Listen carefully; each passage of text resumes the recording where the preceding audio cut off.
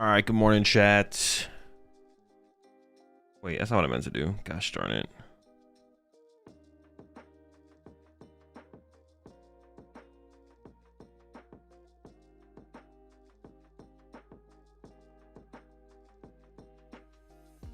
All right, there we go. Good morning, good morning, good morning.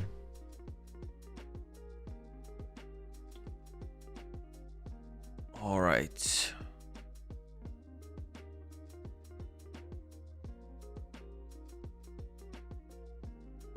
The tournament's already underway, of course. They are in round 12. Wait a second. We're only going to see one round of Swiss today? Am I trolling? Are they trolling? I guess we're only going to get one round of Swiss today, actually. We're going to see round 12 and then into top cut, I guess. Let's see what it's shaping up to be like.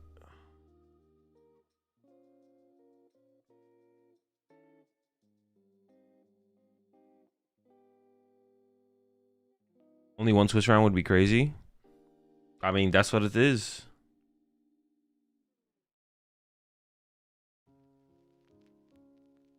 What it is.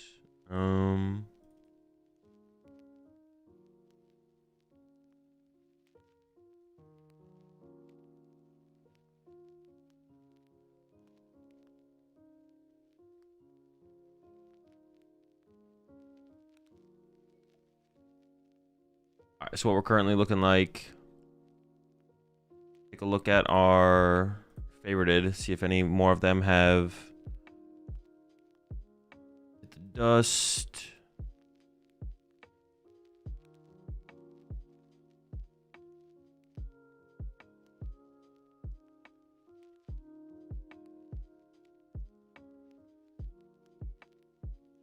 Five. That's what X21 maybe. I don't even know if X21 can make cut, to be honest.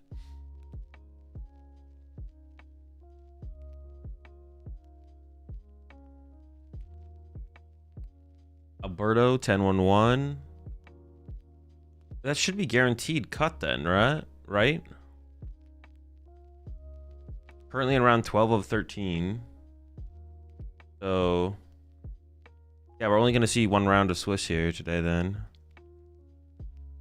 Some people have already completed their 12th round, so we got this thing.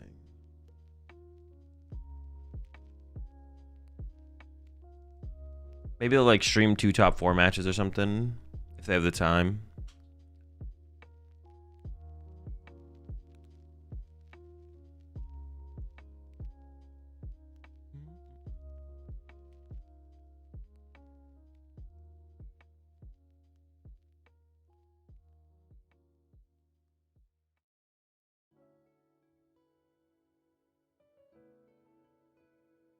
Or they stream from round 10 today. It's just like a time thing in terms of like how long the crew works. I think like that's basically it. Gabriel's still in contention. He used to win 2 though, I think.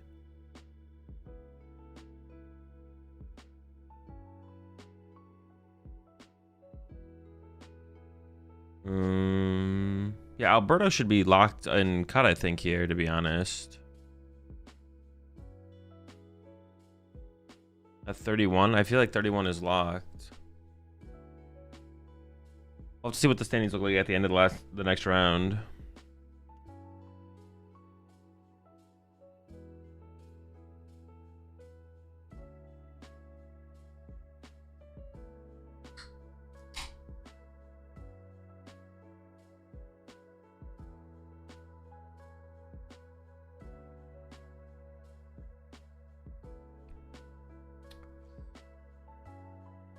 What deck was Alberto on? Dragbolt Dustnor, yeah. Dragbolt Dustnor, no Hilda. I saw him tweet about it too. He said he didn't like Hilda. I think or Rare Candy. He just plays Brox. It's X12 if no ties. There'll probably be some ties though, right? Like for the next 2 rounds.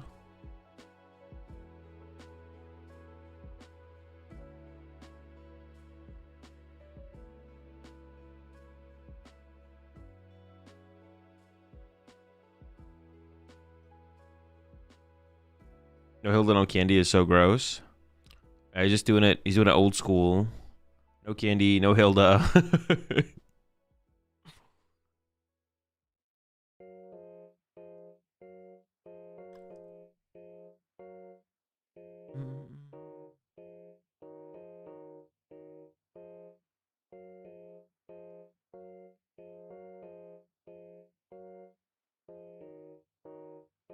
Am I wrong if I think there are less Swiss rounds showed on day 2? And if yes, what do you think about it? It feels like last season there were more Swiss rounds showed overall. Last season, no, I don't think there was more Swiss rounds showed overall. This season, I mean, this tournament, they're skipping the same amount of rounds. Like last season, they skipped like the first 3 rounds of day 2.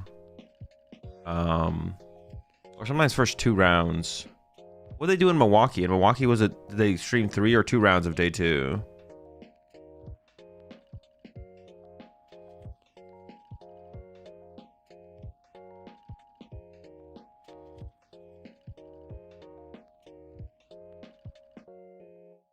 Sean, your opinion on Alakazam? Do you think it's competitive? No.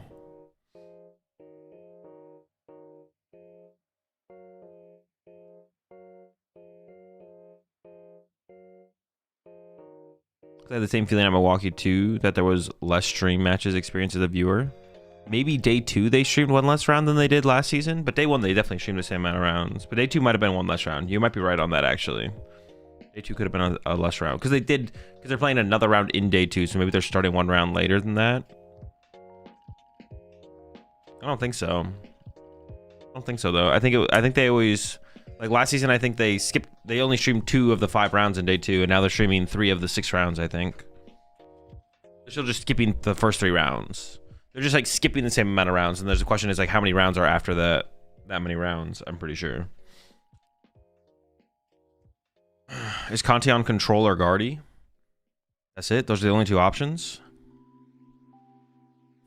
He needs to be DQ'd then, because he's not playing either of those decks. Want to make day 2 at Brisbane next week? Do I play Guardy, Polt, or Zard? Those are, I mean, to make day 2, those are all fine decks. Doesn't really matter. Maybe I'm wrong, sure, but it feels like there are less rounds shown. Yeah, I don't think there is, but yeah, I don't think there is. I think it maybe just feels that way because I think it feels that way, score, because we have +1 round and they're showing 1 less. They're like, we gained +1 Swiss round, and then we gained +1 Swiss round, and they're just not showing that. There's like we gained +1 Swiss round, and they're also not streaming that Swiss round. So they are streaming less round. They're not streaming more rounds than last season, but they also gave us +1 round.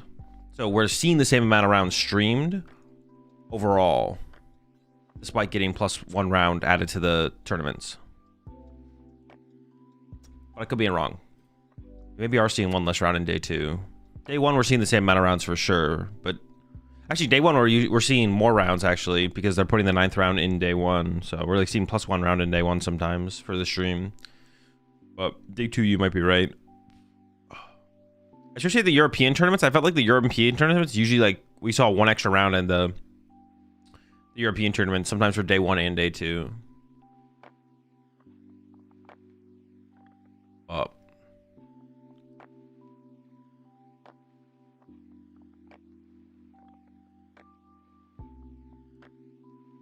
I guess it's possible if Alberto loses here, he could whiff cut, right? So he does need a win or a tie, but he could tie with Lewis at this point. Actually, Piper is still playing. Piper and Kai are still playing. They might be playing against each other. So if either of them wins, they actually have more points than Alberto here. Alberto and Lewis. Alexander needs a win, I think. I don't think a tie will do it. We have to see the standings after this final round. That'd be like another thing for Robin to add eventually, would be like a live cut calculator like happening, so you could like see, I don't know, some way to visualize top cut. Which regionals are next week? I think it's just Gdansk, I'm pretty sure. There is at least one. I don't think anything else is going on that week.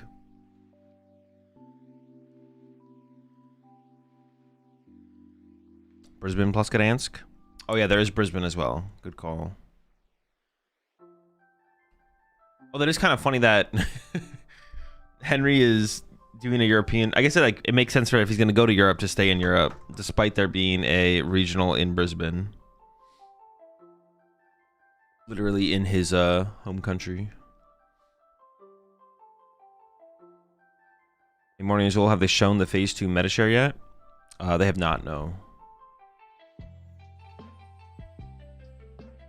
Azul, I'm going to dance next week with Zard. Should I play the duck in it? Yeah, you should play duck. Poltnor will be probably popular enough to warrant it, but then also other Zard decks playing their own Dusknors, so.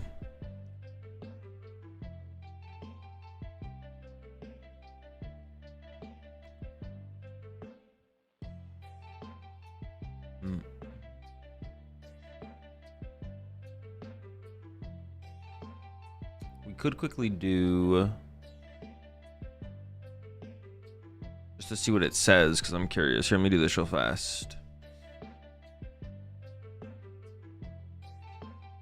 Hazel, do you think Pokemon card effects are simple enough where it's never relevant to discuss when a deck should be built for best 1 versus best 2 or 3? Yes, pretty much.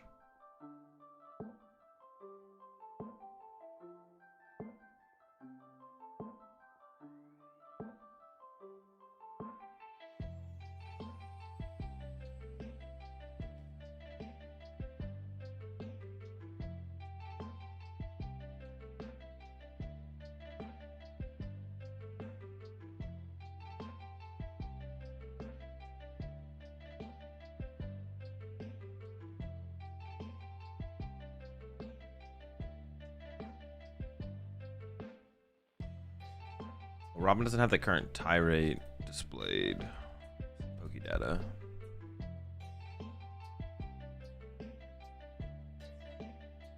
Why are they calling it Phase 2, not Day 2? Because they played the first round of Phase 2, which would have just normally been Day 2 yesterday.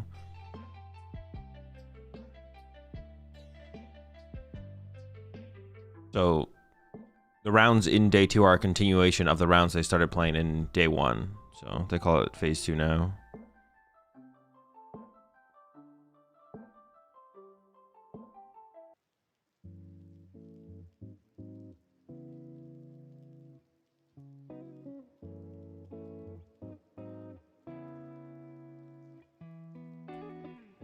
Would have been sick if Joe had a suit today and the other guys were wearing the ponchos instead. That would have been a good bit for sure. That would have been hilarious.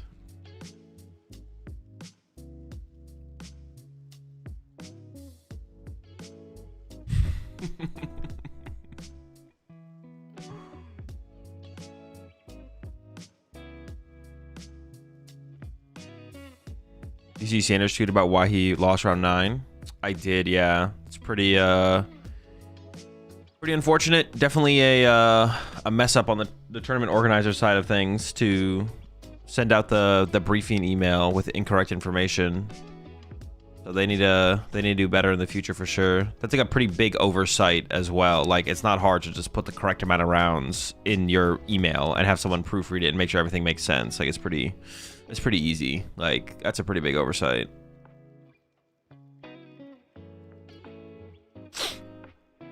Okay, cut is going to be most likely players with 32 match points. Oh, I can share this with chat. We can look at it together. So cut is most likely going to be players with 32 match points, which is... How many rounds of twist do we have? 10-1-2 or better. But according to the Swiss calculator, it is possible for 31 points to make cut, which would be X2-1. So it is possible we have a bigger top cut with X2-1, but it is likely to be cut off at X1-2. It announced it before round 8 that there would be round 9 today for people who made Phase 2. But if you sat at the back end of the hall, you can't hear the announcements. Yeah, that's what I saw on Twitter.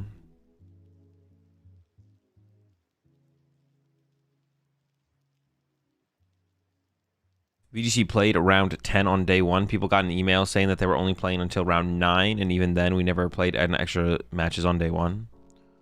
Yeah, I saw that as well. Maybe there's some weird time things going on with the venue. I don't know.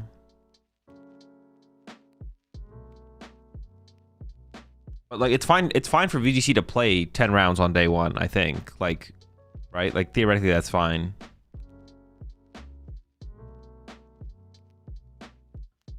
It would definitely be better if they didn't have to, right? Splitting up the time a little bit more evenly between day one and day two, but it's not like, I mean, they get to experience staying later like the TCG players too do. Like, like they were the VGC players still out of the venue out before the TCG players, like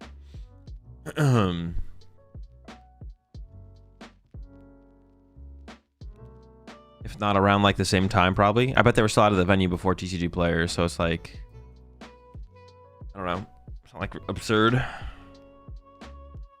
They were there until 9 p.m. I think. Okay, so it's like the same time frame, right? Oh, hey, and they got the stuff pulled up. Let's take a look. All right, we have a rough idea of what top cut will look like. X1-2, maybe X2-1. We'll have to see how the standings play out. Let's take a look. All right, phase 2. Do this real fast. All right. So Polt had a big come up, I think, right? It was like 7% or 8% day one. Polt had a big come up. Guardy also had a come up as well. Honestly, it's almost like the top decks just got more popular, right? Charizard maybe a little bit. Charizard maybe took a hit. Grim went from like 6 to 8. Golden Go 8 to 9, 7 to 9. Mega Absol still at 6%. Dude, Jelly Guardy with a come up as well. Jelly Guardy is 20. Gardevoir in general is 21% of the metagame, bro. Holy shit. What's your opinion on Tim's Blood Moon Ocean Luna deck? Oh, it's a fun deck, but I don't think it's competitive.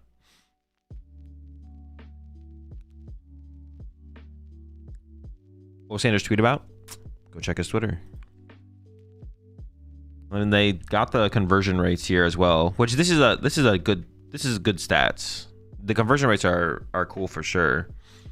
So Polt and Guardy both above average conversion rate. Grim as well. The average I think is usually around like 17. So Zard, Sarah Ledge, Golden Go a little bit above average, but yeah, Polt 28%, man. What the heck? Almost a third of Dragon Ball Dusknoir players. It's a little ways away from a third, but over a quarter. It's a lot. It's a lot of Polts, man. A lot of Polts.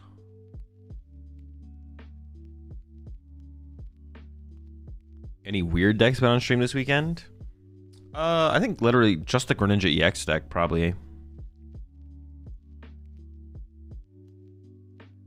Pretty sure that's the weirdest deck we've seen.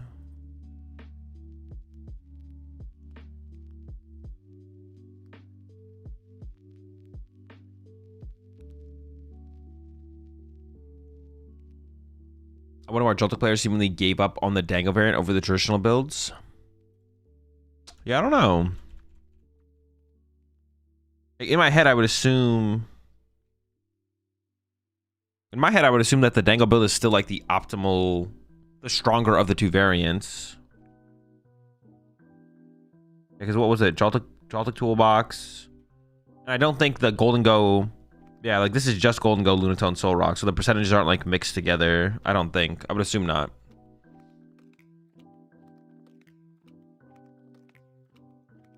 Are you going back to the Evo build for Gdansk Vegas for sure? Maybe. We'll see how things play out still. But I would probably, yeah. I'd probably agree with you. You'll have to switch back to respecting the... Well, we'll see. There's like another tournament between now and then as well.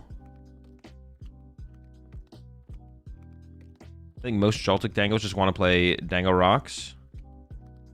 Well, it's like if you're playing Joltik though, which you're probably trying to gravitate towards a better Joltik deck.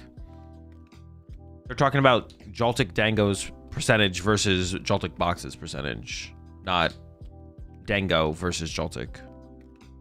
Or not Dango versus Joltik Dango. They're talking about Joltik Box versus Joltik Dango because they're basically the same deck. What do you think needs to change besides... Oh, you're saying they're just Dango players, though. I see what you're saying. You're saying they're just... At the end of the day, they're just Dango players, and they're not actually Joltik players. Yeah, I guess all the Dango Joltik players were never really Joltik players. They were always just Dango players, and they went back to their Dango deck, as opposed to going back to their Joltik deck.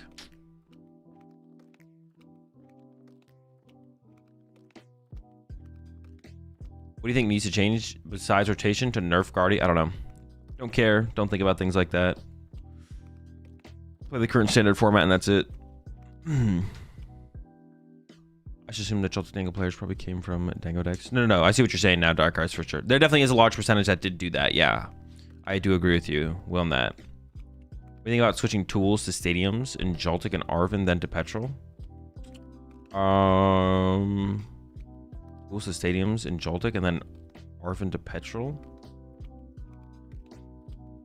I don't know. Arven's pretty good in the deck. I'd probably just play Arven. Yeah, I'd probably just play Arven. Dual cards are good. Air Balloon, Bravery Charm. I think there's another one. It's a good start, though. Stadiums are pretty weak in the deck as well. Guardy Jelly not better into Poltnor? The non-jelly? I mean, it is, like, better. I think. What do you mean? I don't think people are gonna switch to Jelly Guardy though. That'd be the question though. Jelly Guardy is like weaker into other matchups though than Bravery Charm Guardy. Like you're weaker into Sarah Ledge, you're weaker into Absol. Poltnor's not the only deck in the format to worry about. So like if you're specifically trying to isolate Poltnor, sure, Jelly Guardy's the better route, but yeah, the metagame's not that narrow. The format's not that narrow right now, so Jelly Guardy is still probably the weaker of the two Guardy options, even if you're trying to have a better Poltnor matchup. If you're trying to have a better Poltnor matchup, you should go to a more heavy TM Evo build. You should be fine.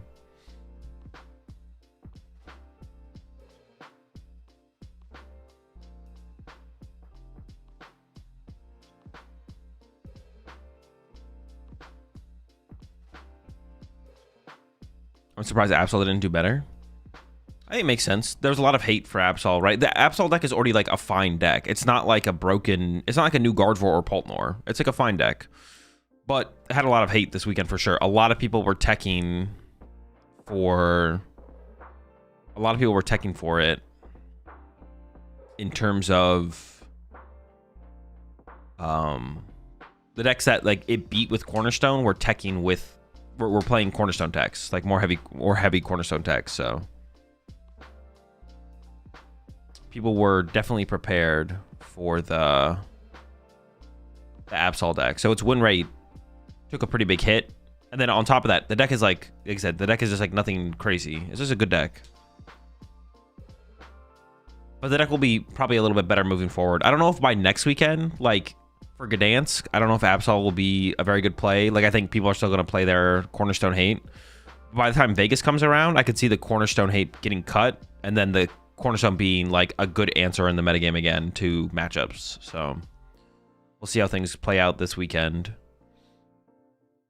This weekend and next weekend. Wait, is there not even a weekend off? Is it literally this weekend, next weekend, Vegas? Or is it this weekend, next weekend, weekend off, Vegas? The heck? This weekend, next weekend. There is a weekend off, right? No, there isn't a weekend off. Dude, what the fuck?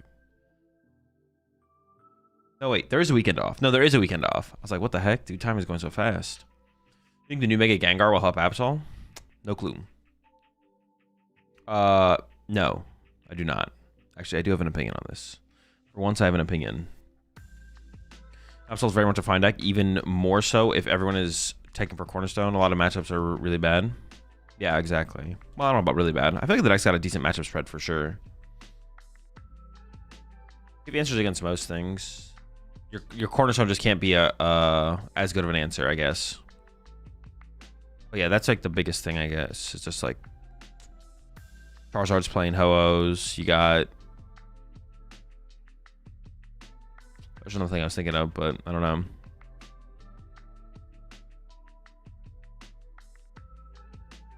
Playing on PTCG Live and click abandon game instead of passing to turn. So cooked.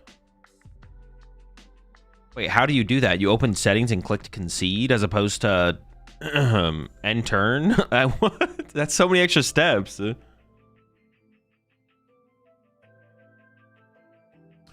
Are you hyped for the new cards from Phantasmal Flames? I'm always hyped to play with new Pokemon cards. Yeah? Dude, how, bro? You're like, all right, man, I need a pass. It's like, okay, I did everything I want to do this turn. I'm just going to pass. Open settings, click seed. That's insane. Hazel, does Chomp need decent energy acceleration to be competitive with top decks? I don't know. I just play the current standard format and think about the current standard format. If it's not part of the current standard format, I do not think about it.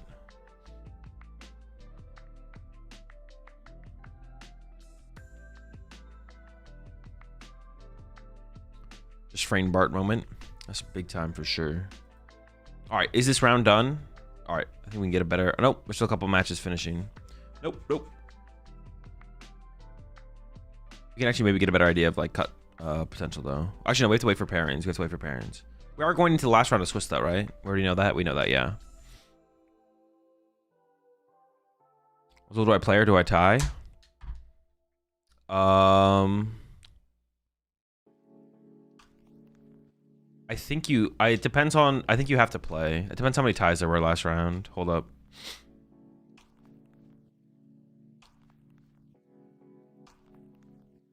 Now, don't take what I say for... What's it called?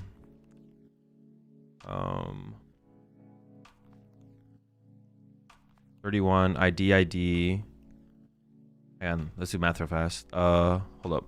What did I say? 32. Okay, ID, make cut guaranteed. That's 2. They have to play 3, play 4, play 5, 6, 7. No, I think X21 is guaranteed, right? Yeah, it seems like X21 is guaranteed, so you could ID, I think, Alexander. Right? So like ID, that's 2. They ID, that's... Well, let's say they don't ID. So this is 2, 3. You play it out 4, 5. Play it out 6. Play it out 7, 8. And it's X21, yeah. X21 is guaranteed cut, it looks like. Wait, we could have a thick cut then. Holy. We have like a 16% cut going on. Did anyone ever whiff? Now that's the question, actually. Does anyone ever whiff at 621? Or excuse me, 1021, X21? Because it's only cuts the top 16 now. So 2, they ID 3, 4, they ID 5, 6, they ID 7, 8, laid out 9, laid out 10, 11. Wait, this is easier than what I'm doing. 11 down to 26. Oh shit. 12. It'd be like a 17% cut. Wait, what? Look at this, Azul. Dude, I've already looked at that. We can look at this on stream though if we want to. Haven't played in 2 months. Zard's still okay. I'm back to events this week. Yeah, Zard's is better now than it's been in a while, to be honest. So, are people in TCG playing top 8 or top 16 cut? Top 16 asymmetrical. Yeah. Oh, hang on. There's actually one more match here. Oh, wait a second. If Justin wins, that'd be a 9-1-2. Does that actually change things? Oh, wait. Hold up.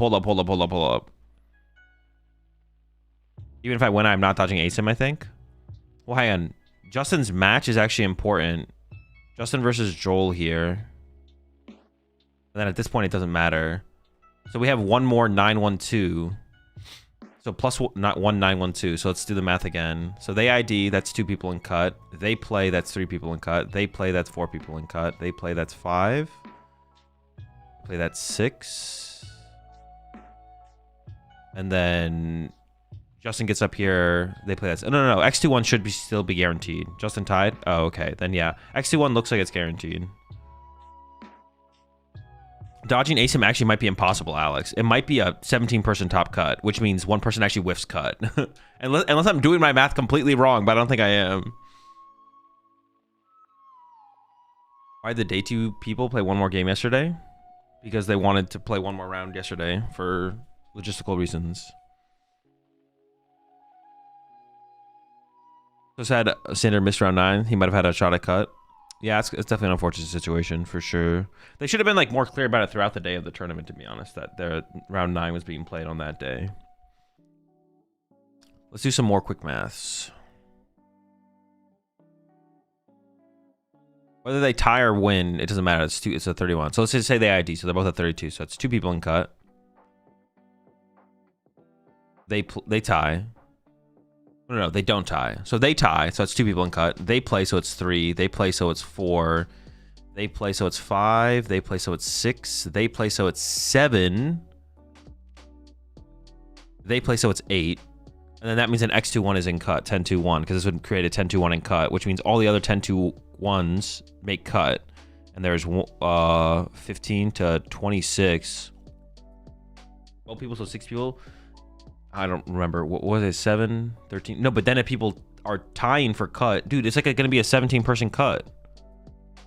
So the person with the worst resistance actually going into this round probably should play it out, which is like these players here, like up to this point. Like these players should consider playing out this round because otherwise they'll whiff cut. But there might be an intentional tie in here, so they could ID and hope, I guess. No, but if everyone IDs, then there's not going to be an intentional tie.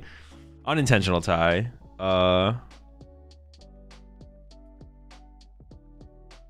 X21 is cut, then why are 30 points not IDing? Well, no, I was doing the math, assuming that they don't ID. What does that look like?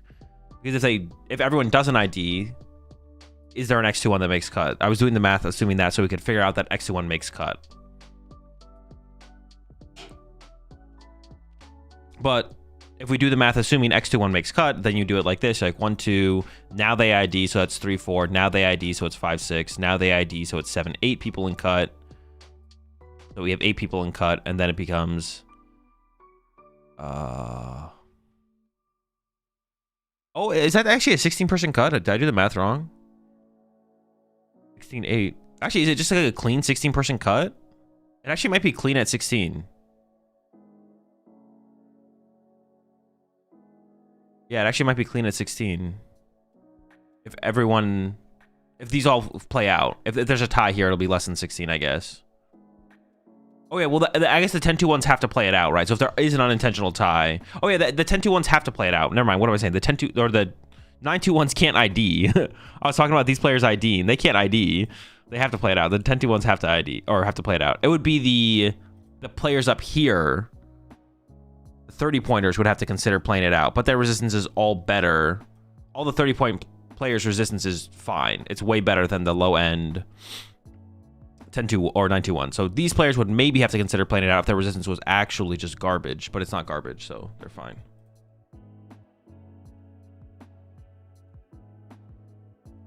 Are they playing today or just yapping?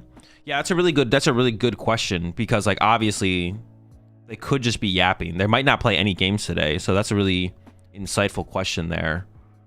Because it definitely is possible. At this point, I would assume that it's possible they don't actually show any games on stream. Like, they've been yapping for so much at this point that... Yeah, that's actually that's a really good point you brought up there. Do you know what Gabe is playing? I don't think we do. My guess would be that he's still playing the Absol deck, but... A little Garchomp for LAIC.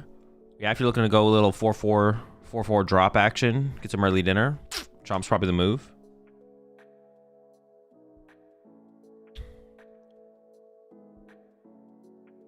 Okay, table 1 is still playing.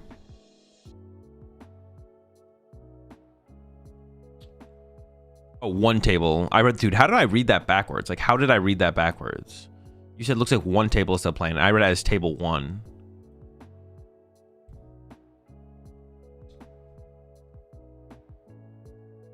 I think it can be 70 players, 8 ID, 9 winning in. Maybe. You might be right. Well, no, if these all ID, that's 8. If these all ID, that's 8. And then that means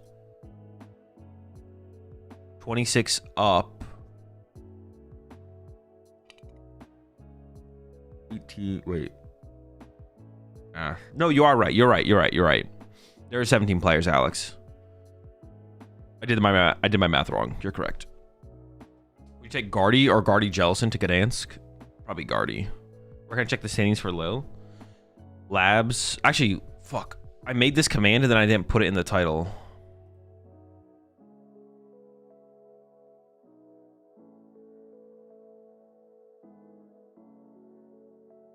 I literally made a command for this so I wouldn't have to get asked this question as much, and then I'd have a better answer. And then I forgot to put it in the title. This command, well, actually we can test it. I didn't even check the command standings. There you go. Let's go. You see, I was literally prepared for this. I was prepared for this, and then I didn't. Dude, I choked, man. I choked. I didn't execute. God damn it. I did remember to upload the new emotes, though, in Twitch chat. Let me see if they work. Well, one of them works, I know for sure.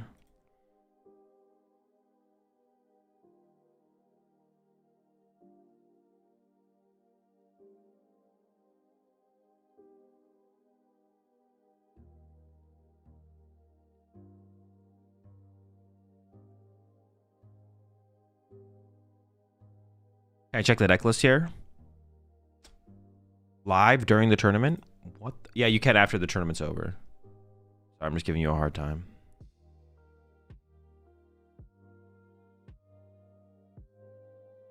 Yeah, after the tournament's over, all the deck lists will be available on the exact same site.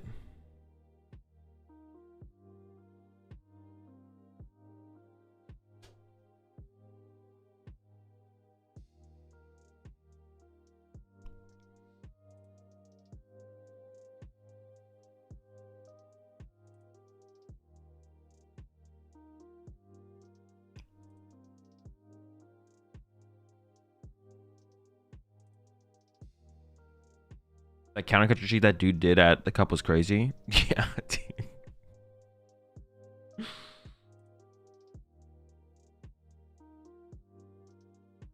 Has Absol got a good conversion in today too? I had like an average conversion, I think. Yeah, it was just average, I'm pretty sure. Whoa. Actually, I don't think we saw the conversion for that deck specifically. So how do you approach gentlemen's? How does it work? Just ask your opponent if they want a gentleman's agreement, and then if you're going to ask them, you should have an idea of what you want to do for a gentleman's agreement, and then you discuss it with your opponent and you go from there. So you're correct in picking Henry Brand on the podcast. What's his record right now? Yeah, I mean, he still needs to get a dub. He's not there yet, but I mean, I have faith. I believe. You know what I'm saying?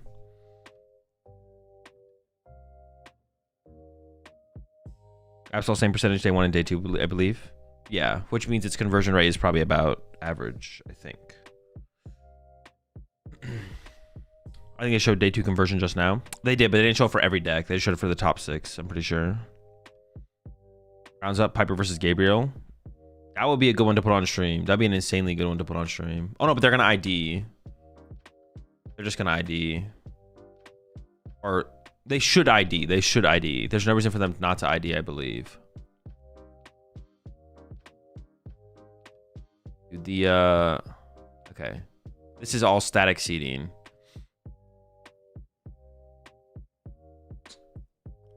That'd be another good thing to indicate on here. All right. Yeah, so like Gabriel versus Piper, they should ID because if they ID, they make cut. If they don't ID, it's unlikely they dodge asymmetrical cut. Actually, I'm not sure.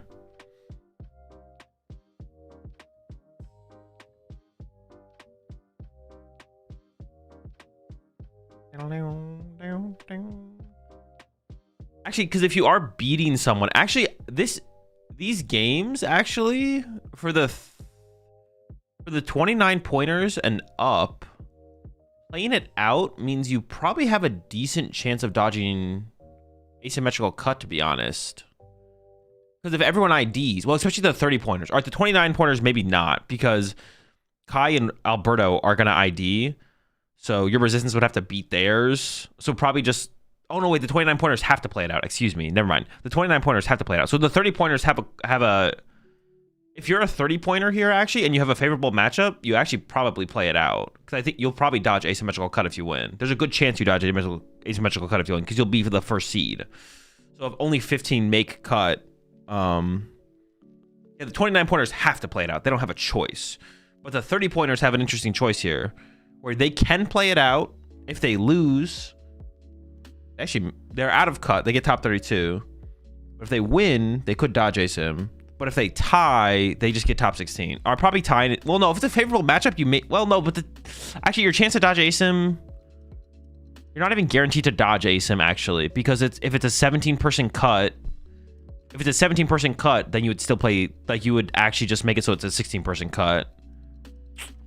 So you would need a natural tie to happen. But actually, it's in this many matches, a natural tie is likely, right? In this many matches that are playing out here...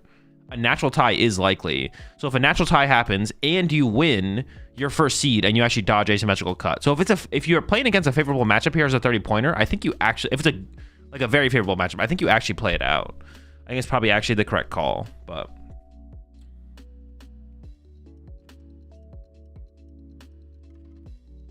Technically, if the bottom two 28-point resistant players pair, shouldn't they IDs because they can't actually make cut? No, they can make cut though, Ben, because there's a likely chance of a natural tie.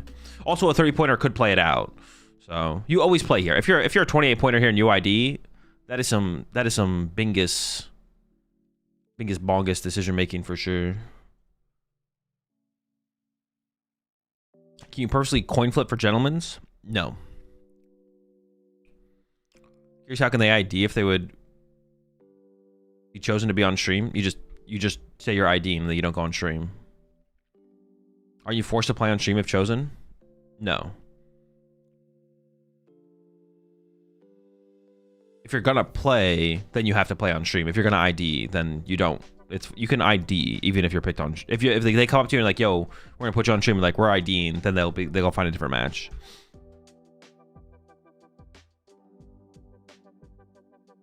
How do you know you have a favorable matchup till you play? I mean, most of the players at this point know what everyone's playing. Like, you'll just know what your opponent's playing. And if you don't know, you probably could ask a friend, and then they know what the opponent's playing. So, like, you just look around. Like, yeah, the information at this point, like everyone, pretty much at this point, at the end of the day, at top tables, everyone knows what everyone else is playing. There's not really anything. At least archetypes aren't hidden effectively at this point. It's possible you don't know. Like the exact 60, obviously, but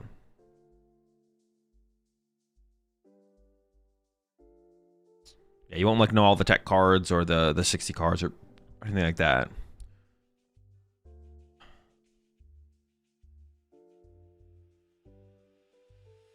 What if they just want the 1K cash out? Like I said, that's some bingus bongus dingus dongus mentality. Is info what's the opponent's playing so important in these kind of tournaments? Yeah, of course. Knowing what your opponent's playing can dramatically change how you like start a game. Like you can go from like a winning position to you can go from literally going from a winning position to a losing position just by choosing first or second by knowing what your opponent's playing. Sometimes it matters a lot, sometimes it doesn't matter a ton. Depends on the matchup, right? If going first, going second, doesn't really matter, or if you're playing just like a go second meta anyways, then like you're always picking second, right? I think you'll figure out what your opponent playing. But even then, when you have to pick like a starting Pokemon, that could also dramatically change an outcome of a game as well. Would you please answer my question again? I just got ads. Just ask me the question again. If you ask me a question then get ads, just ask me the question again. If you want to clarify and be like, I got ads, this. But yeah, I'm not gonna scroll up and find your question again. Knowing other people deck before playing is not cheating, right? No, it's not cheating. You sit down and play against your opponent, and usually you choose first, but you know what they're playing, so you're going to choose second. You start sweating, hoping there's no judges watching you as you pick second. Left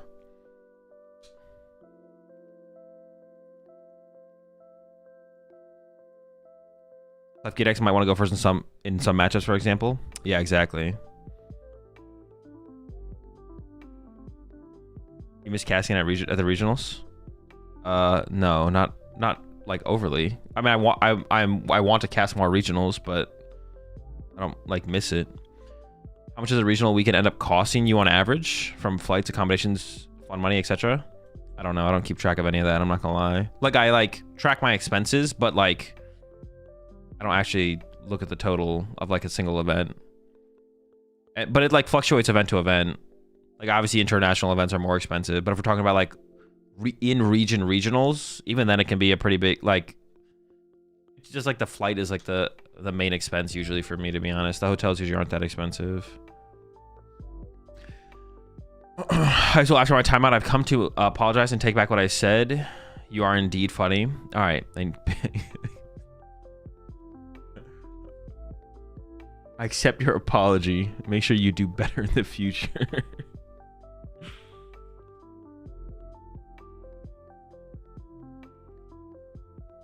How do you know you have favorable matchups till you play?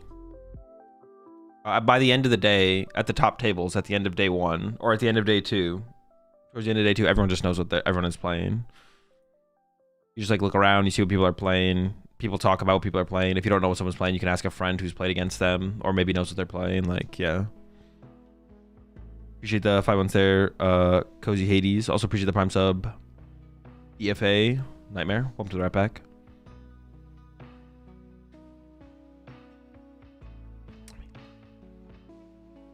I mean, with current meta, you'd know a good bit of info before you even get there, no?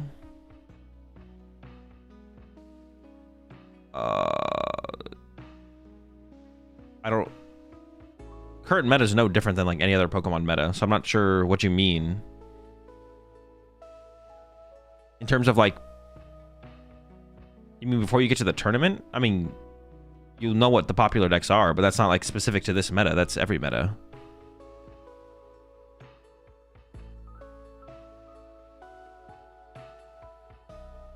As in, like, they know what they're going to expect.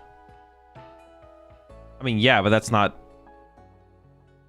like specific to this metagame. That's like every format, every metagame. Like, there's always an idea of what's going to be the popular decks and what's going to be the, out of the good decks, what's going to be more played, less played, and stuff like that. That's always like a constant factor in major tournaments. Is your outlook on bringing Archaladon to regionals as bad as bringing Garchomp? I don't know. I rate both the decks pretty low tier, so I don't really haven't really thought about them or put too much time into them. So I don't have like a super strong opinion on what's better between Archaladon and Garchomp. Piper and Gabe ID'd. Makes sense. It's already submitted. All right, the IDs are in. It looks like Kai is playing it out against... I guess Kai's guaranteed cut at 30. Oh, wait. Is that like an interesting pairing there?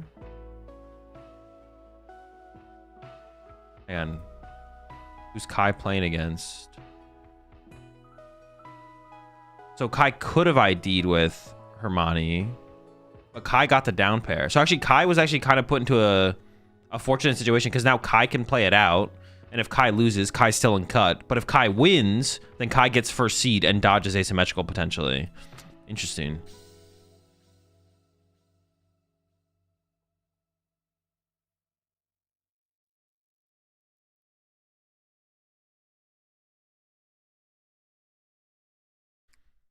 Well, actually, like, yeah, that's like actually like a fortunate pairing for Kai because now Kai has like more control.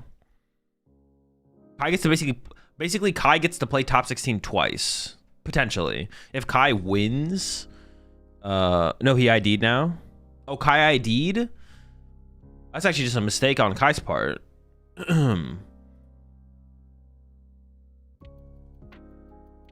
Yeah, Kai could have, like, because if Kai loses that match, you're still in cut. But if you win, you potentially dodge top 16. Kai literally gets to play top 16 twice if he plays out that match.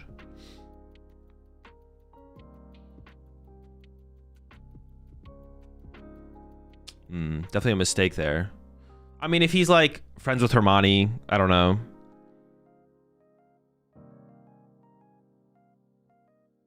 I'm playing it out there every time. Yeah, Kai got literally like a get out of jail free card there and then didn't use it. James needs to win here, right?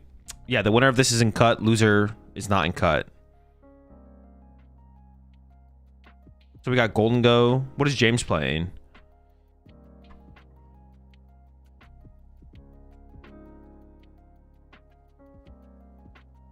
Hazel Lazard want to go blind second? Yeah, definitely. Paul Nor? Okay.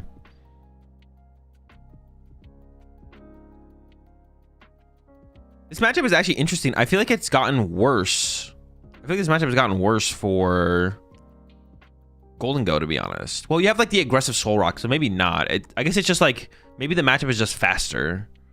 You don't have Lavencia as much for the late game. Oh, wait, you lied. This is not Paul Nor. He's playing the Absol deck. Dude, why would you lie? Oh, wait, does Drew even have an answer to Cornerstone? Oh, wait, is James even playing Cornerstone? I guess it depends on if James is playing Cornerstone. All right. Well, yeah, predictions up. Oh, someone was talking, I don't know if someone was talking about Mega Mawile as an answer to Cornerstone. Oh, also plays the not the Golden Go. Whatever that rat's name is. All right, top deck dead card there for James. Well, unlucky. Yeah, if James doesn't run Cornerstone, he plays the Genesect, which is interesting. I wonder, we'll see what Drew is playing for the ace spec. Actually, no matter what the ace spec is, it's pretty, well, if it's Prime Catcher, I don't know if Drew really cares. If it's Trolley or, was that a Secret Box? That might have been Secret Box. That's Secret Box, I'm pretty sure. Interesting.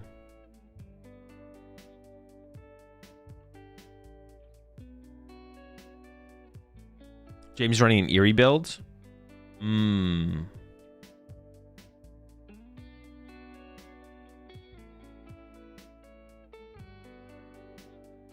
the Absol, is it better to go first or second?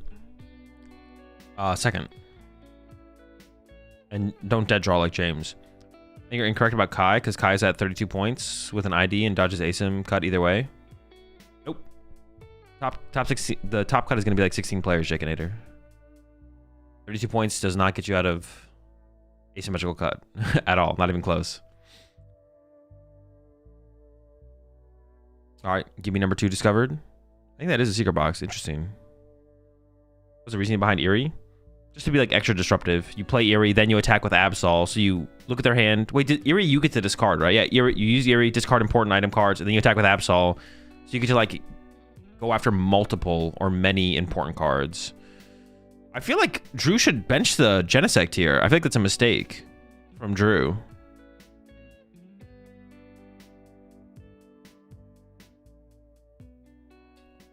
Kieran is no longer in top cut contention.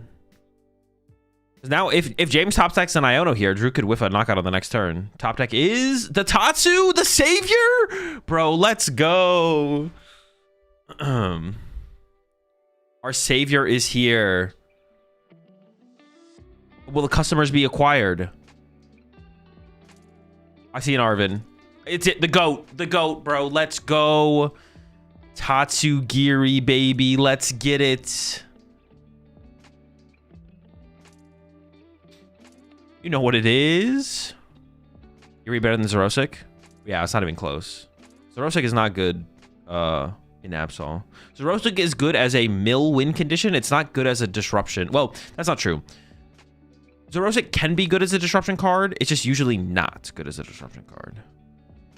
Okay, so yeah. James is not playing the Cornerstone, it looks like, which makes things a lot more difficult in this matchup.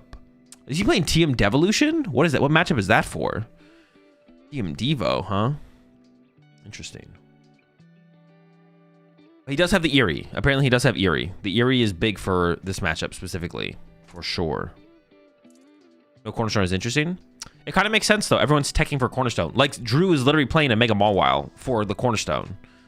So like, you really want to play a card that doesn't do anything? Not really, right? Because like all that would happen, like the reason people are not playing Cornerstone is because what's going to happen is you play Cornerstone, you You bench your Cornerstone, you turbo energize to it, and then your opponent benches the answer, and then you're just in a worse spot, and you just lose. Devo is for Charizard. That makes sense. You just run around, punch a couple stuff, Devo them. Seems good. Devo could work into Dango? No. With having Monkey? No. You're not going to be able to build up enough Monkeys or not have enough damage on your field and build up enough damage on the Golden Ghost for it to matter. The Golden Ghost one-hit KOing you, and you would need like extra energy on your Monkey Dories. The matchup's not slow enough to build for a Devo play. The Charizard matchup is slow enough, though, because if you don't draw prize cards, they can't want to KO your Absol or your attackers, so you can sit there and, like, punch stuff. Or you can, like, Yveltal trap the Pidgeot, stuff like that. Build up damage. All right, Golden Go number 1 here for Drew. Did not bench Genesect again. Trying to avoid putting the Genesect in play, it looks like.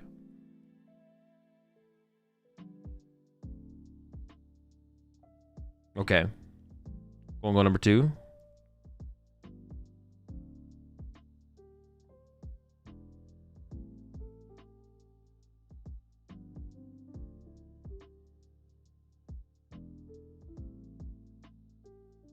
Looks like we got the KO on the Tatsu. And James did prioritize getting Fez there on that last turn as well. The big play here from Drew, although very unlikely, if not impossible, would be... There's a Petrol. Is that a Turbo Energize in Drew's deck? Oh, the Turbo Energize is for the Mega Mawile. Okay. I thought the Mega Mawile by itself would be enough, to be honest. Because you could either, like, draw some prize cards off the bench and use this first attack. Or you could just sit there and manually build it up on the bench. I don't think the Cornerstone pressures you enough.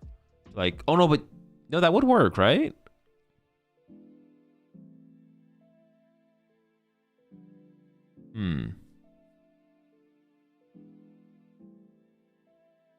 All right, there's the KO on the Tatsu.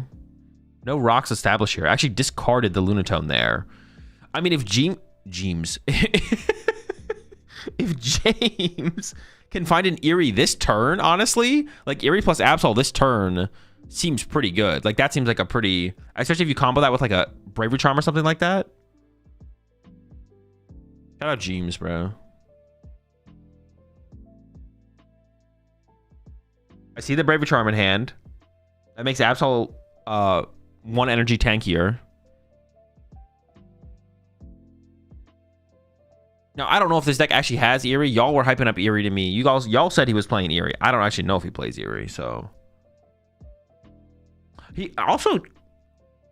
What if James just, like, brought up the bench Golden Go and then trapped it with Yveltal for a turn to, like, spread Drew's energy out a little bit more? Like, just bought some time here. Because even if James gives up another 1-prize KO... Even if James gives up another 1-prize KO, Drew still needs to KO 2 Pokemon to win the game. I kind of like boss bench Golden Go and then Yveltal it. From James here, but it looks like he's gonna get aggressive with the Absol. Oh, he's still gonna go the boss though. I still like the boss. I like the boss a lot here because it forces extra resources from Drew. Well, actually, is it that good? Because you can just air balloon this one and you just get like a plus draw here from Drew. But you can't hard retreat the energy off the Golden Go. This is probably more value overall, but okay. What is the? I mean, it's got to be the Arven. It's got to be the Arven, right? Yeah, I mean, the hand's not that good for Drew. Yeah, this is pretty good here for James. I think this could buy him a turn for sure. Drew does have double Golden Go, though, so there's going to be able to see at least +4 cards here. Buddy Poff in top deck, get some more gimme goals established. And Drew isn't, like, stressing here either. Like, if Drew does not get a KO this turn, that's not that big of a deal. The thing, though, here for Drew, though... The thing here for Drew, though, is if you draw into... Is Drew playing a Jamming Tower? I think I saw a Jamming Tower in there. I guess I don't hate that with the Secret Box builds, right? It's good against Guard 4. It's actually good in this matchup as well. It's like +1. +1 energy, basically. I wonder what the rock count is here for Drew. If it's like a heavy rock count, or is it just a 1-1? I didn't see a ton of rocks. It's got to be a 2-2, right? That's another big part about this board state for Drew. Drew has no rocks, so...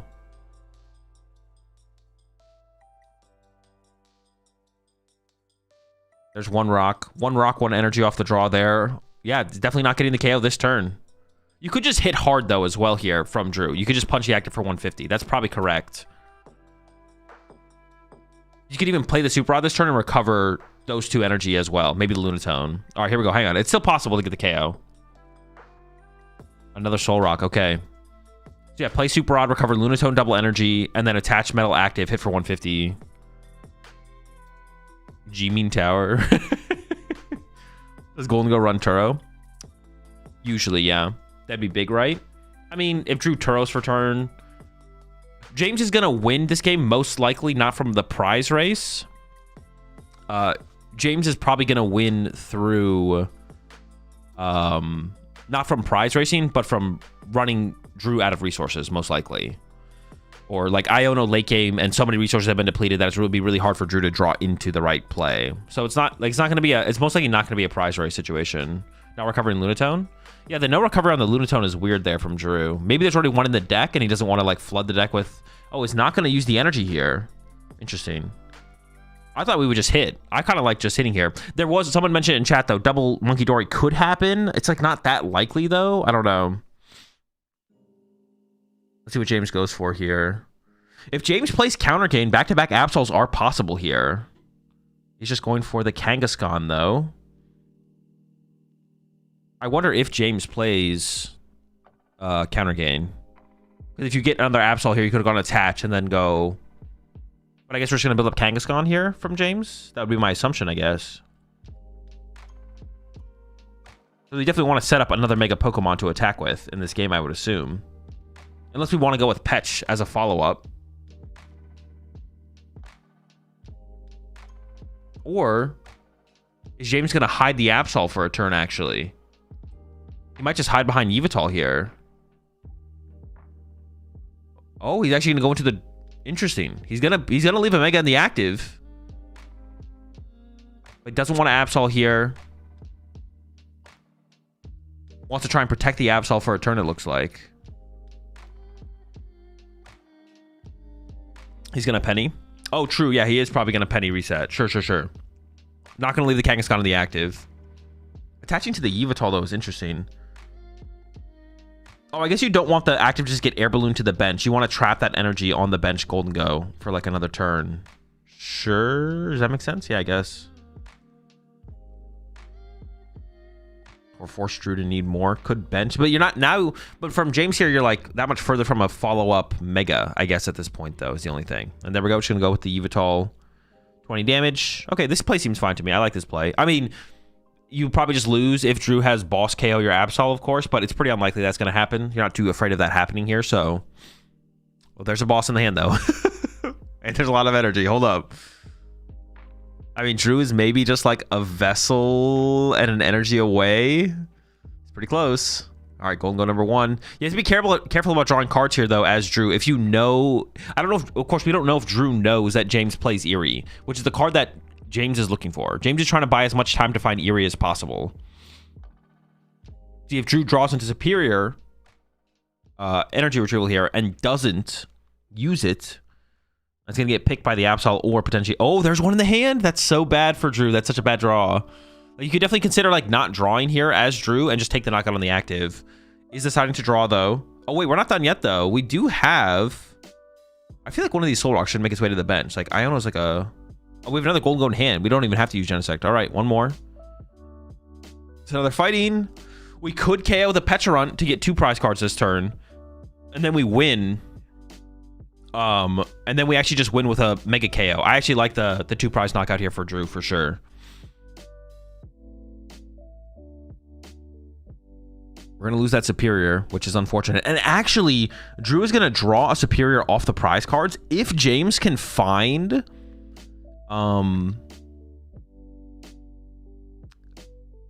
Eerie this turn, James like would actually, that'd be pretty devastating because Drew prizes Superior, has 2 in hand, and then James would be able to pick another card with the Absol out of the hand. Debating what to send up here. Goes with the Kangaskhan, values the draw power. You ever Yveltal the Golden Go with no energy on it? I guess it depends if you find Eerie this turn, right? We're going to see if we can find Eerie. But theoretically, James does have some prize cards to give still.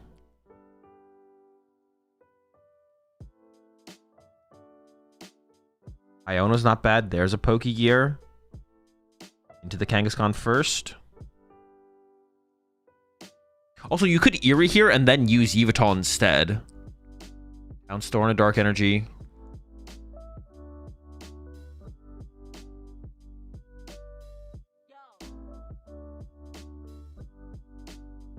Going for the Pokegear.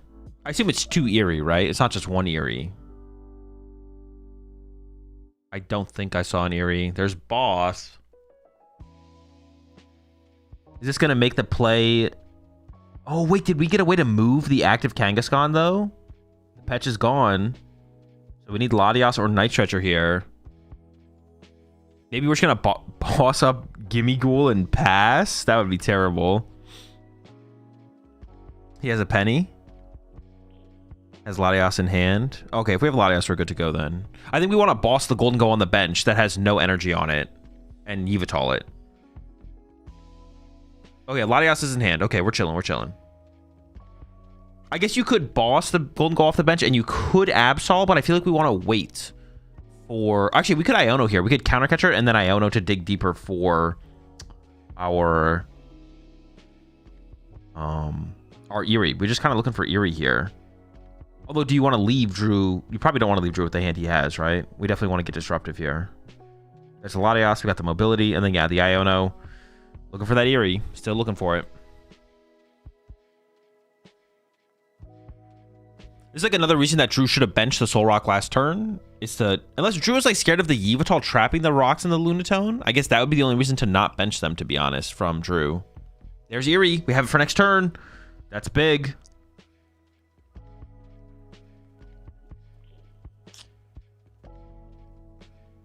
Oh, we're just getting aggressive with the Absol here from James. I didn't expect this, but honestly, with all the energy trapped on the bench Golden Goes, I kind of like it. Iono down to 3. We're looking for a high value card.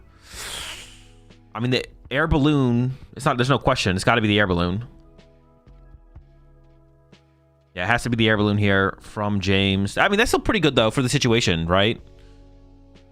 There's still 3 Golden Go set up, and I believe there's another Air Balloon. Actually, at this point, TM Devo is actually becoming a real play for James.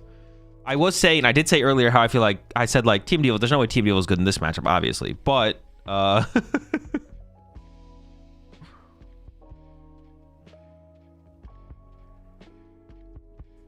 right. Could have shuffled the deck first, chose not to. Oh, Turo was found. That's good. Reset this damage. Oh, hold up. Never mind. We're vesseling away the Turo. I was like, hey, I kind of like the Turo here. Drew does not like the Turo here. I believe the other card is in the hand is a Boss. Is Drew just going to try and gust around this twice, maybe? See, we have this Nest Ball in hand. If Drew had just benched Soul Rock before... if Drew had benched Soul Rock last turn, then we could have got Lunatone... Or... Yeah, then we could have got Lunatone and drawn cards with Lunatone here. I don't know if Drew is playing around not putting the rocks in play to play around Yveltal, but... I feel like you don't need to be scared of that. Especially you had Turo left in the deck. Like, I don't think we need to be scared of that play. I think it was definitely a mistake from Drew to not bench the Soul Rock last turn. And shuffling in the Lunatone, I'm a little bit less convinced on, but...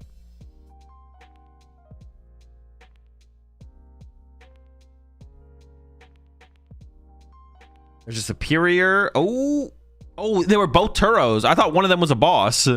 It's just 2 Turos here from Drew. Oh, does he just have game? I was gonna say, did we push up the wrong Golden Go here? 7. Nope. Yeah, that's game. Sheesh. Yeah, Energy Vessel. Man, I guess I definitely don't dislike the Absol play there from James. The Absol play seemed fine. You're being pretty disruptive. You're not taking a knockout. You're not triggering Fez. Could have just gone with Yveltal as well, though. You would have forced another Superior out of Drew. I don't know. Isn't this matchup super cooked for James? It can be tough. I mean, the win condition is the Eerie. He found the Eerie, but he didn't have time to play it, which is kind of the problem for James. Like, you would have loved to have played Eerie that previous turn from James to start to pick apart the resources, but that's kind of what it all comes down to.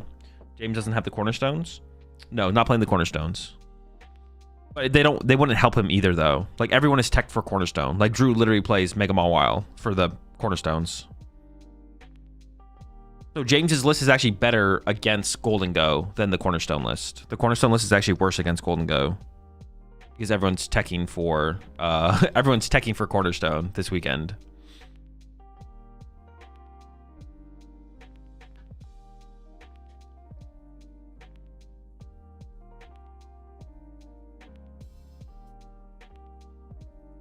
What's the best tech against Cornerstone if using Saraledge? Saraledge can punch Cornerstone.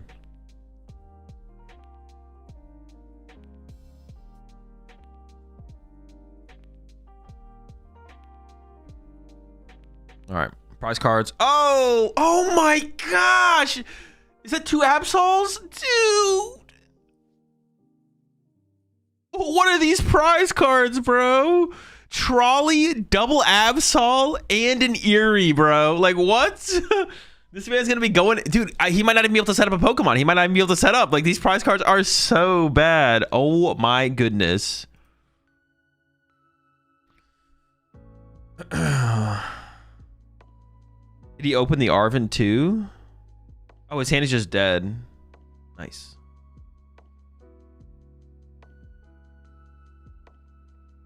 He's got Turbo Energize and a Mist. Oh no, he's got Turbo Energize, Mist, Nest Ball. So he can actually get like Kangaskhan and then Petron to set it up. He's gonna prize check and go next. Go next tournament? Like, he's just pack it up. See y'all in Gdansk. Double Gimme Prized. Also, yeah, Double Gimme Prize is pretty bad for Drew as well. I mean, in comparison, not really, but maybe it comes up though. Maybe Drew can't find early Golden Goes, and then James starts to pick apart the gimmies. There might be a route.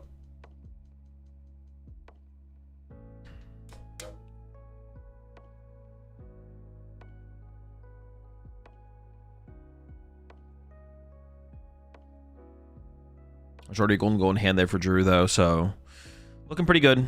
And already established the Artisan as well, which is nice. All right, Dark Energy top deck here. And into the Artisan. Oh my gosh.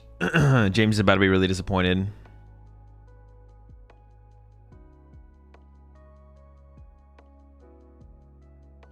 Definitely a big yikes.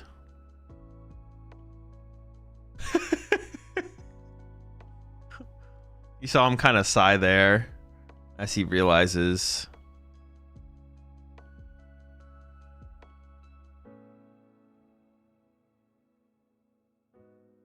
It's going to be tough.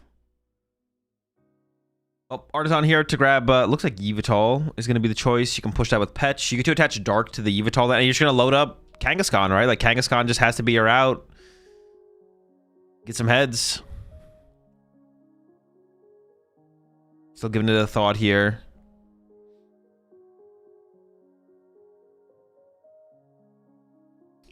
How about a Tech and Saraledge against Crustle? I don't think there's no great options. There's a lot of like mediocre inclusions, like basic fire Pokemon that can 1-hit KO it, but they take a lot of energy. All right, there's the Kangaskhan searched out. Yeah, gonna be tough, but who knows? Maybe he just gets really lucky and hits a lot of heads, right? And then like Drew can't recover. Drew did prize 2 Gimme Goal, remember? So if James can just like get through 2 Golden Goes really fast with Kangaskhan, then maybe it's possible. You push the Yveltal here, or do you just go with the Petch and hope the... If you leave the Petch in the active, though, it is less likely for Drew to get a KO. So if you just want to avoid Drew getting a prize card here, attacking with the Petch EX, also getting the energy on the Petch EX is a little bit more value as well. I wouldn't hate to see James actually put the energy on the Petch EX here, to be honest, and just like hope that Drew whiffs the KO. Because it wouldn't be crazy for Drew to whiff. Like, there's no ESP in that deck, so... But it does promote the Yveltal.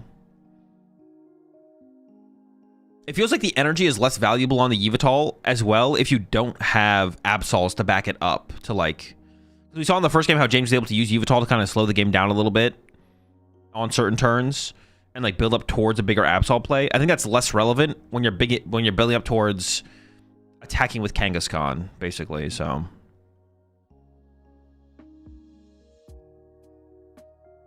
see how big of a turn here Drew has.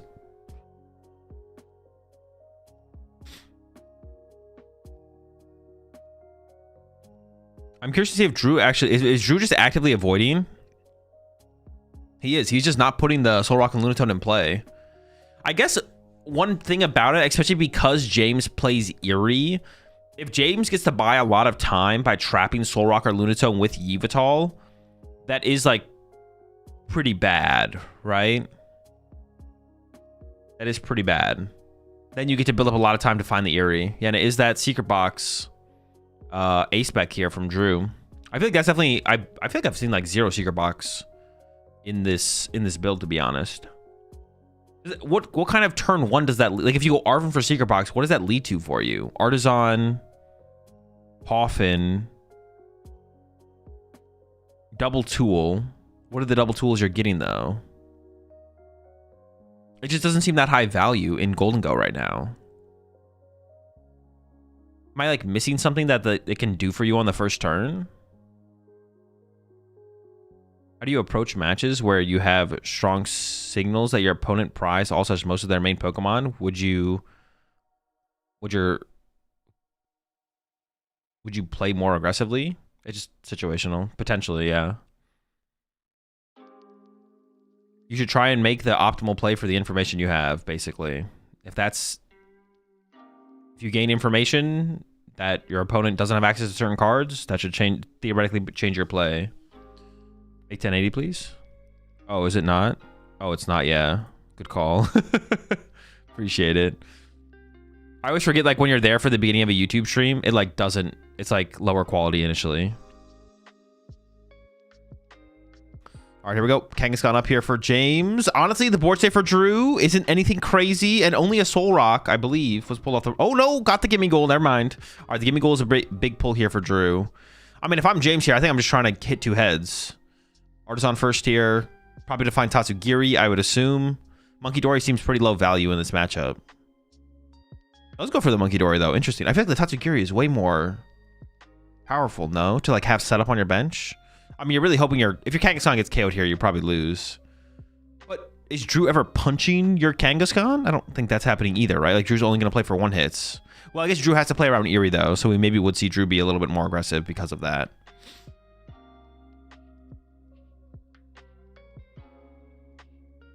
Drew is playing a Turbo Energize in his deck because he's playing Mega Kangaskhan. All right, does have Counter Catcher here for James. So James could chase the Gimme Goal, but I think you just go for 2 heads. Like, I'm curious to see what James chooses. That's the only real choice here to make here is James. He's just punching the active. Here we go. Immediate Tails, 200 damage. Not what you wanted. Can Drew get the KO here? If Drew does get the KO here, Ursaluna is available for James, so James isn't completely out of it. But the hand currently for James is dead. Honestly, that's like another reason that James actually should have gotten the... That's another reason James should have gotten Tatsugiri there. Because, like, you could Ursaluna KO this and still be in the game. But now it's going to be harder to find Ursaluna because you didn't get Tatsugiri to find a supporter. All right. Golden Go draw coming in. There's at least 1 energy, 1 super rod. That's a superior. I mean, I think if Drew finds... There's a Vessel in the hand as well. Sheesh. And an art... Yeah, I mean... Yikes.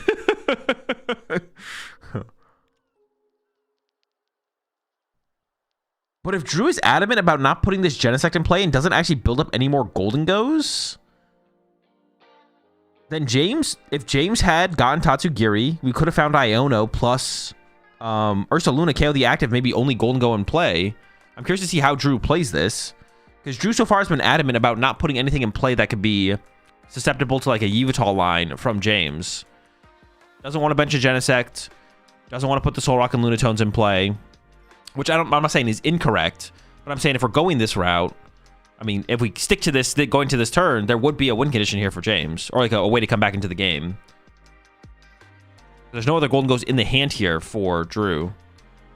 But James didn't get the Tatsugiri, so we don't actually have that available to push up here on this turn. But that would have been a line from James.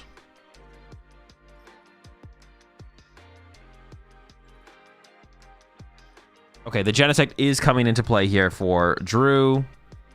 Does decide in the end. We probably should have done this first then and got the Golden Ghosts and like drawn with them, obviously, but...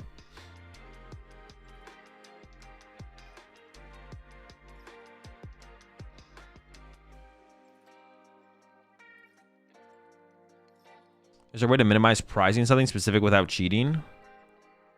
No.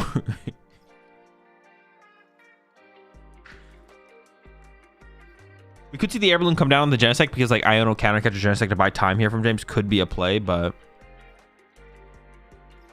we do have to find some targets with this appear. Is giving up a golden go, but does have one more golden go in the deck, so it's not that big of a deal. Is this a horrible matchup for Mega Box? I'm actually not sure. James's build doesn't have cornerstones, but Drew plays an answer to cornerstone.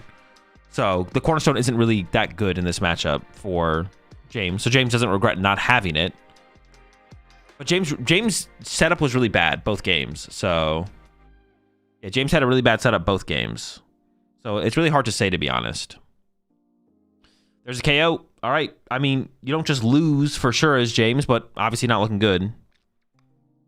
Hand is dead. Top deck is Arvin, but Trolley's prize. So what do you even grab here off this Arvin?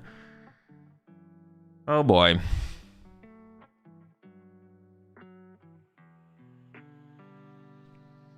Why'd they stream this matchup? Well, I mean, I don't want to say for sure that it's a bad matchup. James did not have like a solid setup either game. I mean, this setup here was actually just abysmal. It was just terrible. I personally wouldn't say for sure that this is unfavored for James. I guess you could nest ball for Fez, right? Is that your out here? Yeah, nest ball for Fez. Why not? Like he plays Eerie. Absol discards cards from hand. Like that's kind of good, some good stuff, right?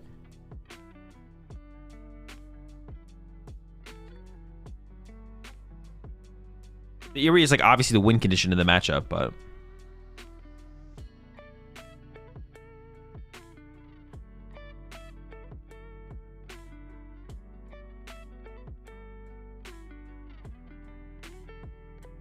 Artisan for Monkey Dory as well. Eladori's. And yeah. What do we need to see here off this Fez? I mean, honestly, Ursaluna KO the active here is still probably the play for James. So if we can find Nestball, Ursaluna, Latias. We need 3 cards. We need all right, it's insane. Yeah, if we get the perfect 3 cards here from James. Latias Energy, Ursaluna, KO the active. I mean, I think that would be the play, I guess. Ursaluna, Pokegear, Penny. Not quite. A lot of penny in the hand there for James. I think it's like 3 pennies. Love to see the pennies. Just concedes. Okay, packs it up.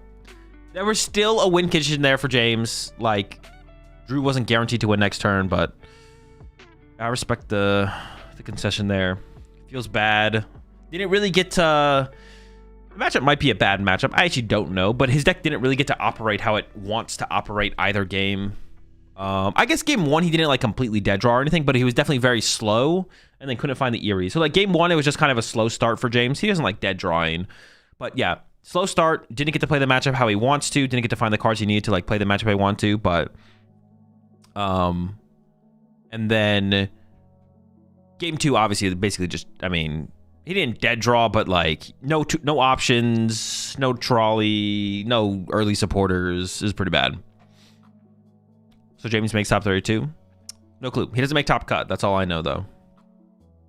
So Absol just sucks. Good to know, Vladiak. I don't know what you want me to do with this information, but any thoughts on a Jaltic Iron Hands Manectric Mega deck with Legacy? Nope.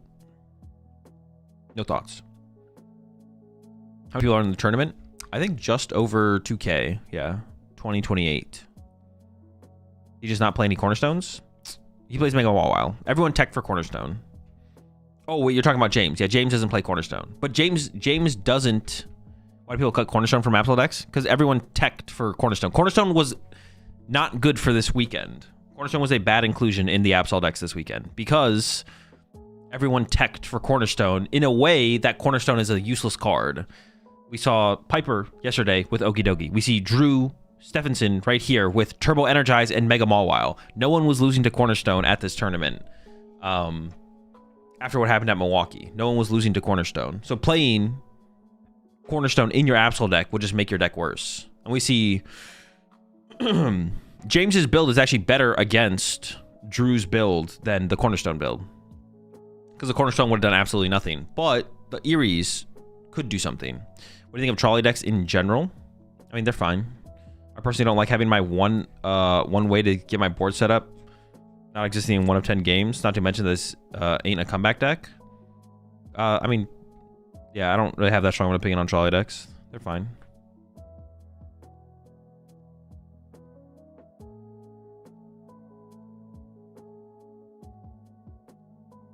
Maybe all right, let's take a look at the standings. That was a pretty fast match. We're gonna have to wait a while, but has Cynthia's Garchomp done well at the tournament? No, that deck sucks. Is this not top cut?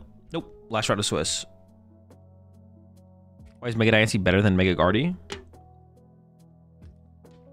The biggest plus for the Mega Diancie, well, it's a basic, right? You have to set up Mega Guardy EX. You have to set up Guardy EX before Mega Guardy. So, like, that's setting up 2 stage 2s. But then it's also not weak to Dark, which is, like, one of the biggest values of the Diancie. It's a basic. It's a very tanky basic that's not weak to Dark.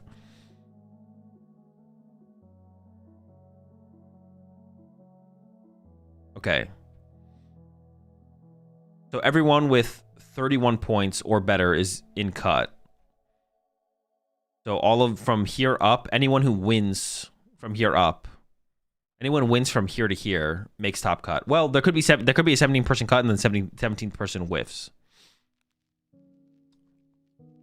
Gabe can make top cut. No, he's in top cut. Gabriel's in top cut. For Mega Box, do you think Nestball, 4 Nestball is just better? And then playing first time instead? No clue. I haven't played with the trolley build at all. The Unfair Stamp build felt fine. Why is Fez universally correct to play in almost every deck except Grim? Grimshot just doesn't have the bench space for it very often, and Grimshot plays games like really, really slow. Each other a lot because you making it into top cut on stream. How are you feeling right now, Drew? Oh, I'm feeling amazing, man. I'm feeling amazing. Yeah, well, I mean, we'll talk more about our history together playing. We played against each other in Frankfurt where you got top 8. I did, yeah. You got top 8 in Stockholm last season. So for a lot of people at home, they might not be familiar with you, but you are definitely making waves. Talk to us about how your season's going so far. I mean, 2 events, 2 top cuts, so you can't ask for anything better, really, right? Yeah, I mean, let's sort of just take a moment back. Frankfurt. Who did you play in one of your final rounds and knock him out of top cut contention, Drew? that might have been you. Yeah, well, so there's a little bit of a rivalry going on here. But Drew, we want to talk a little bit about your history. So you were a top senior player in the 2023 season, and you kind of aged up and you had an opportunity to compete quite a lot, but you're really starting to build up a lot of momentum now. What's changed for you as a player to get these higher success rates? First of all, I appreciate the compliment, but I would say experience. Because I've only been playing for about 3 years, but as I've gone to more and more events, I've definitely maintained the consistency a lot more. So I would say that's probably the #1 thing, just experience. And I mean, you were at Worlds out in Anaheim, and you competed with Golden Go there as well. I did, yeah. And you also competed in Frankfurt with Golden Go. So what is it about Golden Go that's really appealing to you right now? Well, when the best part about Golden Go is when you go ahead, the insane draw power of coin bonuses, it just makes it so you hit what you need most of the time.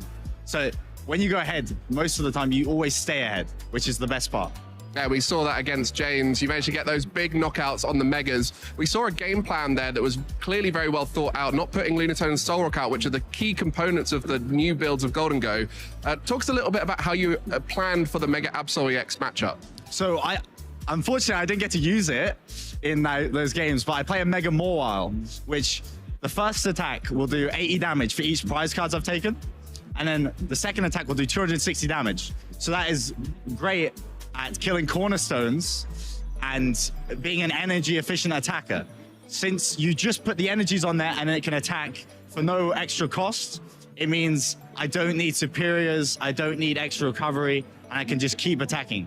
Yeah, so you've included a card specifically for that matchup, yes. And I bet you're happy to see such a strong player playing a deck that you're confident into. So James Cox, our Lille regional champion last season, and for you, Drew, you were top 32 in Lille last season. I was, yes. So now you're in top cut. What's the aim now in Lille? Well, I hope to win it.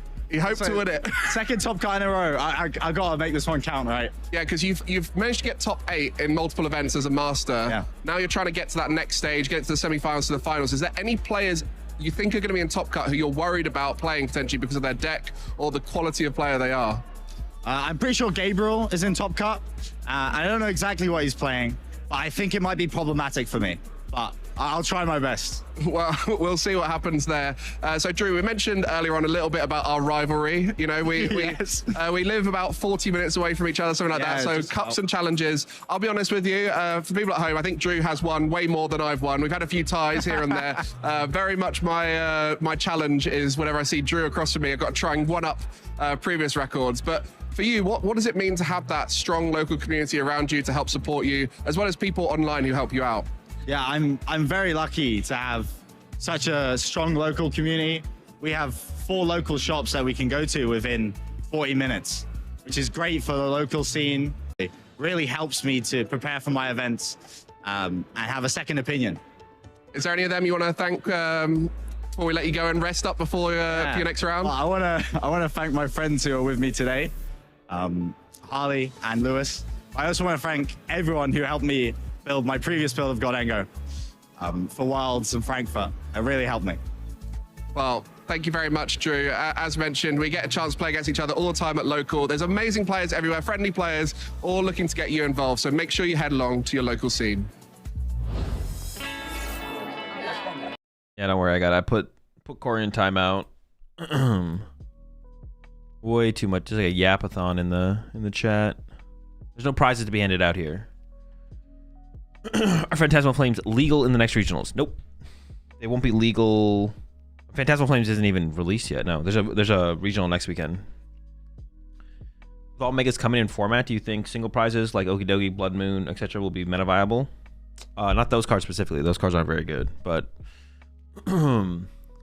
theoretically, if 3 prize Pokemon become more popular, that's better for 1 prize Pokemon in general. But those 2 specifically are not it.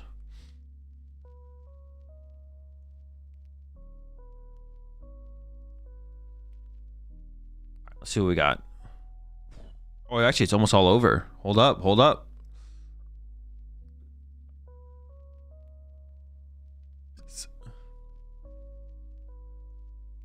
Any unintentional ties?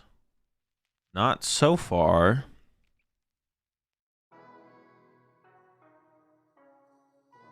There's 2 matches that could still tie. We got Simon versus Ursus, and then Brian versus Alejandro.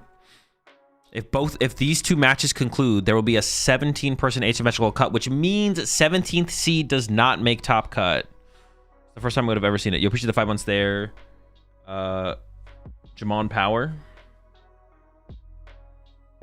Going to my locals with Absol, no Mirror Tech. What does WML mean?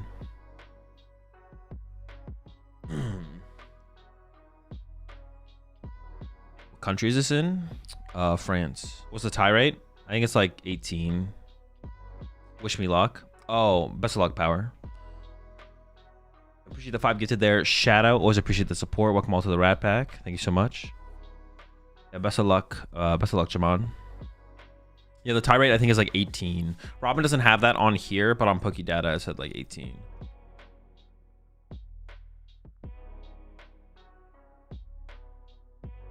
We're definitely gonna get to see an asymmetrical cut round, so that's for sure. Monkey Dory is the only gatekeeper to Alakazam, right? And that new stadium shuts down Monkey Dory. Any chance that deck gets shine? I don't know. I just worry about decks that are legal in the current standard format. Currently, Alakazam is bad.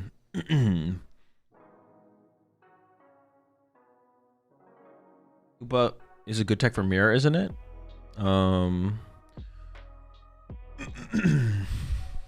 Yeah, it's probably pretty decent, right? Thanks for the Rishim Azul and congrats taking the lead and guess that flavor text. Appreciate it, Shadow.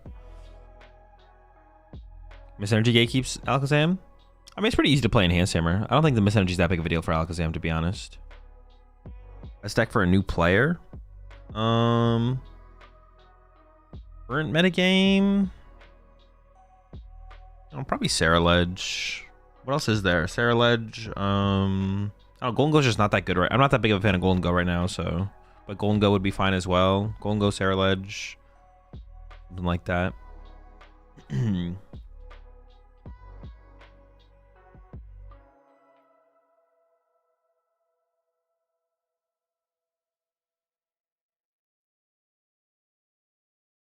What do you think about releasing a deck that is not standard legal yet? I mean, I think it's. Are you talking about like the Mega Diancie, Mega Gengar decks? I think it's fine. Like if they want to release them ahead of time, I guess it's fine. I don't really have that strong of an opinion on that. Like I don't.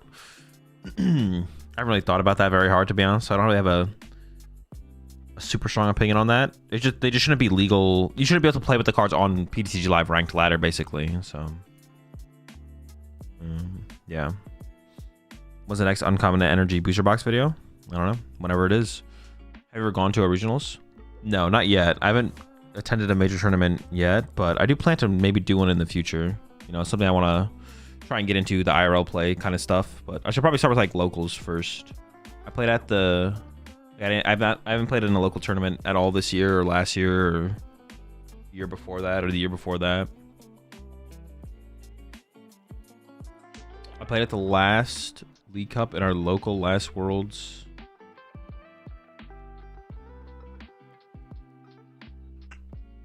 Are any dinguses in top?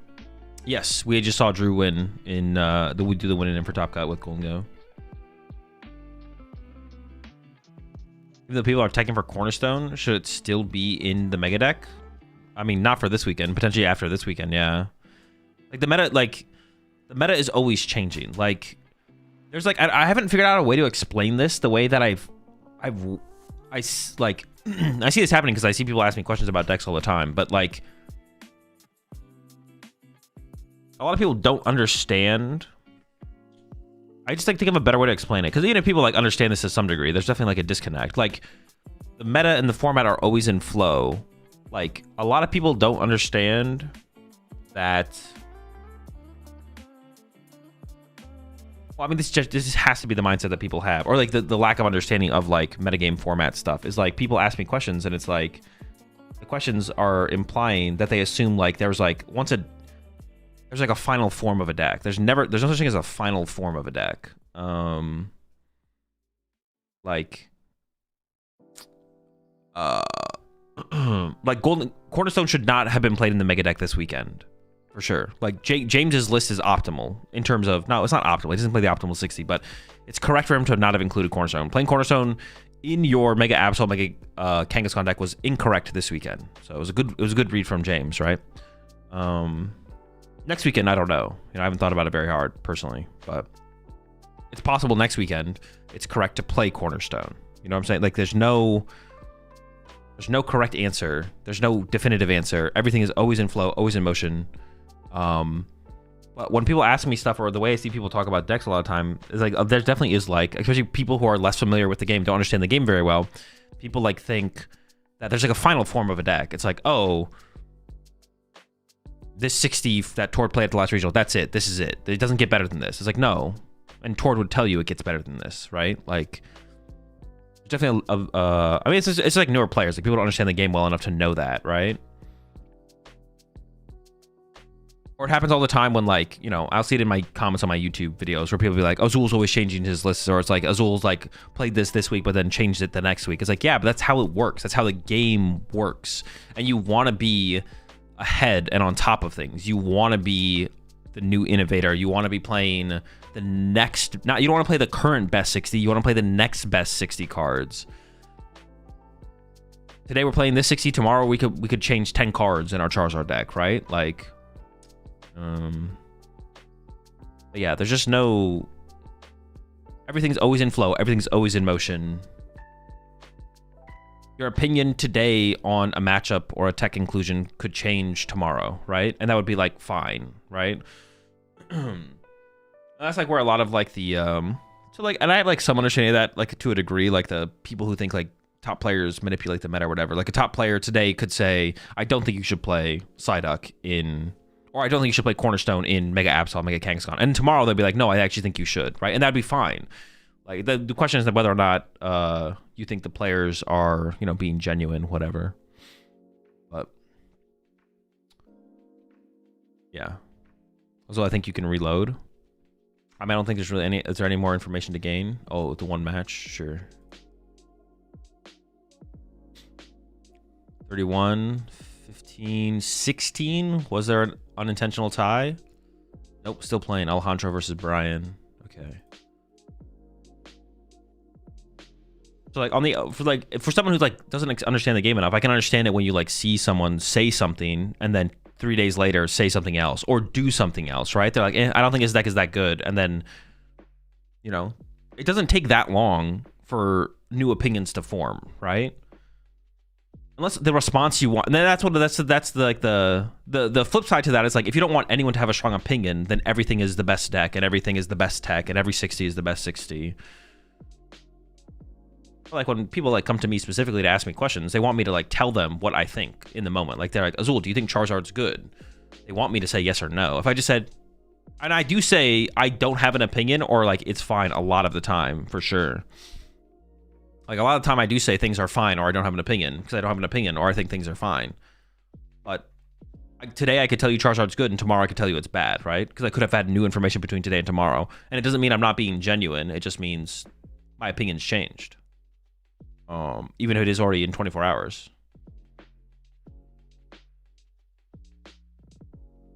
Or I could just have no opinion on anything as well. Like that'd be the flip side of that, would just be literally never having an opinion on anything. But obviously that's like cringe and boring, so. Dude, can Drew whiff top 16 after playing on stream? Oh, maybe actually.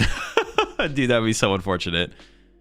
59-60 for Brian and Alejandro, and Drew has... Yes, yeah, Drew would literally... Oh, that would be so unfortunate. Drew literally wouldn't make top cut if this match concludes. If the last match concludes, Drew whiffs. Drew whiffs! No way, dude, that's insane. That is so unlucky. Oh my gosh. Wow. He whiffs cut. That's insane.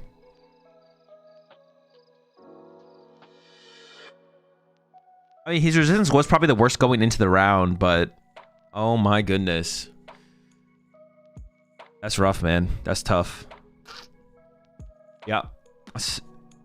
Asymmetrical cut. Top 16 asymmetrical cut, which means even if you have the same amount of match points as someone in top 8, but you're 17th, you whiff cut. So now effectively, just for anyone who's curious, the official title of the next phase we're about to go into is asymmetrical top 8 up to a cap of 16 players. So because there's 17 players, you take the top 16 of them, which means Drew does not make cut, and now we basically play a top 16 bracket from here on out. No natural ties, unfortunate for Drew. That is pretty unfortunate. The chance of a natural tie there was like pretty high. There was a lot of matches. The players were really locked in here. I mean, you like to see it. I mean, if you look at the names in here, though, like these are pretty competitive. Like you got Kai, Alberto, Simon. I know is pretty competitive player. Alexander, Carter's name. I've definitely seen Carter's name before. Kim, Piper, Hermione, Henry Brand. I don't recognize Wagner's name here, but you got Fernandez here. So like, it's a pretty competitive cut. A lot of these players are playing for top. Like these players are like a lot of these players. Over half of these players for sure. I'm not gonna speak for everyone. A lot of players aren't playing for cut and would have been fine with the tie, but a lot of these players are playing for cut. Like they're conceding games, making gentlemen's agreements, stuff like that. They're trying to win this tournament. Carter Cheesecake. Oh wait, that's this Carter. I know the Cheesecake name. I didn't know that was Carter though. What's a better choice for Brisbane? Joltik Box, Eevee Box, or Mega Manetric? Probably Eevee Box. Dude, come on, bro. Flip a 3-sided coin. What decks do we haven't cut? From what I know, Poltnor, Zorark, Poltnor. That's it. That's all I know, actually. I don't know what Gabriel's playing.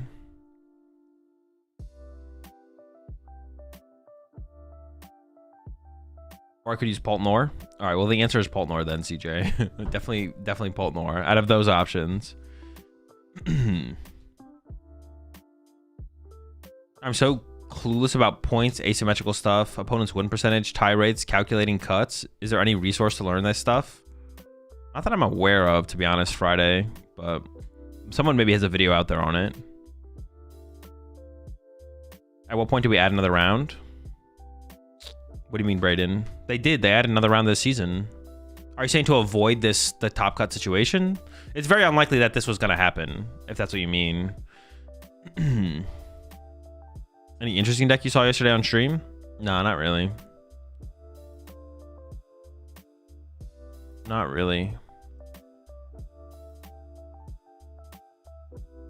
Yeah, this is unfortunate.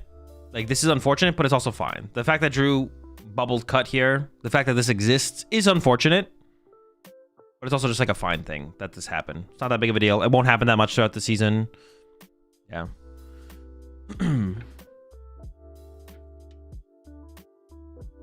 Yeah, not a big deal. Unfortunate for Drew specifically, obviously, it's Drew harder than any of us, but it's okay for it to happen.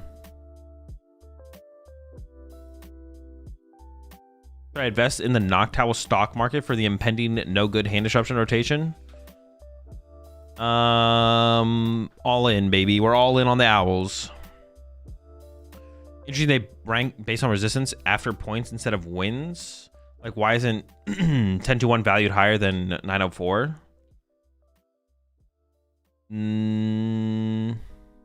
I actually agree with you, Face the Duke. I agree with you that it is higher value to have more wins than be undefeated. If anyone ever calls someone who is if anyone ever calls someone who has ties undefeated, you're cringe. But I do agree. I agree. I think that's how they should rank it. Wins should be higher ranked than ties. Ties are cringe.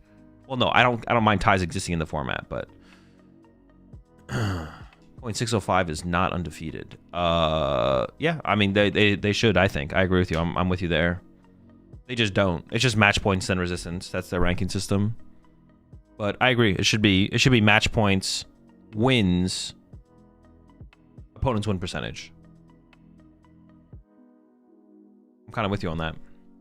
Oh, I guess that would get weird for the tiebreaker. Is that how the tiebreaker should be decided? Honestly, yeah, I'm kind of down for that to be the decider on the tiebreaker. What do the stars on the right on Limitless mean? You can favorite players, so I can you can turn on the favorite filter, and then it's all the players that I've marked. Mark them, unmark them, and then turn this on to see just people you've marked. I mean, at this point I can just unmark. I wonder if Robin has a bracket system up on this, so turn into a bracket when cut starts. I guess we'll see.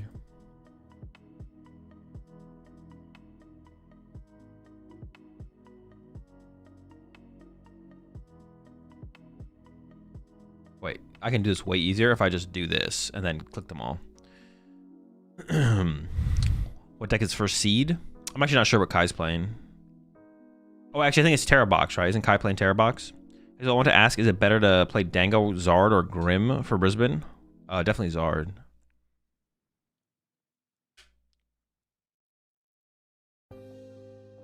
Robin, honestly, the GOAT of the Pokemon community? For sure, yeah. Where are the Zards? I don't know. There might not actually be any Zards in here. There could be 0 Zards in cut. I'm not sure. I'm not sure where the Zards are at. Are you an EV box hater, Azul? No, I don't hate Pokemon decks. You get offended for me calling your favorite Pokemon deck bad, and that projects to you calling me a hater. That's on you. That's a personal thing. You need to figure that out yourself. How many rounds till top cut? 0. We're going to top cut next. We're just waiting for them to finalize the bracket, get all the players sat down, and then pick a match. Actually, we could take a look at that. Out of the matches, what do we want to see? Oh, they don't have it up there like that. We can look at it here, though, I guess. We just don't know enough I don't know enough decks, though.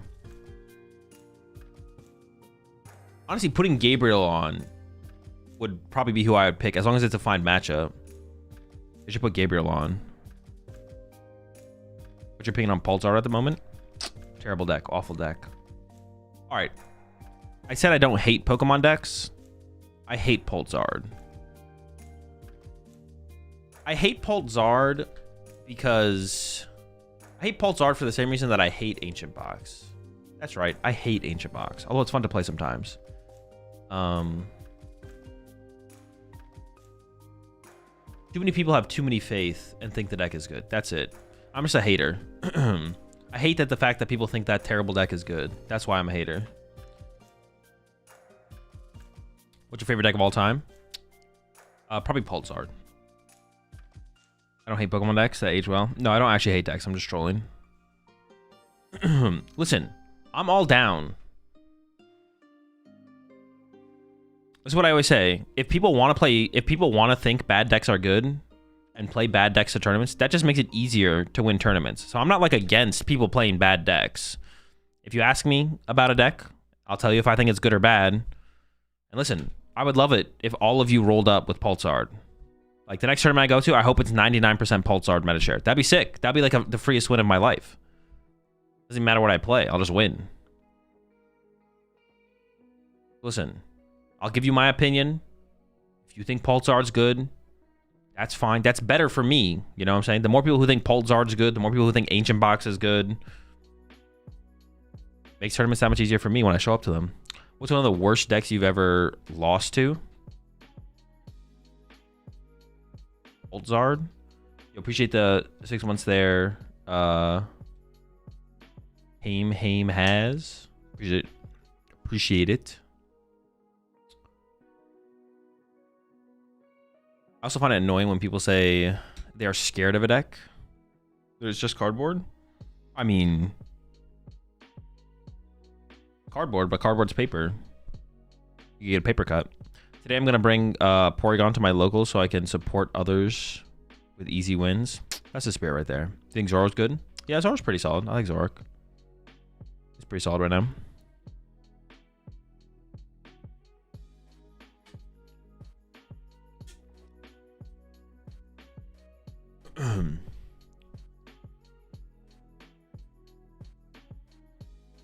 Which is the worst deck to bring to a regional?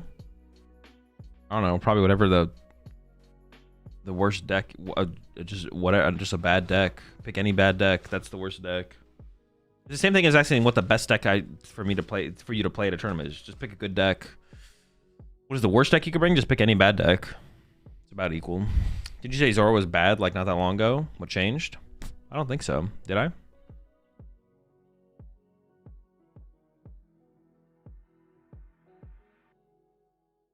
Literally in my last tier list, I had Zoroark in tier 2, I'm pretty sure.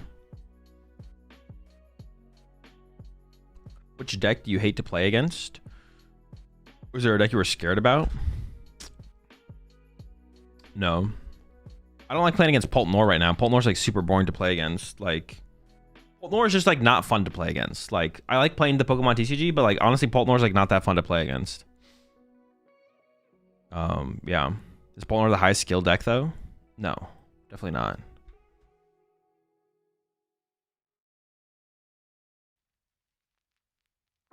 Yeah, Poltnor's just like not that fun to play against, for sure. And what is? I don't know.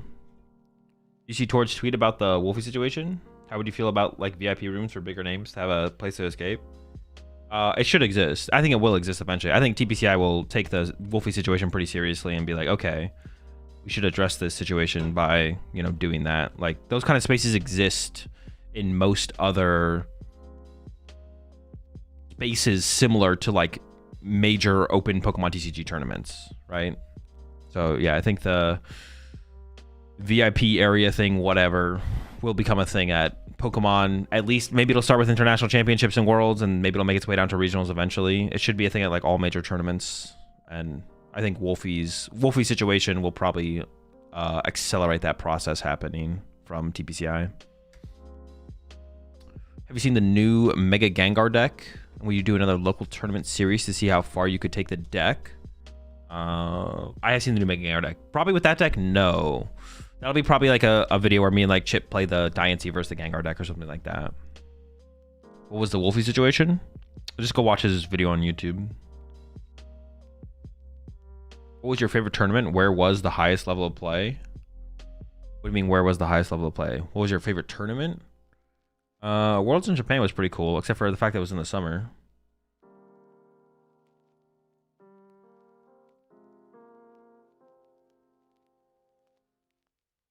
I think Tor was saying they do have something for popular players in Japan already. Yeah, I think he did mention that, yeah. Are weird interactions like that common for players of status or just him? Wolfie is... No. Wolfie is not just a player. Wolfie is like a massive influencer and content creator in the world. Like Wolfie's situation is unique in the Pokemon community specifically, but like not like absurd in like the world of influencers. It's like more of like a influencer thing than it is a top player thing, because the Pokemon TCG isn't that big, but there's like some obviously like parallel there to being like a top player versus being like an influencer like Wolfie. But like Wolfie's huge, like in terms of following and stuff like that. So Wolfie's situation, like in comparison to like other highly known players in the Pokemon space, is unique slightly, but there is some parallel to be drawn to other players and stuff like that. Can you do the guess that flavor text on stream? Sure. Feared and loathed by many, it is believed to bring misfortune to all those who see it at night. Murkrow, it's Murkrow. Let's go. This is why the Pokemon community gets clowned on? No. The Pokemon community, dude, I also like think that narrative is so cringe that like the Pokemon community is like specifically unique in terms of these situations. It is not at all. Doesn't mean like the things that happen shouldn't be like identified and called out and what's it called, but the Pokemon community is not like uniquely toxic or uniquely cringe with uniquely higher amount of weirdos. That narrative is weird. Like trying to push the narrative that the Pokemon community is somehow like specially weird and toxic is like weird. Like, it's just not true. Like, I don't know. You just like people who think that have just never existed in another community, which is like fine. Like, anyone who thinks that the Pokemon community is like specifically weird or toxic, like has never existed in like another like adjacent nerd culture type space ever. And it's like, yeah. Like, obviously all this stuff that is weird should be called out and like, what's it called? But yeah, Pokemon, the narrative pushing that the Pokemon community is like somehow unique in that situation is just weird to me. Why are we like lying? I don't know why we're lying.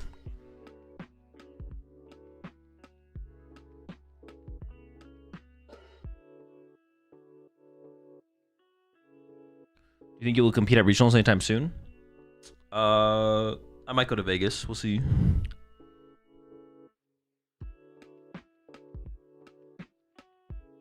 Every community has a Tron's egg. Yeah. Like,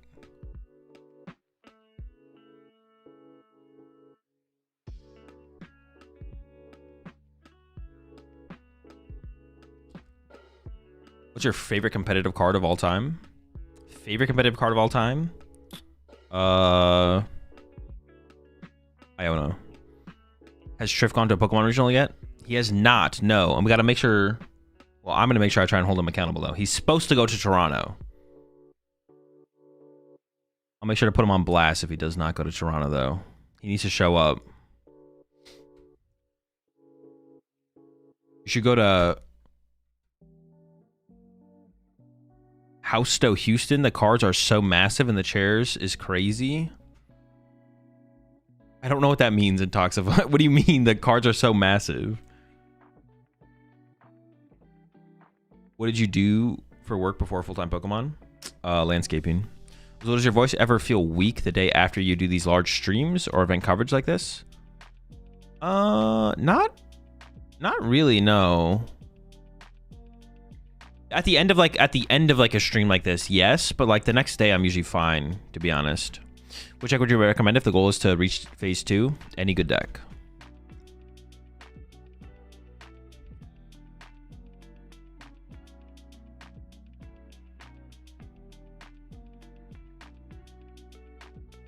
Everything is bigger here. Oh, it's just the Texas meme. All right, I got you.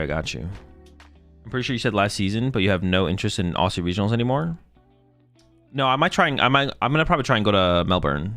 I'm gonna try and go to Melbourne. I do want to try and win a.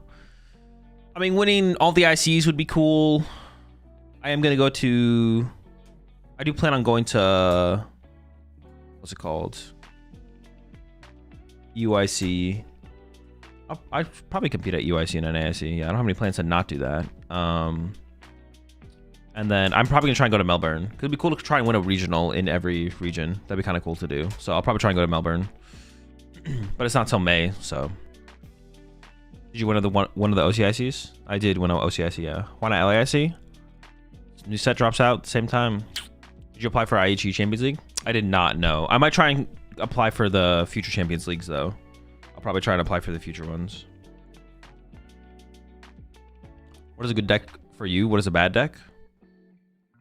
A good deck is any of the good decks in the current metagame. A bad deck is any of the bad decks in the current metagame. I'm not gonna like list all the good decks and bad decks right now, but in the current meta, but Artie's a good deck, Charizard's a good deck, Boltnor's a good deck. Pult Zard is a bad deck. What do you think about going to the special event in Auckland, New Zealand? I do want to go to New Zealand. I was actually kind of tempted, to be honest, but I don't really want to travel for a special event. But I do want to go to New Zealand. But also, maybe when I go to Melbourne, I might go to New Zealand then anyways, though. So that would kind of like line up, because going to New Zealand sounds kind of cool. So was there really a bubble in this tournament for the first time? There was, yeah. I mean, it was kind of funny, Charles, because it was the match on stream. Like the match on stream, Drew Stephenson won, and then he bubbled. Why do you hate the Dragachari deck? I don't. It's just not good. You think they'd ever do a regional via PTCG Live in person rather than with cards? No. It's like just not. It just defeats the point of the game, basically.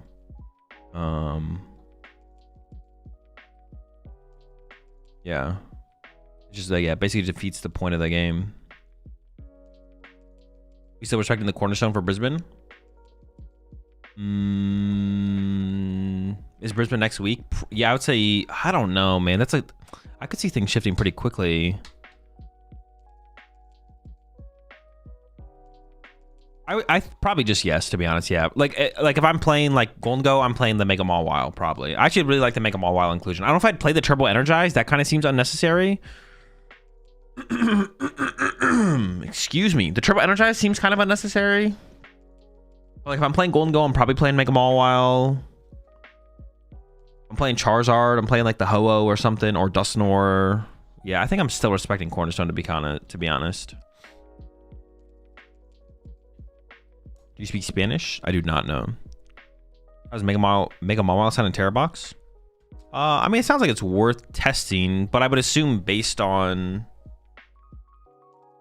the results from, or based on looking at the way everyone's playing Terra Box decks, I feel like it's probably not good. But pre-set release, I was like, it seems worth testing. I just never tested it myself. But how does Mega Mawile work in Dango? Well, Drew played Turbo Energize. So you Turbo Energize too, and then you use the second attack, and then one KO Cornerstones. But I don't even think you need the Turbo Energize. I think you just like manually attach to it.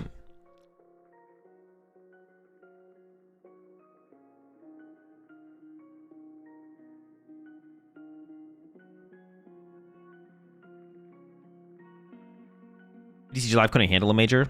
Well, I mean, we'd assume PTCG Live would be in a state where it could be used instead of cards, obviously. But you know, if you only had to beat Raging Bolt, which deck would you play? Charizard.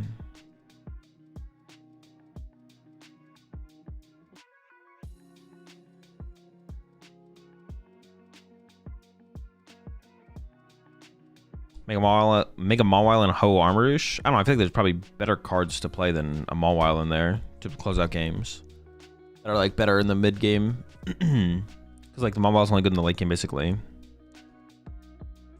What are the main differences between in-person and online PTCG?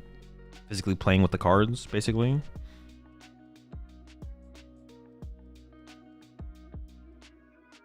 Which music artists do you enjoy?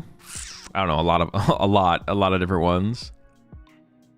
What's the opponent's win rate and opponent's win rate? Oh, you're explaining what the acronyms mean. Sander could have made cut if he played his last round yesterday. Yeah, definitely an unfortunate situation for Sander. Definitely unfortunate. What's Piper playing? Zorark. Could E-switch off a Dango for a while? The Turbo Energize is probably just better at that point. I'd probably just play the Turbo Energize. If I'm going to commit a card in the deck for the option. Will Mega Diancie and Gengar be legal for Brisbane? No. Carter replied to a tweet where he mentioned Mega Mawile can be cut for a different card.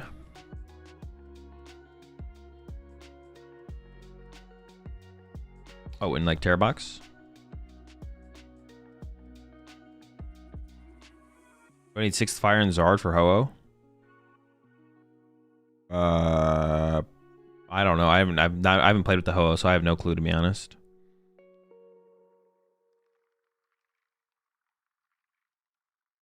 Have you played ZA? So I've seen the new Mega Pokemon. I've seen 1 or 2 of them. I have not played ZA. I don't plan on playing it. Are you a Swiftie? No. Did you ever eat a Pokemon card? No.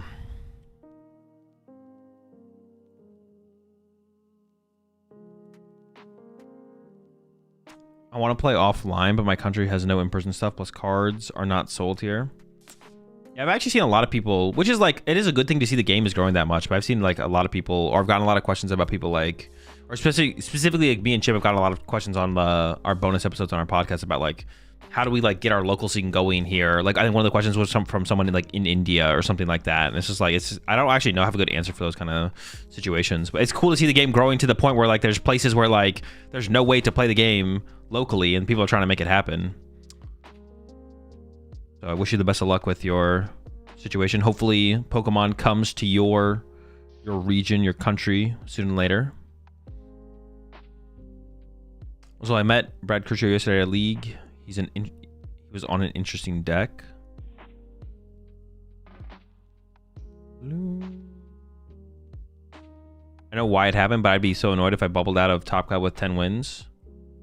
I definitely don't feel bad for Drew for sure. Alberto playing Dragapult? He is playing Dragapult. How much for you to eat a Pokemon card?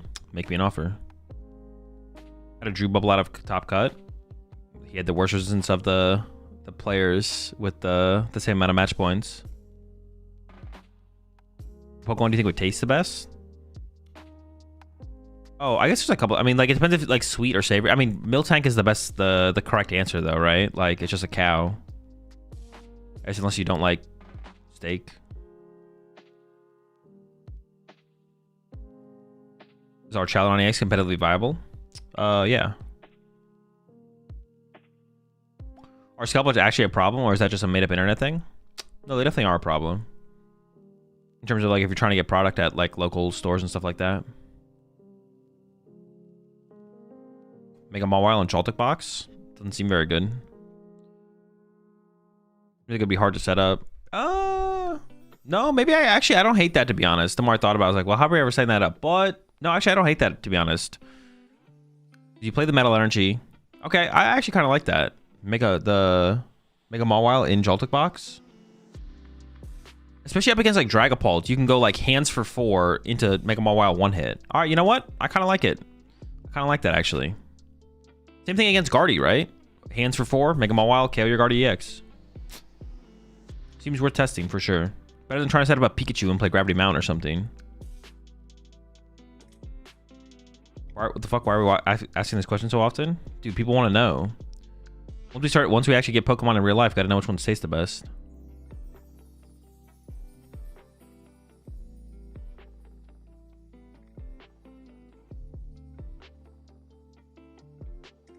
We gotta know. Let's make a Gengar legal for Vegas? No. The official stream has been live for 2 hours and 30 minutes, and we've had around 20 minutes of gameplay. It's true, yeah. How long you been full-time Pokemon? Since like 2 years before COVID, maybe a year before COVID.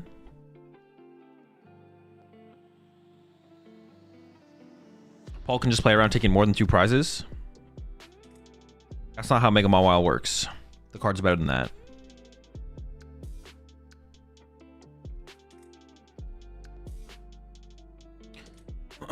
That's why Mega Mall is a really good card. I was watching your Absol box video, Azul, and was curious of if 1 to 2 Cyrano would be cringe in the stamp build. It sets up 3 Pokemon for you. It's probably just weaker than playing Lily in the early turns, and like in the mid-late turns, it's just a terrible card, right? Like it's probably just worse than like more Pokegears and Lilies, to be honest. Because like I'd be pretty comfortable just playing my Lily, or just like more Pokemon search cards, to be honest. Because it's like a really weak card in the mid-late game, right? That's like the problem with it specifically. Also, did you buy any CS skins with this huge dip from the recent update? No. I don't gamble. Are we finally recognizing the superiority of Mega Mawile? Of course. You can't discard Cyrano later like Zoroark. That's not... Alright, dude. I gotta figure out a better way to explain that. That is like not a thing. You don't play Cyrano and Zoroark because you can discard it later with Zoroark. Like, yeah, I gotta figure out a better way to explain this. That's like not why you play Cyrano and Zoroark, because it's correct to play. Discarding cards with Zoroark is not a problem. You don't need to play dead cards. You don't need to play dead cards in your deck to make Zoroark function.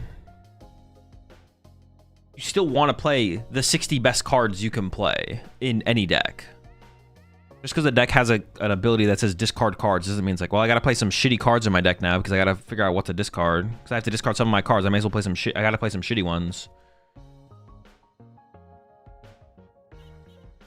It's not like a, oh, I can get value out of the card later by discarding it. Like, I gotta figure out a better way to explain that though, because that question, like, or that statement or that thought process comes up way too often.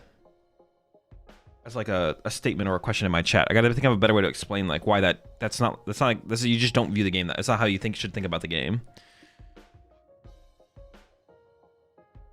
I was only really thinking like some decks used to run like 1 Jack or one Brox. You play heavy Cyrano because that's the best way to set up Zoroarks. That's why you play so many Cyranos. Like that's it. You didn't play 4 VIP pass to flower selecting them away. It was just nice to do. Exactly, yeah. It's just like, it's like nice once you use your first Cyrano and you set up your 3 Zoroarks, and then you can trade away your other Cyranos. It just makes it convenient to like trade aggressively, like trade faster without having to think. That's about it though. But you play Cyrano because it's the best way to set up Zoroark, and that's it.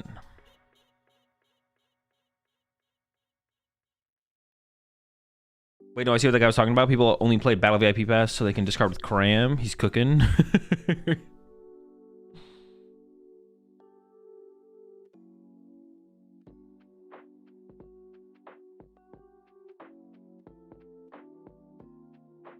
Are they serious though? I always think they are joking. No, some people, dude, that's the thing though, is like some people are being serious, some people are joking. Some people are trolling, obviously, but some people are being serious. Well, and a lot of it just comes down to a lack of understanding of the game. That's why I said I have to come up with a better way to explain it, because like I want people to like understand why that's not a thing, or like what is the correct thought process around the situation, or like the best way to think about the game. That's why I have to come up with a good way to explain it.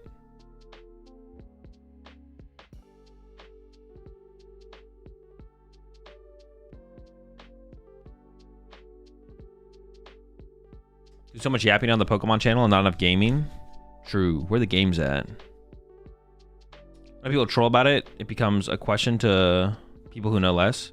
Well, no, it definitely works the other way around. Like, it starts off as a serious question for people who don't understand the game well enough, and then people take it and turn it into a troll question. It definitely goes the other way.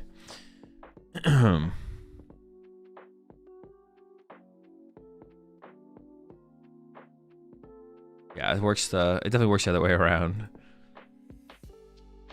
It starts serious, and then you guys start fucking trolling, man. Are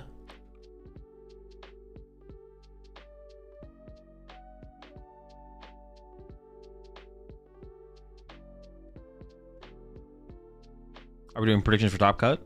Sure. Wait, did I do a prediction for the last match? I don't even remember if I did the prediction. I think I did, though. I just don't think I paid it out. Oh, dude, I was like, what the fuck are these cards? It's Pocket. I was like, what the heck? I've never seen these cards before. New cards?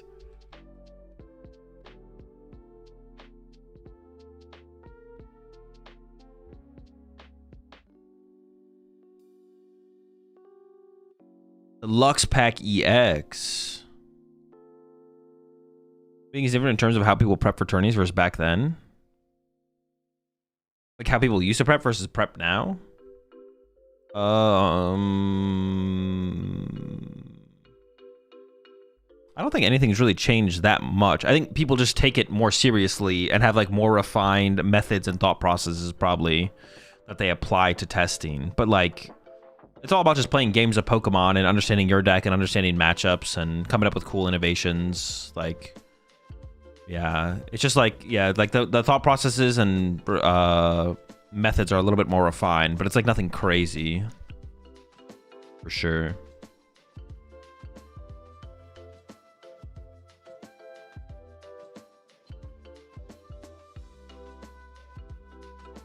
Remember during this Worlds, the casters were teaching other random VG casters the game rather than commentating on the Masters Finals, which led to them missing basically all of it.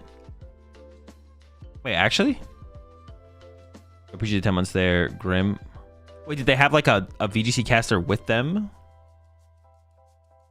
on the desk?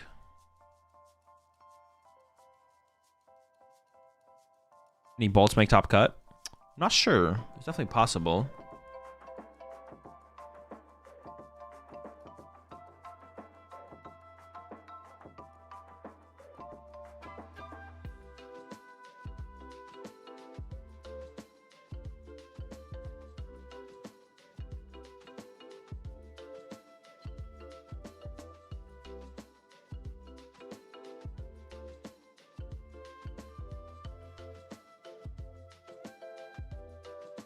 There was 2 different commentary streams.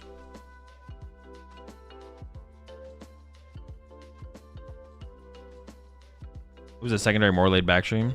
Oh, so there was like an official stream with the more serious commentary and then like a chill, more chill stream.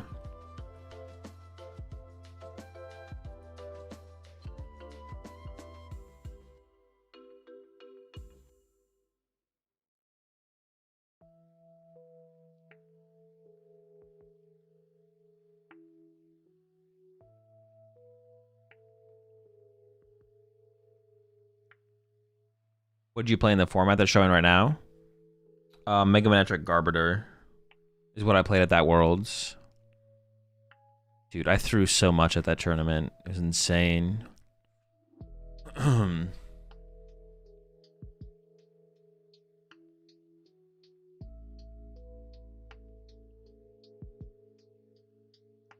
is the point of Pocket? It's just like another Pokemon TCG game. That's it.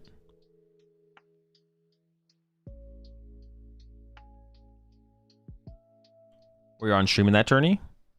No, I definitely was not on stream. They maybe only streamed day. I don't even know if they streamed day 1, to be honest. I don't even remember. They definitely streamed day 2.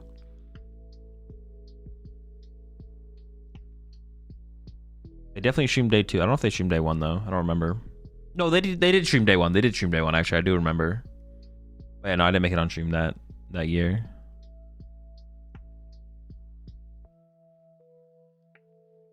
I've seen a bunch of new local players pop up from Pocket.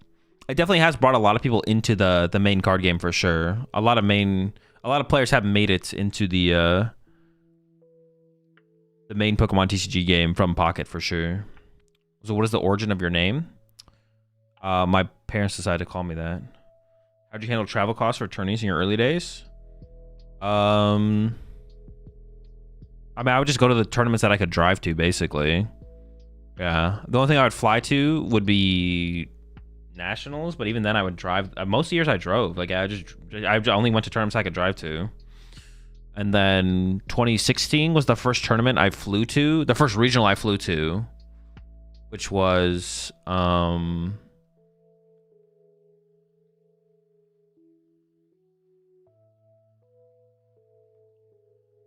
Orlando, which I won. Yeah, that was like the first regional I ever flew to, I'm pretty sure. Every other regional I went to, I would only go if it was driving distance.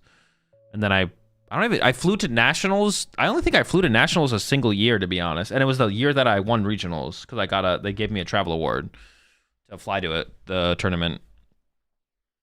And then every time after that, I'm pretty sure I drove to nationals. And then, I flew to Worlds 1 year. Oh, wait, was that Kieran?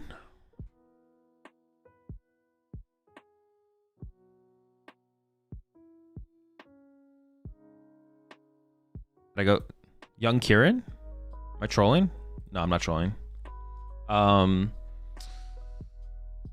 was the farthest you drove to a tournament? Nationals? Yeah, Massachusetts to Indiana.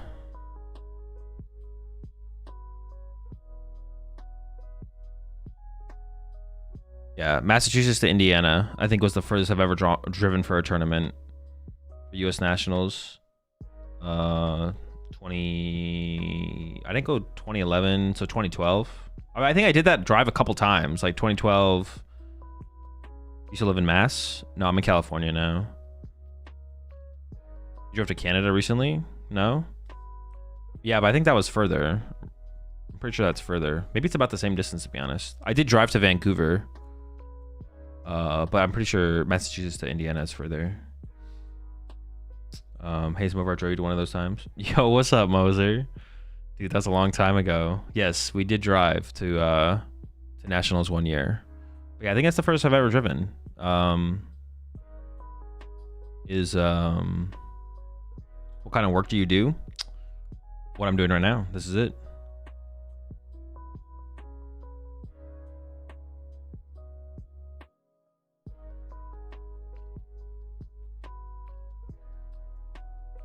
Is this a competition where Mies got his laptop stolen? No. That was at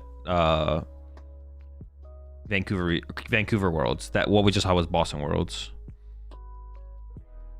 Yeah, that's the furthest driven I've ever drove. But yeah, back in the day, like I would just drive to regionals that were close to me. So I lived in Massachusetts, so I would go to, there was like a New England regionals, so I'd obviously go to that, but then I would go to like, I drive to Philly regionals, Virginia.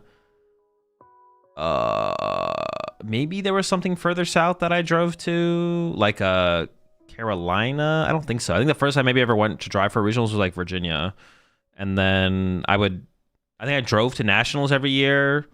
I'd fly to Worlds.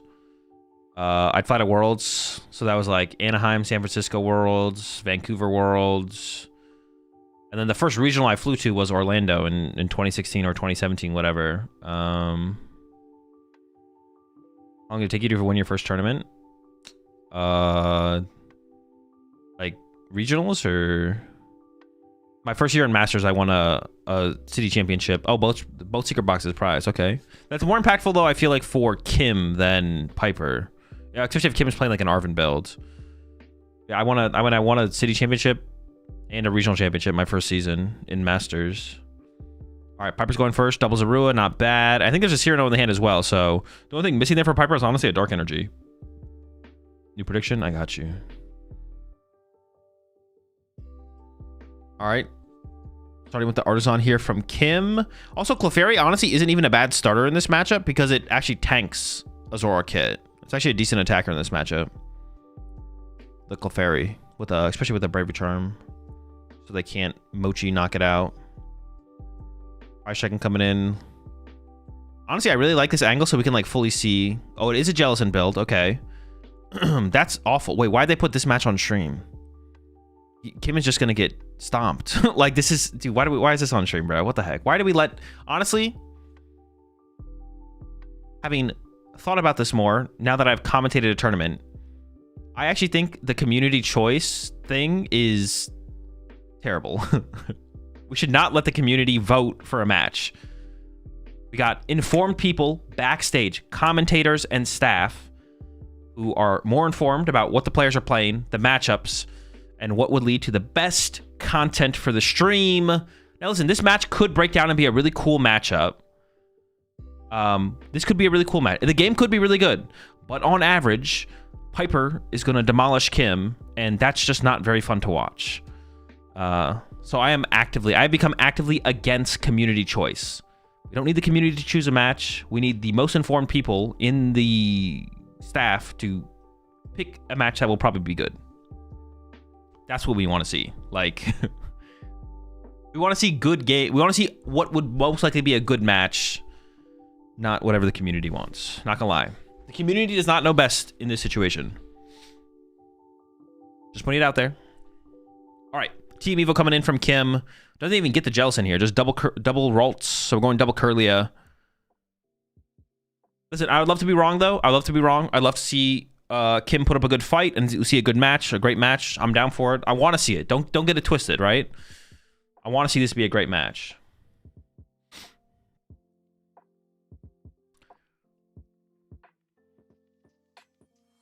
The Zoroarks are in. It'd be tough for Piper to pull off an attack this turn, though, with no energy established. If Piper did get a turn 1 attachment on the active, then a turn 2 attack here would be possible for sure.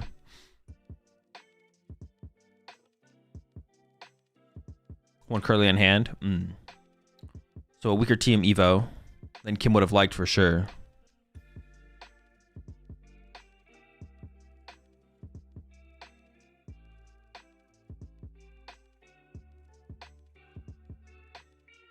The prediction is 100% Piper. Wait, for the for the prediction I just put up? Fire Worlds in California 2 times in a row. Seems like the Worlds should take place in other regions. Because TPC, I want to put Worlds in California 2 times in a row. It's kind of just wherever they want to put Worlds. That's kind of all that matters. I think it's cool to have it in other regions for sure. I'm like with you, but there's not like there's no deeper reason besides that's what Pokemon wanted. All right, goodbye Okidogi. Oh, there is an energy in hand now, so we do have an attachment coming. Thinking about giving up the reversal. Definitely not a super high value card in the matchup. Neither is Counter Catcher. Poffin was found. I think Piper hasn't used Artisan yet either, right? So more Zaruas are going to be on the way probably. We could see the Artisan get used. Thinking about whether or not to go for the fourth Zorua. If you don't bench the Zorua here, though, isn't Kim going to go like Screamtail KO your Zorua? I feel like you have to go fourth Zorua here as Piper. Because otherwise Screamtail just picks off one of them. Well, I guess that means, do you even want to put the Reshiram in play through Artisan? Probably not, right? Because that could just get picked off. That could be Kim's play on the next turn. Honestly, a question here for Piper now is... Well, is that really a question? Is Kim ever just going to punch the Zoroark with Clefairy? That's also another reason to not bench too many Pokemon here as Piper, is because so the Clefairy can't hit any harder. I feel like the Screamtail play is always the play here from Kim, right? Oh, maybe not for this situation, though. There's the Ultra Ball giving up the Screamtail. We're living off the... Ooh, this is unfortunate for Kim. Is living off the Mew here. All right, Kim's setup is pretty bad here. But we could just see a punch with Clefairy here from Kim to set up for a 2-hit. That'd be fine. I'm like questioning whether or not we should have like benched Screamtail to go... Like the Screamtail KO's a row play here seems really good to me. But we're pretty far away from actually being able to pull it off. Because we have 0 energy in our discard pile. We don't have a Guardy. This is probably correct. We're probably never getting to the Screamtail play, to be honest. So just establishing the Curlia so we're like feel safer about being able to keep our Gardevoirs in play. We'll see what the 3 get. Ooh, do you even attack here? If you attack, you just get knocked out. Looks like Kim's gonna attack. Another Monkey Dory. We're swinging. 180. All right. I mean, it does set up the 2-hit. We're still living off the Mew draw next turn, though, as Kim. And even if Piper, like, chased the Mew here, then you still have the Clefairy to work with, so... You call sign here? Ooh. I didn't think about the call sign. Yeah, maybe, honestly. I don't know. I don't hate the punch. You still have Mew on the next turn. You only have a 1-card hand, so Mew doing a little bit of work for you. I don't think you're scared of Piper, like, Gust KOing your... Oh, man, this is looking really good for Piper, though, right? Piper's going to go Outrage KO Clefairy, and then just needs to go Boss KO Mew, Boss KO Guardian, the game's over, right? This is actually looking really, really good for Piper here. Does need to find, like, back-to-back ends PP up, though. Oh, my gosh. Quad... Jesus, man. 4? The whole squad? Draw power's about to go crazy. You don't even set up... Do you even set up... I was gonna say, do you even set up Darmanitan at this point? Actually, honestly, it wouldn't be terrible, I guess. Yeah, if Kim is able to get a knockout here, actually, though, like, and Piper does not find the ends PP up, then Piper would maybe whiff next turn. Pushes up Curlia to play for some... Oh, Arven top deck. Okay. But do you play it? Do you attach active? I mean, you just want to KO the active here for sure as Kim. What do we got? 180 on the active, so we need 100 more damage. Energy comes down, draw from you. Arven is definitely a little bit weak here. You definitely want to try and find like a Lily's or an Iono. Oh, ooh, okay. Arven, that gets Vessel. Ultra Ball, get rid of 2 energy. You got the power. I mean, it's not a draw supporter, but that's pretty good. We get a bunch of energy in the discard pile. Wait, are we gonna go for, is he gonna go for Fez actually? You could go for Fez here. All right, going for the Arven instead. This seems pretty safe to me. Just get Vessel. I assume that's what's gonna happen here, but maybe not. Oh, you could. Oh, is it gonna be a Screamtail play actually? Oh, okay. I like this too. You can grab Night Shifter for Screamtail to attack with a 1-prizer for the turn. Oh, that's right. Kim is playing the Jellicent build, so Kim doesn't play Drifloon. So the play here from Kim is to Ultra Ball away the energy and the Bravery Charm to get Guardy, and then Night Shifter for the Screamtail, because you want to leave a 1-prizer on the active here as Kim to get this KO. All right, this sets up Kim pretty well for like the... Now, Kim is not like super set up. No Dark Energy in play on Monkey Dories. Only 3 Psychic Energy in the discard pile. But this does give Kim the edge in the prize exchange currently. Still a lot of work needs to be done, though.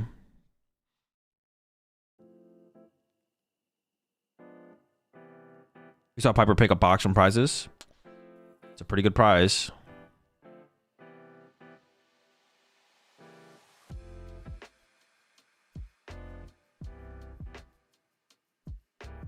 Hold up. Almost forgot the Screamtail. Oh. All right, we're good. We're chilling.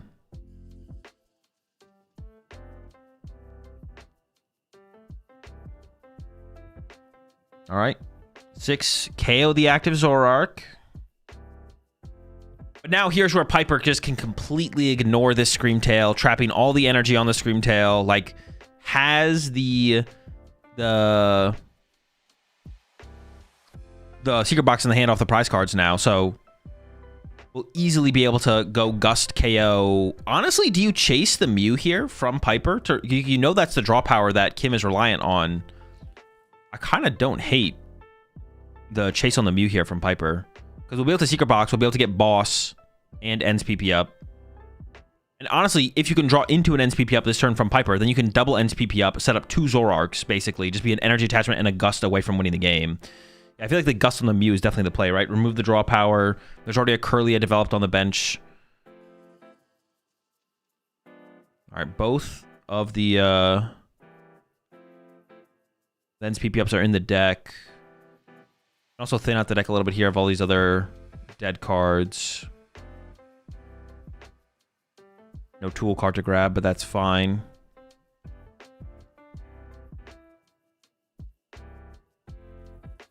Yeah, and honestly, this is where it gets really tough for Kim. I guess Piper did bench the Fez. Like, that is maybe the one saving grace here for Kim, is that the Fez did come down from Piper. So there is, like, it's a lot easier route here for Kim to maybe get a 2-prize knockout on the next turn. And Kim kind of needs a 2-prize knockout, so... All right, there we go.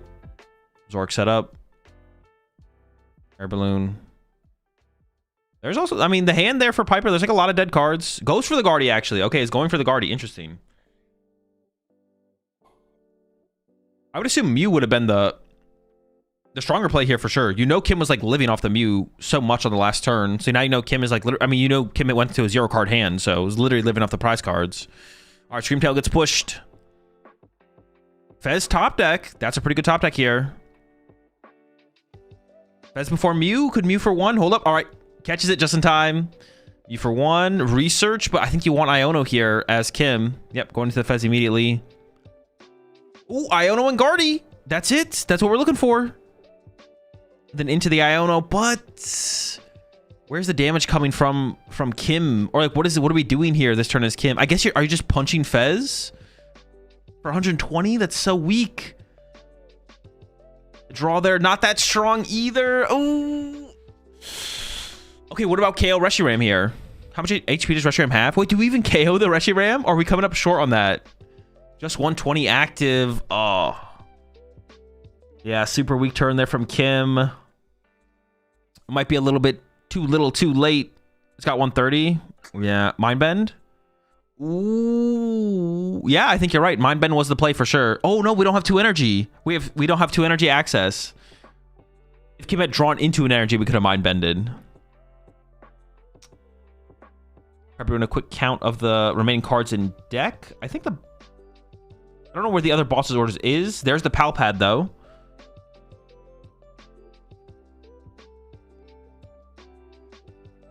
There might have been a boss. Oh, the ends PP up is a good hit as well. Honestly, just attaching energy for turn is kind of all. And there's the boss on the Guardy. Okay. And Piper wins a pretty quick game 1. Really bad start, obviously, for Kim. Really bad start, obviously, for Kim. But I made a game of it a little bit until that last turn. At that last turn, it was basically cooked. Like Piper, even if Piper had whiffed the boss there that turn, like Piper has so many outs at that point. It was basically cooked anyways, for sure.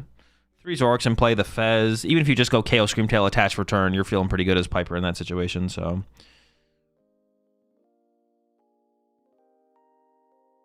game 2 here. I'm curious to see if Kim chooses first or second. Now it is a Jellicent build here from Kim, so turn 1 item lock can actually be pretty devastating for Zoroark to deal with. Honestly, any Buddy Poffin deck can just kind of get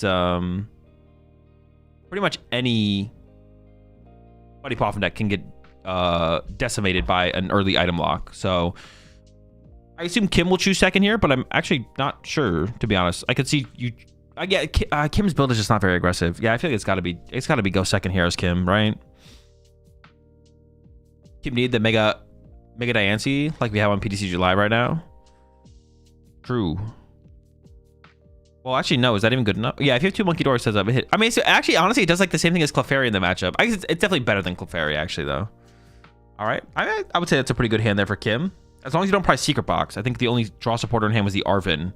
So it looks like a Arvin for Secret Box to find follow-up type hand. Let's peep these prize cards here. Any more Secret Boxes? Oh, my gosh. All right. Prize cards for Piper. Probably the worst prize card is honestly Pal Pad. Pal Pad to recover boss in this matchup is a pretty big deal. But Piper opens Secret Box and Cyrano. So, Jesus, man. Go back and take a look at these prize cards real fast while Piper figures out the... Also, Kim maybe only plays 1 TM Evo. So prize the Secret Box. So you can't Arvin for Secret Box here from Kim again. And prize probably only plays 1 TM Evo because it is a jelly build. Piper did find turn 1 Buddy Poffin despite pricing 2 Buddy Poffin. My goodness. Double Cyrano discarded actually off of the Secret Box and goes for the Hilda. Maybe has 3rd Cyrano in hand. Or maybe he's content with going with a Hilda turn 2 for attack. We'll see. I think Piper is probably debating whether or not to put the Artisan in play. Giving Kim access to it doesn't feel great, but of course Kim does play 2 of his own Artisan. So there's a chance that he's going to find one anyways. So we'll see if... Getting your Zoruas down before they get... Getting your Zoruas into Zoroarks before Screamtail can snipe them is a pretty big deal. So I do like the 3rd Zorua getting searched out here, despite having to put the Artisan in play and give that access to Kim.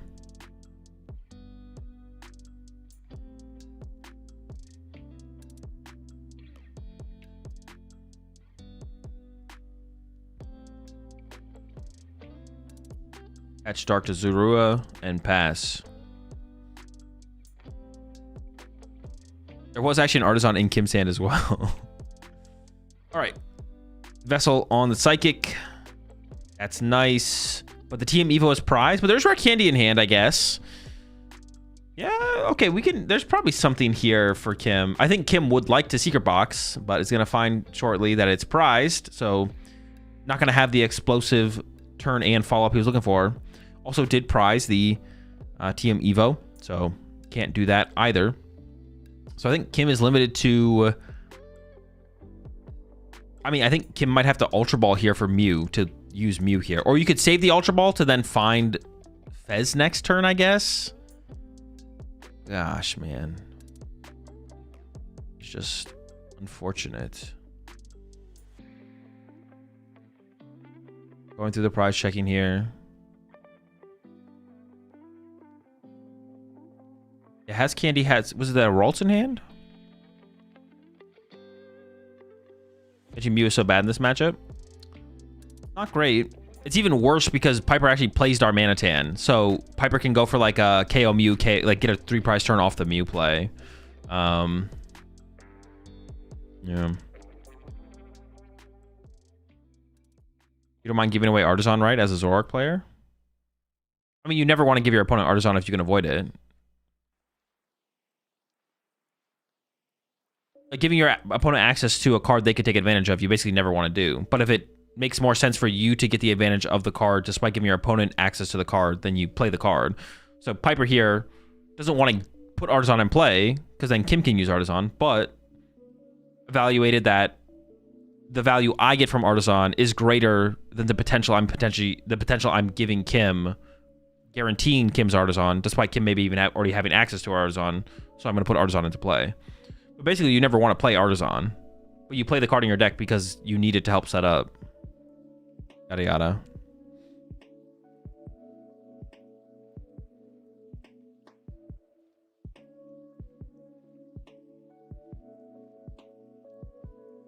The pros outweigh the cons? Yeah, exactly.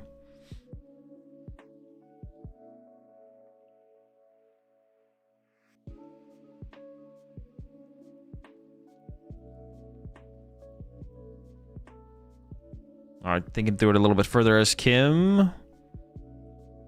Might actually go for a Dark Energy, I guess. Interesting. And here comes the Ultra Ball. I guess we're going to attach Dark to the active. We're hoping the... Is it going to be the Mew grab here, though, from Kim? That feels so bad, but... Oh, he's going to get aggressive with the Clefairy, actually. Yeah, okay. But we don't want to attach Dark to Clefairy for turn, right? Oh, might touch okay, might establish another Monkey Dory on the bench. Okay, I like that. That seems fine. Getting the Dark Energy established on Monkey Dories as soon as possible is a pretty big deal, for sure. Nope, it's going for the Mew for the draw power. Oh, I guess we could Artisan. We can Arven. Okay, there's the Artisan. We can Arven for a Nest Ball for... Oh, no, we haven't used Artisan yet. My bad. That can get the Monkey Dory. Because I think we have a Ralts in hand, so we should be fine here.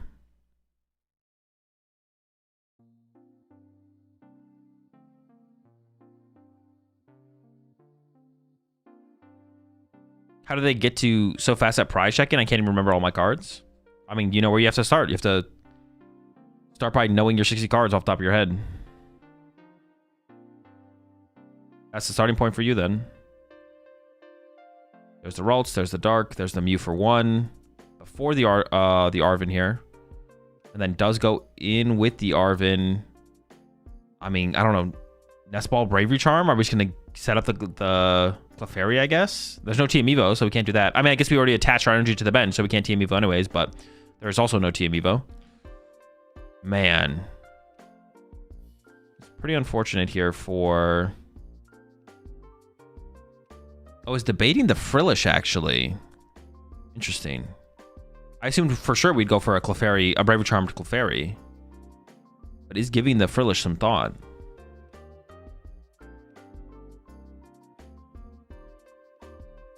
Isn't playing the Nest Ball yet. I guess maybe just wants the option of it on the next turn. Oh yeah, because you could get Fez, right? If a knockout happens, then Nest Ball for Fez is probably your play. But you definitely want to play the Arven now just to progress your deck. Okay, I like this play from Kim. Yeah, there's no reason to play it yet. Get the Nest Ball, save it, get the Bravery Charm. It's your only thing you could grab.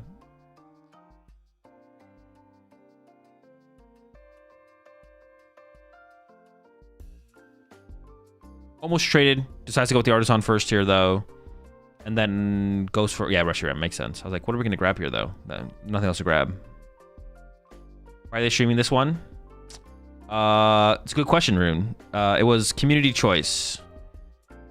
So, I mean, given the names... Community choice, given the names, I understand it. But they just need to do away with community choice, though. Community choice is not... I was just talking about this. Yeah. Is that double Zoroark off of the... Dude, sure. Why not? Piper even has the Hilda, like, got the Hilda last turn to, like, make this easier. And then it's like, all right, sure, just draw the both Zoroarks. Super unnecessary. And you can grab a card for fodder here. I feel like Actually, I don't even know. I feel like the Zorak is probably better to discard. You're going to establish 3 Zoraks this turn. At what point can you cancel the trade? Until you've said trade. Or, like, put the card in the discard pile, probably. Like, if you tap Zorak and put a card in the discard pile, you've probably gone too far. If you say, I'm using trade, you've gone too far. But if you go to tap your Zorak and then don't say anything or don't discard a card, you can take it back. Like, turning your card sideways does not, like, confirm an action, basically. Like, I can turn my Zorak sideways. It doesn't confirm an action. It's not like part of the PokemonTCG rules that when you use an ability, you're supposed to turn your card sideways or anything like that. All right, there's the knockout. Got the first prize card here. Oh, the top deck Fez from Kim. All right, hold up. Now, Piper did not fill her bench, so the Clefairy double Monkey Dory play actually doesn't KO the Zorak here, but you could still hit really hard. You could counter catch or KO the Petch this turn, build up some Monkey Dory damage on the Zoraks, and Clefairy with a Bravery Charm does not get KO'd by a Zorak with Reshiram unless it has Mochi and you don't have Bravery Charm, but Kim has Bravery Charm. That's what I meant to say. That's what I was saying. Is it a 1-1 Darmanitan? I'm not sure. It might be a 2-1. It's at least a 1-1. It might be a 2-1 though.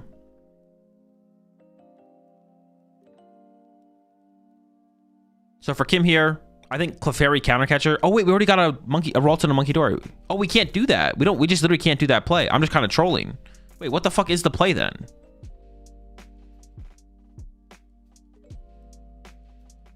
We can't have 2 Monkey Dory, Fez, and Clefairy. No, we could, but then we could only have 1 Gardevoir in play, right?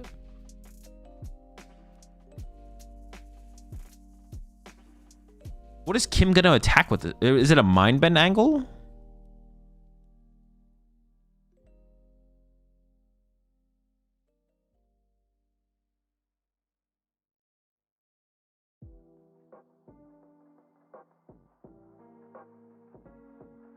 Okay, we got the Gardevoir.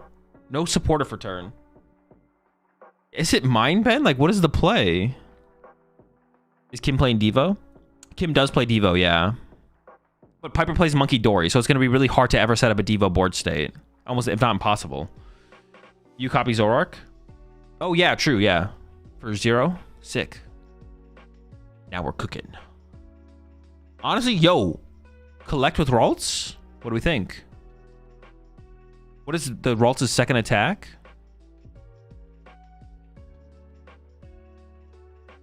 Dude, this sucks. For Kim.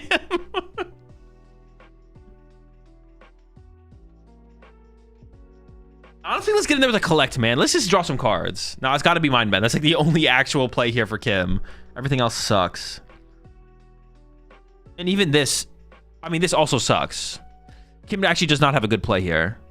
But does play TM Devo, probably. So you can play for a TM Devo. The TM Devo play is just like not realistic against Zorak because Piper plays Monkey Dory. So in like multiple Turo. It's pretty tough. Petch plus Balloon, though. Well, yeah, the confusion is never sticking. It's just to build up damage. It's just to do some damage to build up for TM Devo play. All right. All 3 Cyranos have been discarded, as they should be. What they're there for. Yeah, there's the Petch switch. Oh, the play might not be that strong from Piper. Do we have a Monkey Dory to work with? Or attachment for turn, even to another Zorak would be really nice. Boss on Guardy, also pretty good. Oh, we have an attachment as well. Actually, Zorak here does seem pretty good. The other thing would be to go with the Monkey Dory to play around TM Devo. That's what you have to weigh here as Piper is. Do we play around TM Devo? Or do we play around a Zorak getting KO'd and wanting a follow-up Zorak to attack with? And Piper did have the Monkey Dory option, but chose just, I just want to set up another Zorak. Goes with the Zorak attach. Honestly, though, was that a misplay from Piper to not attach to the other Zorak? Because if Kim goes Clefairy KO, Piper can't KO it back except with Mochi, but that Zorak has an air balloon. Shouldn't the energy be put on the other Zorak so we could Mochi KO Clefairy here? Because now Kim does not need to attach a Bravery Charm to the Clefairy to protect it. Well, it's less likely that he would need that. It's still possible you would need that, I guess. Kim also has to find Candy Guardy to actually attack with something like Clefairy this turn. So, and I bet Kim doesn't play that many rare candy. He's playing a slower build, the Jelly build, It might only be one rare candy, to be honest, in Kim's build, which means Kim actually just can't attack this turn, possibly.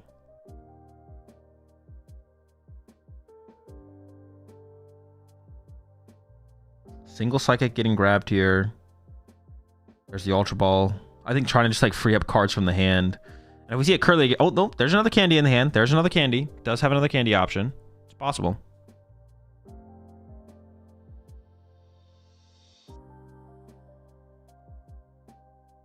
More Mind Bend games. It might be a Mind Bend angle here from Kim. You could counter catcher the Zoroark off the bench that has the Dark Energy and Mind Bend that one. Oh, but he's getting aggressive actually. He's going for the Pecharunt. And backs it up. All right. Sick.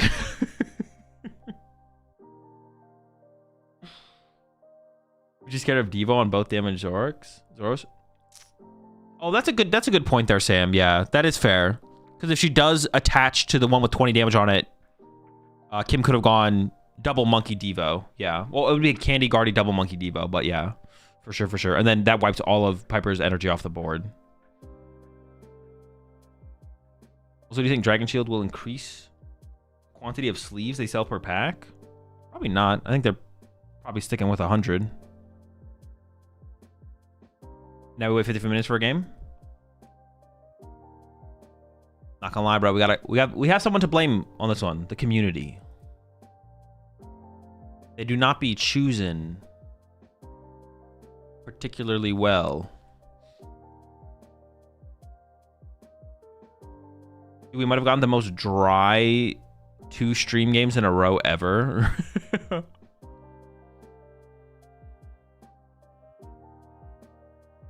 was a terrible stream game. I mean, Kim did draw a... Did Kim really draw that bad in the second game, though? Not really, right? Maybe Piper drew like a little bit above average even, to be honest, but like, the matchup's bad. This matchup is really bad, so... You know Kim was on Guardy. I think it's probably voted just by names, but that's the problem. That's the problem. Like if the community sees a big name that they want to see play, like Piper, like Kim's a big name too over in Europe. Like they're more likely to vote for those players. Or if the community sees a cool deck in the community vote, I don't know what they put in the community vote if it's decks or names. Either way. It just doesn't make any sense for the community vote to exist, basically. Because they're just... The community, in general, the people who are watching on Twitch are just less informed than the people backstage. The people backstage, they do this for a job. Or, I mean, they're here to work. They're more informed. They have all the information. They probably know the matchups better. Like, let the people do their job and pick the best possible match they can for Top Cut. And then... So we can get the best gameplay on stream. So I assume people just want to see Guardy lose. Maybe. Hopefully we don't have to wait too long for another game. We'll be waiting for a while. It'll probably be like 40 minutes until the next match. Maybe not though. Maybe they'll be able to jump to the other side of the bracket pretty quickly if 2 matches conclude quicker. This would be a situation. I wonder, they never do this, but like this could be a situation where they could go, because they don't want to like interrupt the players while they're playing and bring them up on stage. So they won't do it, but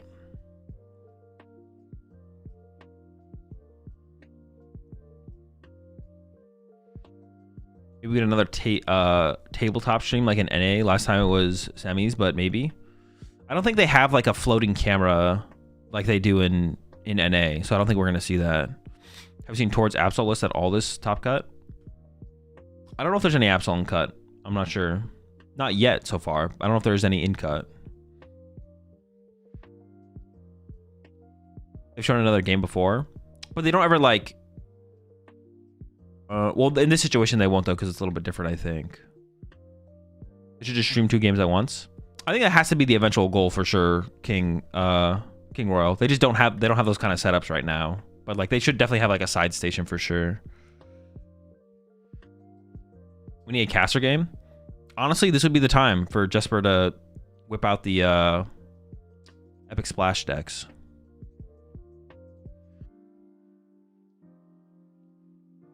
Oof, don't have something like the Calvin table for Pit. No, I don't think so. I don't think they have like a floating camera they could move over there to like film the way they do in at the North American tournaments. So we probably won't get something like that, unfortunately.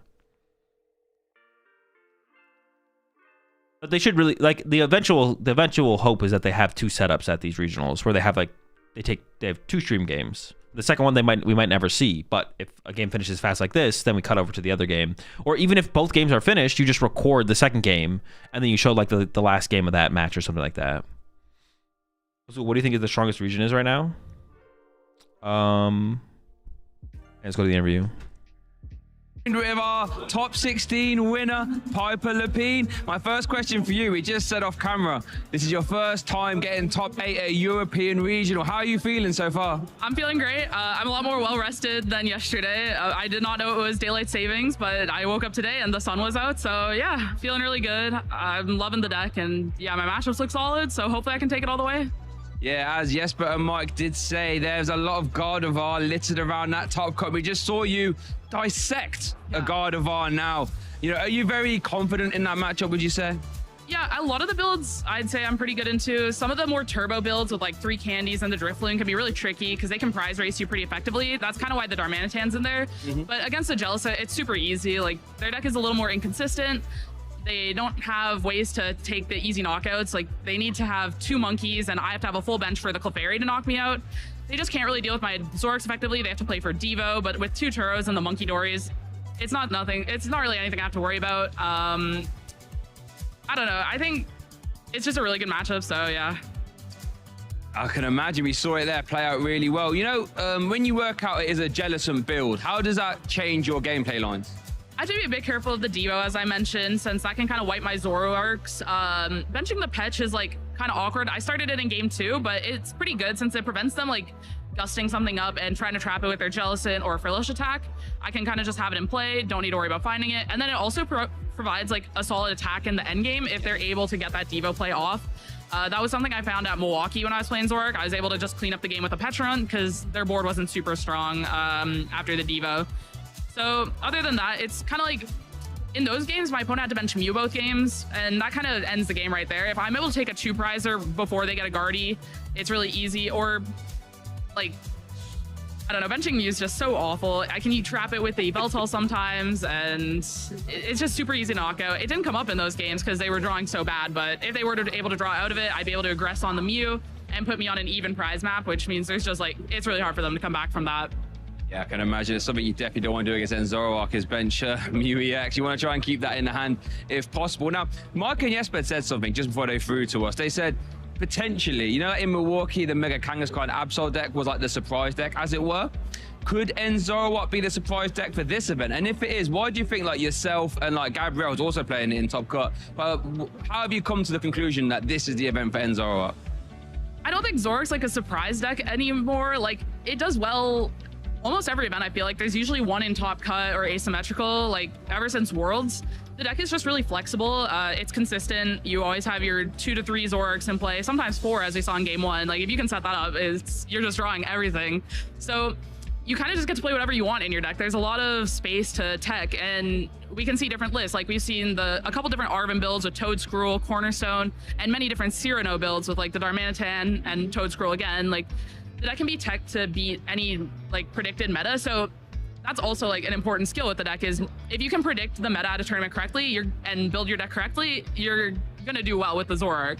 So I don't know, it's not quite a surprise. It's just like getting all that right leads to doing well with the deck.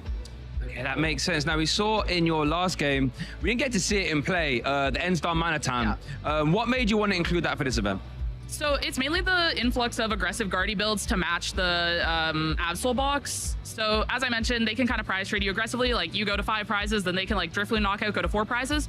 So it either lets you take 2 prizes on their attacker and like a bench Ralts, rather than, because if you were to knock out their Guardy, then their attacker would still be there and they'd be able to knock out your next Zoroark, and then you're kind of losing from there. So it lets you take 2 prizes that way while dealing with their attacker, or with the reversal energy, you can attack with the Darmanitan itself and force them to find like a counter catcher or something. Or even if you just take 1 prize with the Darmanitan, now it's 4 to 4, and they have to hit a big Screamtail play, which is really inefficient for them to do. Wow, so it seems like every card inclusion has its use, and that sounds, we're just having an Zoroark masterclass. I love chatting to you, Piper. So now you're in a top 8 situation. I want to put you on the spot a little bit here. What's your goal for the rest of the day? I mean, I'd love to win the event, but yeah, I don't know. I'm happy to be in top 8. I've had a bad streak of losing in top 8 the last few months, so hopefully I can at least top 4 though. Get some hardware, like a medal. Okay, well, let's hope that Lady Luck will be swinging your way. And I actually have another little question for you. Let's say that yourself, you continue through this event and do rather well, and let's say Gabriel does as well, as also playing Zoroark. How do you think that will affect the meta, you know, for Gdansk, which I think you're going to, right? How do you think Zoroark performance doing well could affect the meta moving forward? I don't think it'll affect it too much. I mean, Gardevoir continues to just be a super strong deck all the time. Like, it just does everything that a deck could want to do. And Zoroark's just such a low played deck. It's hard to like adjust to it in a week. Like, yeah, you can't really learn the deck in a week. It takes a while. I've been playing it since like post NAIC on and off.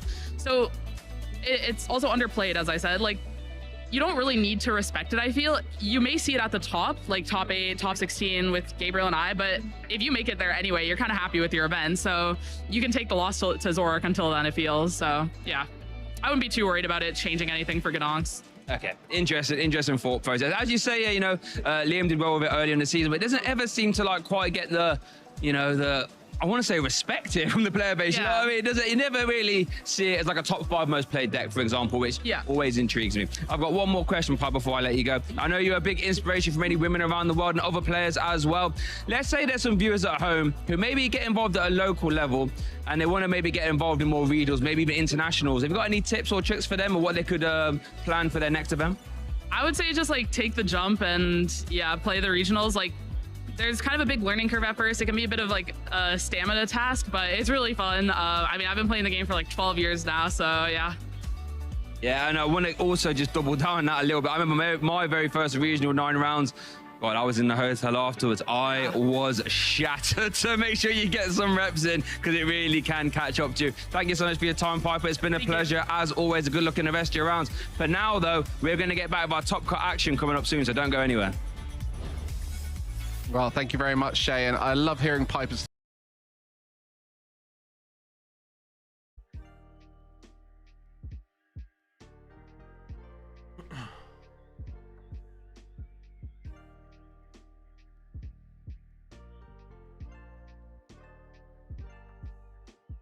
Two Brazilians hit each other and cut. Yeah, I saw that. That's super unfortunate. Don't worry. I'm on the case. Timeouts and bans are on the way. Think Piper plays 1 or 2 Reshiram? I mean, you have to play 2. You can't afford to prize it. Yeah, you definitely play 2. Prizing your only attacking option 10% of your games is too much. On that note, is there anything you can do to prepare for such a long day at a regional? Sleep, drink, water, eat food. That's basically it. Yo, what's up, Sheffer? How's it going, Pig? What's the Darm line? 1-1 in reversal? There's a reversal. It's at least 1-1. There might be 2 little guys, though.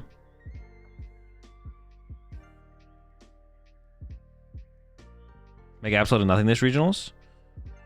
I maybe did do absolutely nothing. Like, actually.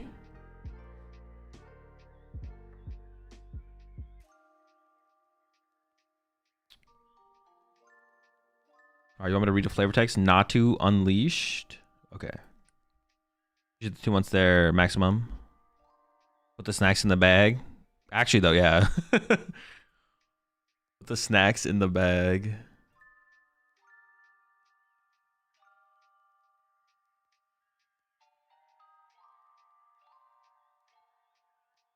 I can't eat at majors. I always feel sick during it. Is there a prediction to be closed? There is, yes. But was it actually a 100% vote for Piper? What is it? What is the result of this prediction? No, a couple people voted for left. Like, yeah, everyone got like 1 channel point. Everyone got like 1 channel point. Congratulations.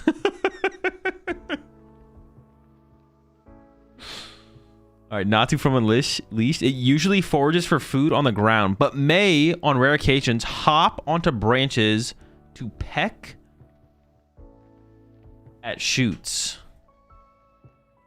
Legendary. Natu, everybody. Can we get a round of applause for Natu? That's just like me for real.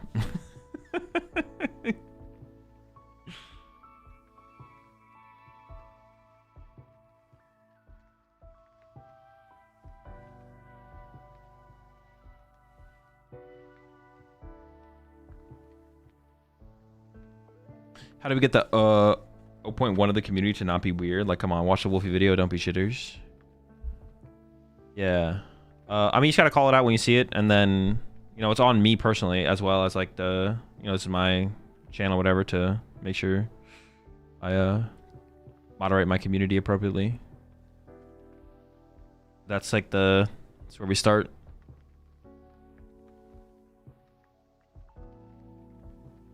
Did people disrespect Dragapult too much going into this weekend? 16 cut after people were saying it was a bad play. Yeah, maybe a little bit. Maybe a little bit for sure. I mean, like some people yes, but some people no, right? Like Piper's playing the Psyduck, but I guess the Psyduck has like a little bit more collateral, right? It's good against Charizard with Psyduck. It's good against the Pult with Psyduck, or the Pult with Dusknoir as well. So Piper like isn't just playing Psyduck for Pult Nor, but it is pretty good against it. Yeah, a lot of the Guardy builds, or a lot of Guardy builds are cutting TM Evos. We don't see that from Kim here, obviously, but some of the other Guardy builds are cutting the TM Evos. So yeah, I think the metagame, like a lot of people were worried about Cornerstone, which means you're not worried about Pult. I think the meta did end up being like pretty decent for Pult overall. I definitely underrated it going into the weekend. For sure. I didn't think about it like that hard going to the weekend. Like I do think at like Milwaukee it was not a very good play, but going to this weekend specifically, it does seem like it was a pretty good play for sure. We'll see how people adapt going into next weekend and how much, yeah, we'll see how much adaptation there is. Honestly, it really is just kind of on the, well, I guess it could be like, there's like some meta shift to be accounted for, right? Like Charizard is probably still unfavored against Pult. And Charizard probably gained some popularity going into this weekend from last weekend or 2 weekends ago, whenever Milwaukee was. So a little bit of meta shift maybe went in Pult's favor in terms of popularity of decks. People were hating on the Absol deck, and the Absol deck does seem to have like maybe a slightly favored Pult matchup. So if people are hating on the Absol deck, that makes it less successful, which means Pult can thrive a little bit more. A lot more Guardies are not playing Evos this weekend compared to previous weekends. So that's definitely an adjustment we might see going into next weekend. Is like we might see Guardies shift slightly back to a little bit slower builds to be able to deal with Pult a little bit more efficiently. We'll see. If Zoroark plays Maximum Belt, isn't Zoroark cooked after they take 2? It's pretty tough. I mean, the Zoroark out is the like Iono plus the colorless card, the color Watchtower. Like Iono Watchtower is basically Zoroark's out. It's a tough matchup for Zoroark for sure. Zoroark's pretty good against Zoroark, especially with Maximum Belt. Yeah. Anything interesting to make cut? I don't think anything crazy. I don't actually know the exact top 16 decks, though. A lot of Pult. There's like 6 Pults in the top 16.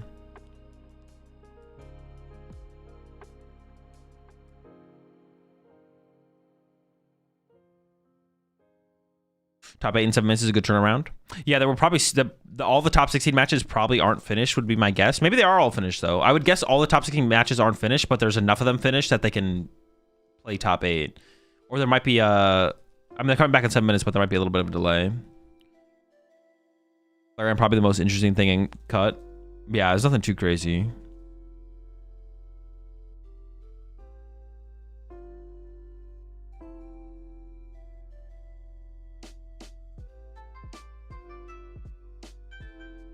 Have they said what's in top 8 so far? No, a lot. I mean, top 16 matches are still being played, so... Pretty bad they didn't show a bracket with what each player is playing. I don't think they have a graphic set up to show all top 16 players, but they definitely should. They have like the graphic where it's like 8 players with their decks across the screen. I don't think they have like something like that for like more than 8 players though. Pokestats has one. All right, I can pull up Pokestat real fast.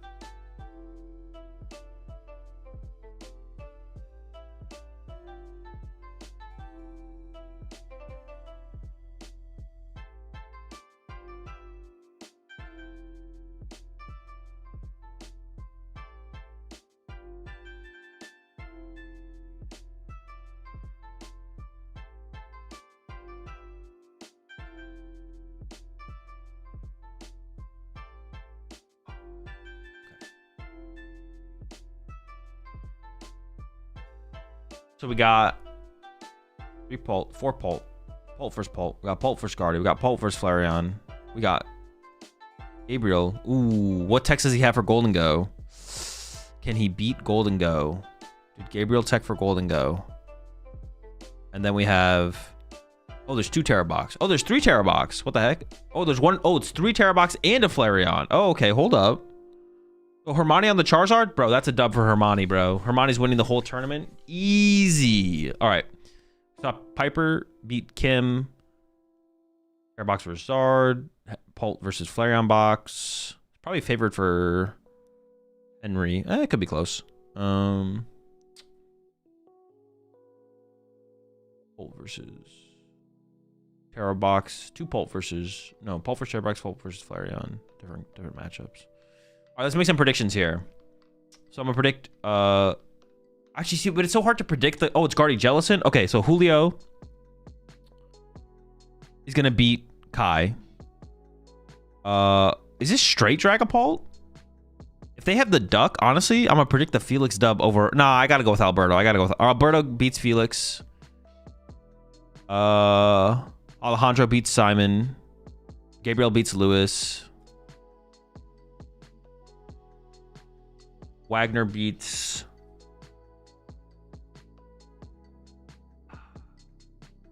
Yeah, Wagner beats Alexander. Henry beats Thomas. Hermione beats Carter. And we saw Piper beat Kim. That's my predictions. I actually don't know the result of any of the other matches, but... I'm afraid Cheesecake can't lose Azul. I mean, I'm not against it. I'm rooting for Charizard, though. I'm not gonna lie. Does that mean that cut is 1 more round? Yeah. What's Piper's Dango Tech? Darmanitan. Which isn't like... She's not like trying to like hard counter Dango. Otherwise she would play Toedscruel.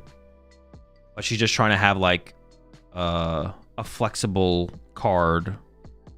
A more flexible inclusion, because like the Darmanitan is like she was talking about, it's good against Gardevoir, it's good against Sarah Ledge. It's a nice option to have in a Dango, but it's not like you're probably still unfavored against Golden Go, to be honest.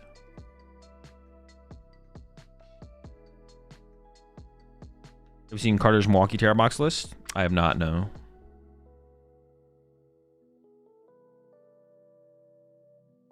The rumors are true. Grim is washed.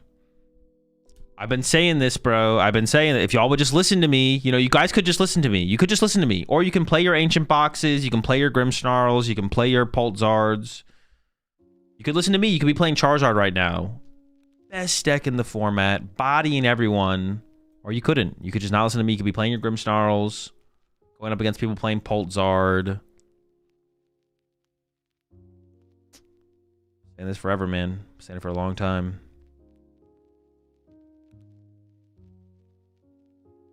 Grim always been washed. He's been washed for a while. Grim cooks Zard. Yeah, because that has anything to do with what I just said. Congratulations, Goblin. The point went way over your head. Grim isn't washed because I can just grab whatever card I want. True. The unwashing of Grim. As soon as everyone realized that their Spike Month does more than they thought. Are you going to be doing a Metafy on Zard anytime soon? No. I'm not doing anything on Metafy anytime soon. I have no plans as of right now for anything Metafy. No Tordbox, one hit wonder? No, I don't think so. I think the deck's still pretty good. I mean, James was on the winning in for top cut with the deck. Like, yeah, none in cut this time around, but the deck was heavily teched for, right? Like, a deck can only exist in a space so hostile, right? Some decks, the better the deck is, the more hostility it can overcome, right? And then we're talking about stuff like Gardevoir and Pult Dustnor, right? The amount of hostility those decks can overcome is definitely at a higher degree than something like the Absol deck. A big part of the Absol deck's win percentage was from its Cornerstone win rate, the win rate it gained from Cornerstone. But everyone teched for Cornerstone this weekend, so like it lost all of that potential win rate, right? Or guaranteed win rate. Or we saw people like James completely cut the Cornerstone because they predicted everyone would tech for Cornerstone, and with that prediction, the deck's win rate against the Cornerstone matchups becomes worse, right? Like, James would like to have played Cornerstone, but because he predicted everyone was going to tech for it like they did, you have to cut Cornerstone. But that means your matchup against the Cornerstone decks, the matchups, becomes worse. Even if you play other stuff to actually have a better chance instead of Cornerstone. But the deck's still, like, fine. But that's a big part of its less successful weekend compared to Milwaukee. And it probably won't do that good in next weekend either, but for Vegas, it might be a little bit more under the radar at that point for sure. So we'll see. Why is Zoro's play rate so low? I don't know. It's just one of those decks that like people just don't like to play. Yeah, hard for it to catch on. It like Zork's never had like another thing is like Zork's really never had tremendous like what has Zork even won a major? Am I trolling? Oh, Liam won with it, right? But okay, so Liam won with it, but then right after Liam won, we had a new set come out, right? So like then all the new hype, it's like, oh, Liam won. There was some Zork hype, but then that hype got overtaken by new set hype, right? So if there was like a major tournament 2 weeks after Liam won in the same format, Zork probably would have been a lot more popular, right? Zork's also a pretty hard deck to play. That is another thing though. It's a high ceiling. A harder deck to play as well. A mix of a couple of different things. Good deck. It's a deck that is one of the... There's just sometimes good decks though that like just, they don't really catch on in the mainstream. Let's pause this and do some... All right, so we have some of the... Hey, and have all my predictions come true so far? I picked Julio over Kai. I was wrong about that. Wait, no. Did I pick Kai over Julio? I actually forget now.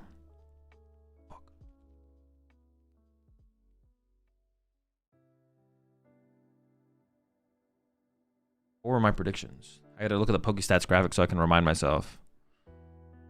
I did pick Julio over Kai. All right, Kai got that up there. We saw Piper win. And then I said...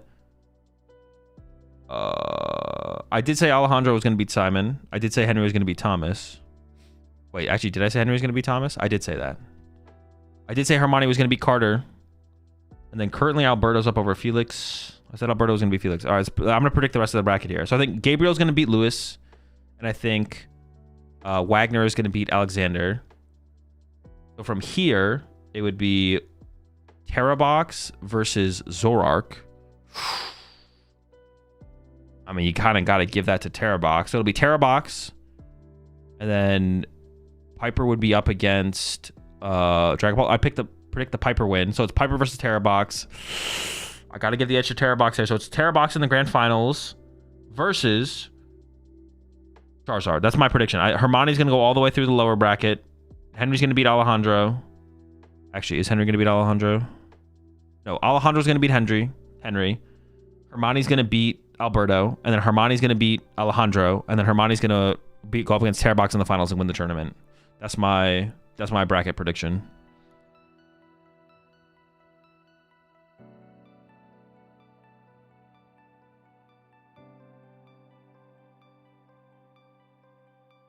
So are guaranteed to hit Paltnor? Yeah, and destroy it. Absolutely body it.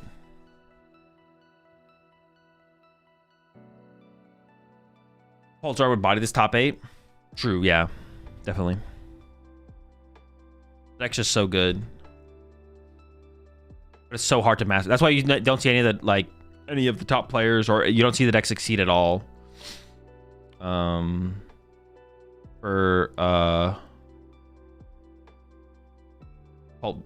Was it Pulsard? The deck's just so hard to play efficiently.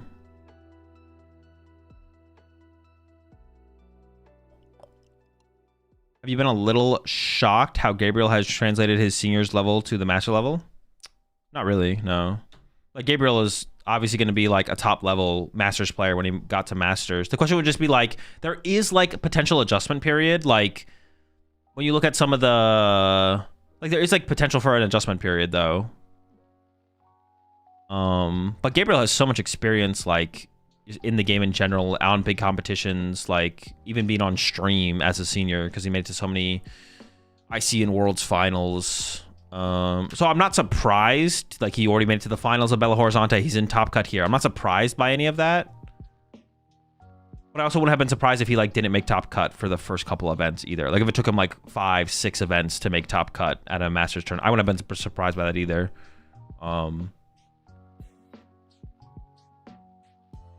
Yeah, I would have been surprised if he never made if he didn't make Top Cut at all this season. Then I would have been shocked. That would have been more surprising to me, to be honest. Like he's really good at Pokemon. He plays a lot of Pokemon. Yeah.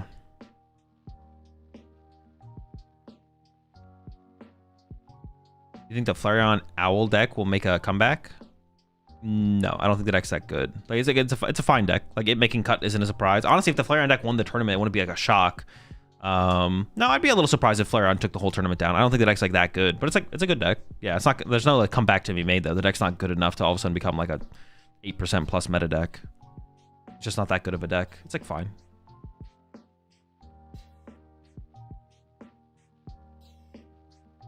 The ceiling for seniors is not much lower than Masters than people think, if it isn't lower at all. Well, no, it's technically not lower at all. Like the best senior player in the world, it's possible the best player in the world in the Pokemon TCG is a senior, right? But the level of competition in the division is higher in Masters than it is seniors, for sure. It's a way harder to win a Masters division tournament than it is to win a senior division tournament.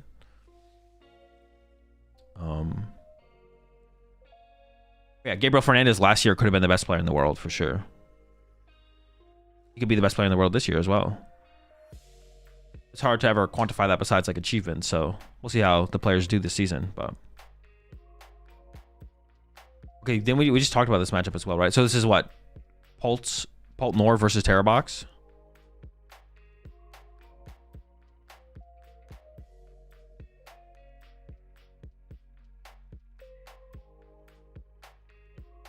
Henry looking distinguished. Yeah. He dripped out up there for sure. Also trying to manipulate Zard so we can sweep Las Vegas with his secret Numa Rhydon deck. Yeah, that beats Charizard as well. Oof. All right, double Dreepy. All right, pricing double Dreepy in this matchup is specifically really bad because if the Water Pond hits early, then Henry might just run out of Dreepy. That's actually pretty tough. Double Dreep's prize. This is not the first time we've seen this from Henry, though, I think, on stream. I'm pretty sure the last game we saw from Henry on stream, he also prized double Dreepy. He's going first. Does have the Buddy Poffin.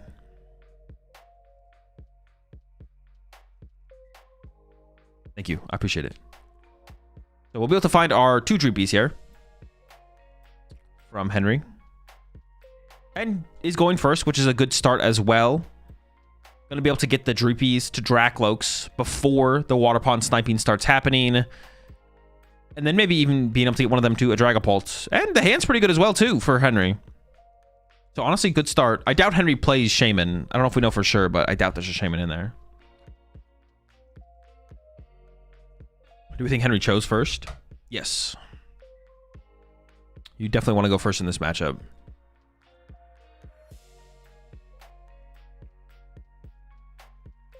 All right, the Dreeps are here. Honestly, though, now Henry does play Turo, but Alejandro just going...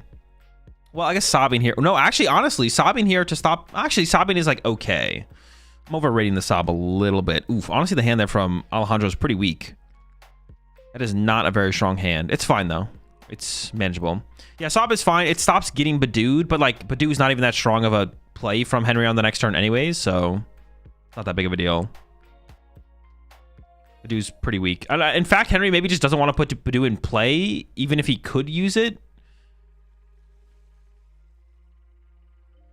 Because it's just like a really easy prize card later in the game. Yeah, the hand here honestly isn't that strong for Alejandro. Is going to get Ditto double Hoothoot here probably. Retreat to Ditto. Ditto becomes Water Pond. And then does have a Crispin that could be played this turn as well. Honestly, actually it's okay. The hand's okay. Yeah, we see the energy already getting lined up for the Crispin, it looks like, as well. Or he's just probably checking the energy here, which is really important for the Terror Box deck. Oh, he's playing the Mega Mawile, actually, from Alejandro. I saw the Mega Mawile in there. Is bringing that. Actually, I didn't look at Alejandro's prize cards literally at all. I was just focused on 3 energy prized. I feel like that's probably not great here for Alejandro. And then honestly, the next most important prize card that's priced here, actually the Mew and the Latias are both, could be pretty big as well. Because having Mew established as draw power means that if Henry doesn't take KOs, you can still have draw power on board. Because you won't be able to rely on Fez. Ooh, the water being prized means Alejandro will have to Crystal to be able to Water Pawn on this next turn instead of just using Crispin again. I don't think you mind putting the Crystal on the Water Pawn. That's usually where it ends up in this matchup, but it does force that out of Alejandro on the next turn. We did get triple Hoothoot, it looks like, set up as well. Or we got double Hoothoot plus the Ditto off the fan rotom for sure, then. And then, yeah, the Mew, I feel like the Mew, well, the Latias is less of a big deal. I think the Mew's the bigger deal for sure. Because being able to have Mew and Fez on your bench means if Henry doesn't take a KO, you have Mew to draw cards. And if Henry does take a KO, then you have Fez to draw cards, so... Catch the Water Pawn for turn, and I mean, you're set up for the Sob, so you may as well Sob. And there it is. Fez is trapped here from Henry. And Alejandro, if he feels like it could sit here for a while. Oh, wait, has Boss in hand? Oh, my. Oh, I guess he would have been able to... No. He actually, like, this is like... he maybe would have been able to do this play anyways. But yeah, he can do the Boss... KO, yeah, because he doesn't have to Crispin next turn. He can boss KO double Dracloak, and Henry prize double Dreepy. So Henry can't even get to another Dreepy this turn that would lead to a Dracloak the next turn. That's pretty unfortunate. Oh, but does have boss in hand here for Henry, so you could boss up. Henry can boss up a Pokemon off the bench here, actually, which is actually a pretty big deal for the situation, I feel like. Unless Alejandro plays Air Balloon. Air Balloon would get Alejandro out of it. Or maybe a top deck with like a Ogre Pawn or something.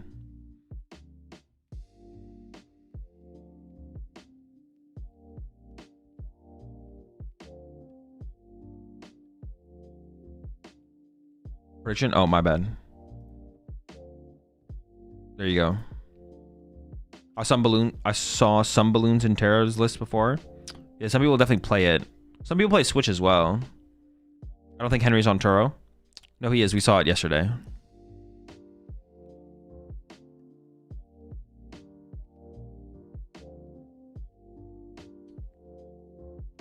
Yep, Henry does just go for the boss.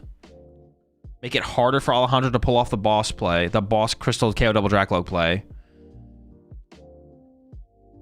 Oh, wait, the Grass Ogre Pawn top deck? Is that enough? That's almost enough by itself, right? Because you can E-switch off the Ogre Pawn now. Does Alejandro play Turo? Iron Bundle here would also do it. I have seen some lists play Iron Bundle before as well. What does Alejandro play is the question.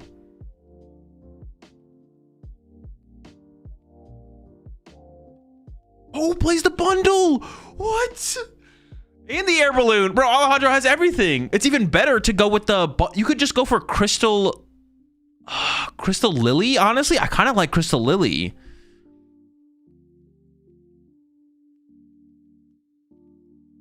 I kind of like Crystal Lily because you want that hand reset here. It's a high chance you'd be able to draw into a Noctowl that would lead to the bundle play.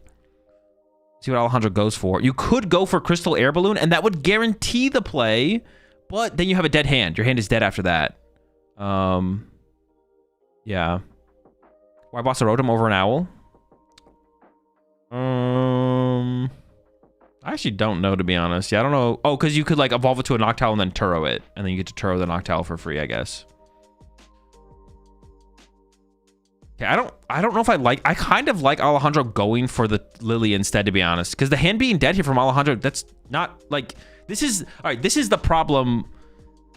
This is the trap you don't want to fall into as Terra Box, is like, oh, I also don't like that bench as well. Now that bench was terrible. We prized Mew. Oh my gosh, that was a huge mistake from Alejandro. So now if we pull Mew off the prize cards, we don't have bench space for it to use it for draw power. Oh my goodness. Yeah, a play like this from Alejandro, like, it looks good, but like this board state is not. This is like a fine board state for Henry to come back from for sure. Like if I was Henry here, I would not be that worried at all. Like there's nothing set up on Alejandro's side of the board. And he's like living off the prize cards. He did pull the Noctowl off the prize cards though. He is safe here. He did get the Noctowl, so he is safe here. If Henry double prize GP, it's almost impossible to recover, right? No, he plays a lot. He probably plays 3 or 4 Night Treacher. He should be fine. Now, this would have been a really scary board state if Alejandro had played Lily and then drawn into like the Iron Bundle play. It would have been a lot scarier, but it's not as it's not guaranteed. Alejandro did know, if he checked his prize cards officially, he knows he prized a Noctowl and a Mew, so he has good odds of drawing getting some draw support off the prize cards. But he obviously did not fully play down that thought process because he benched Ogre Pawn, which means he didn't think about, oh, I could pull Mew off my prize cards, I could pull Noctowl off my prize cards. Because if he had thought about it like that, then he would not have benched the Ogre Pawn, obviously.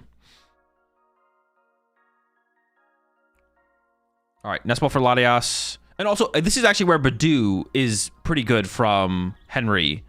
Having to Night Treacher for Badoo. Does Henry know that he prized double Dreepy? I feel like Henry doesn't know he prized double Dreepy. Because you would never Night Treacher for the Badoo here, right? He knows? How many Night Treacher does he play? Does he play like 4? Oh, did he prize a Badoo as well? Oh, he also prized the Badoo. Jesus. I guess he could also like Badoo delay until... He could Badoo delay until Ursaluna, I guess. Yeah, I think he definitely seems to know. Yeah, I think he knows for sure. Pretty confidently played the Poffin aiming for the 1 Duskull. All right, well, we gotta... Henry is playing a different deck now at this point. And is considering attaching to the Latias, bro. Let's go. Setting up... What is the attack even called? There's the Itchy Pollen for 10. All right, he's hoping for no Crisp. Oh, the Crispin top deck. Oh, he had a Crispin in hand. All right, it's looking pretty good for Alejandro here. Gonna get another 2 prize cards, but hold on. This is where Ursaluna comes online for Henry. On this next turn, Ursaluna will be available if Alejandro actually draws 2 prize cards. Actually, a play we could see Alejandro make that I kind of like is you could KO the Badoo, but put damage on the Pheasantipity instead. Okay, went for the Duskull knockout. Now the Ursaluna is available, but if Alejandro had put the damage on the Pheasant instead, you could still win next turn. You could still win next turn. But something else. Probably Sob was better. I don't know, Sob's kind of slow though, isn't it? I feel like Sob's too slow there. I think you just don't draw 2 prize cards. I think you just draw 1 prize card. Because like Iono Ursaluna here is kind of scary. Yeah, Iono Ursaluna here is pretty terrifying. We'll see if Henry can put it together though. Okay, when extra and KO Luna with Mawile, right? Well, yeah, but if you get Iono to 2, you with no draw power on board. You have no onboard draw power here as Alejandro. All right, getting set up for the Eon Blade. It looks like Henry is just going to try and trap the Noctowl. All right, not looking good. Not looking great here for Henry. Bigger plays. There was potential for bigger plays here. Ursaluna Iono here would have been pretty good. Settling for trying to trap Noctowl plus Lily here. I guess you could run to Dusknoir this turn. Yeah, we'll see.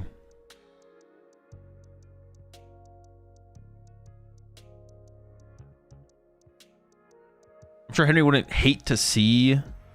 Jesus. Retreat to the Dusknoir, or Dusclops, excuse me, and pass. Once again, Alejandro has no threats established on his board, no onboard draw power. Has a very big prize lead, but this is still winnable for Henry for sure. Iono and Ursaluna can still do a lot of work for Henry on the following turn.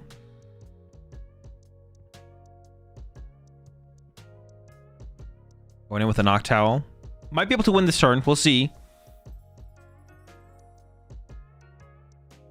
Does need what? What needs what here for Alejandro? We need Area 0, Iron Bundle, and then you could just...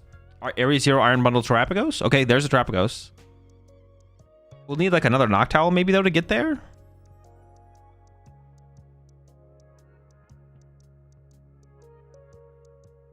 Maybe not quite. Doesn't he always want teal dance first? I think so, yeah. I think that was a misplay from Alejandro. I was about to mention that. Like, he probably should have teal danced first there for sure. He had 2 grass energy in hand, so even if he wanted to attach one of them for turn, he still had that available. Or Pikachu, right? Pikachu. Oh, but that's a lot, though. You would need Crispin, Pikachu, E-Switch, way to move the active, and Area 0. Might not quite have game. But honestly, setting up Pikachu this turn... If you, like, set up Pikachu this turn, that would be a pretty good start. He's going for Terapagos, though. Terapagos KO active. Once again, the Ursaluna is still available as an out. Clefairy. Is Clefairy enough? Yeah, Clefairy would be enough, right? It's exactly 220. But we need to fill the bench somehow. We need to fill the bench.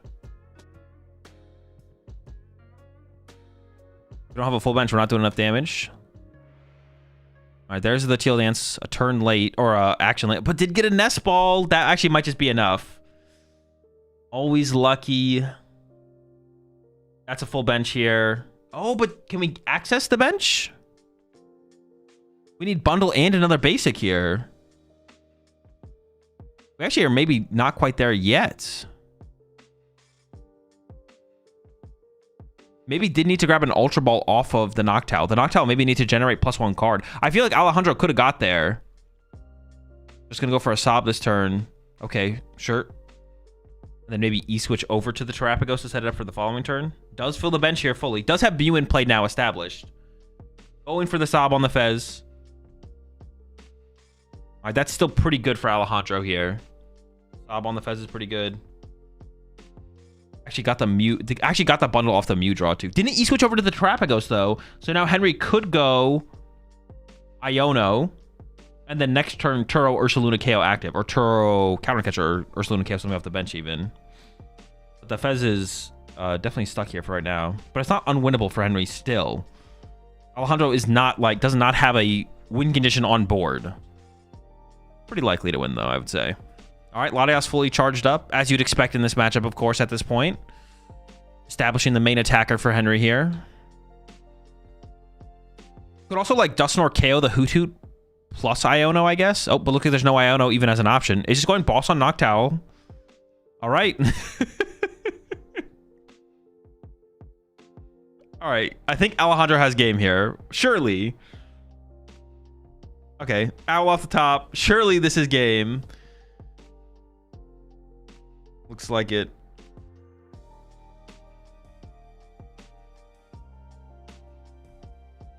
Yep, Terapagos KO Fez. At least how Paltnor plays. They play it different in Australia. Like you bait the opponent into KOing your Dreepies while you charge up your Latias. And then you make the comeback from there.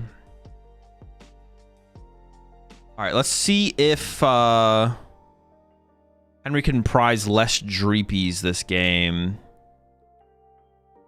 We need a couple more Dreepies this game for sure.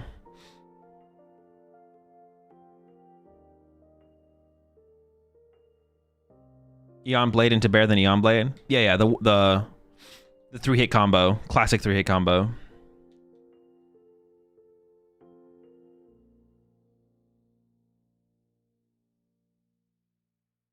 Who wins? Future Box or Mega Absol?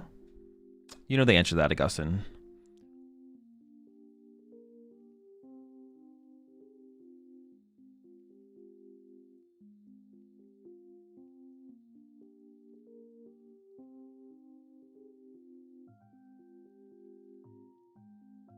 Henry Brown with the energy on Badoo yesterday and now Latias. We've been playing Paul wrong this whole time. Yeah.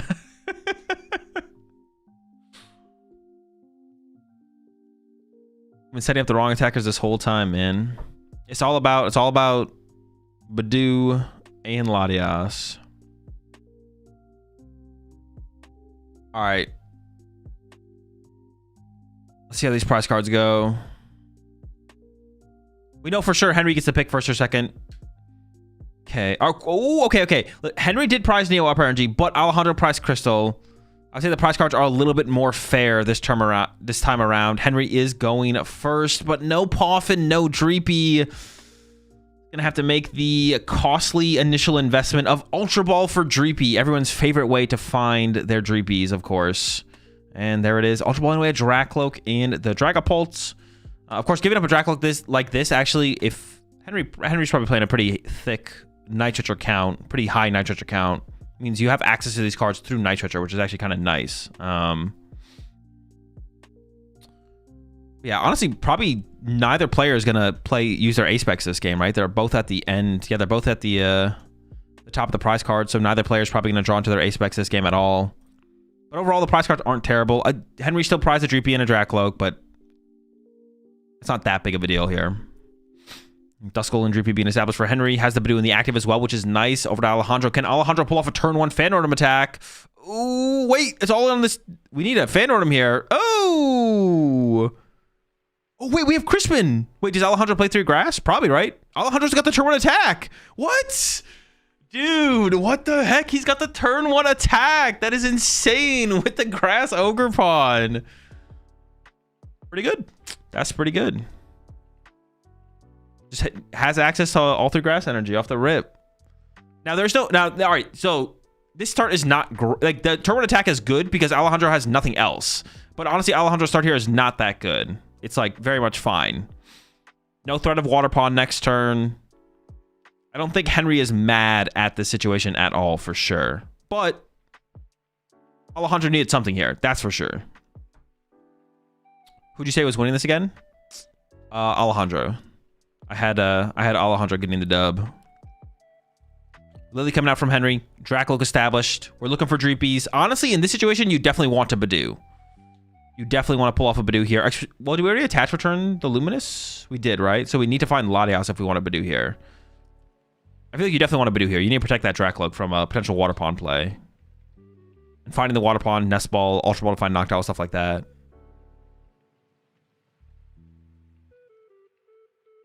Into the Dracloak first here from Henry. Did have Buddy Poffin, but chose not to play it before this.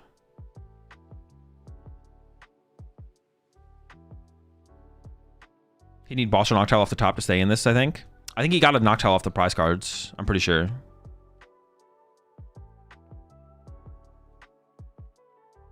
Clops also works. Oh yeah, very true. We could see a Clops here. All right, see what Henry goes with. Might just go with double Dreepy here, actually. Is actually eyeing up another Duskull in the hand. So I don't think Badoo's happening this turn for Henry, it looks like. I feel like Badoo's super strong here. But I don't know if Henry could have got there, I guess.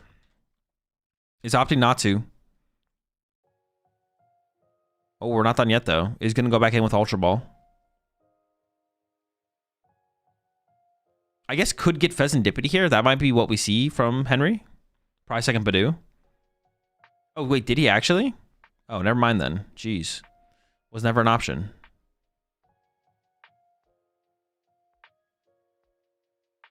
Gives up a counter catcher here.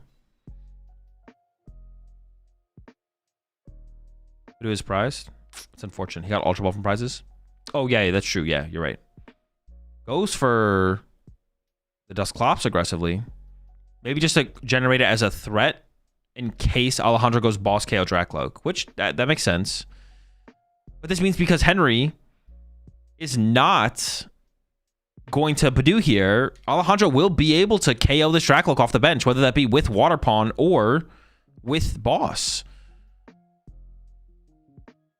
Top deck Air Balloon from Alejandro. Has Crispin, has Ultra Ball. Yeah, the lack of Badoo here means Alejandro is going to be able to remove this Dracloak from play. I assume you want to do this. Oh no, the Crystal's prize. We can't. We can't do it with Water Pawn. The Crystal's prize, so we can't do it with Water Pawn. We have to do it with Boss, which is definitely a lot more costly of an investment. And honestly, still, once again, leaves Henry in not such a terrible situation. E-Switch Crispin gets there too.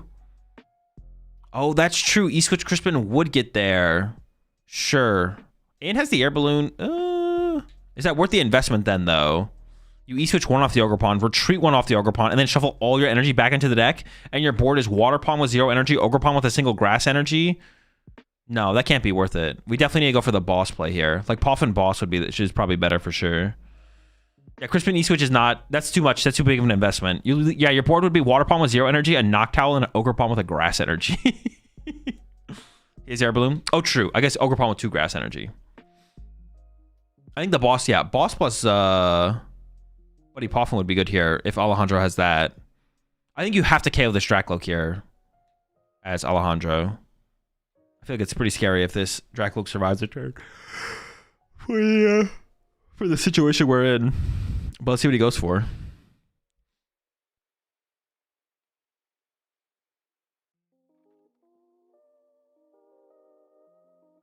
Yep.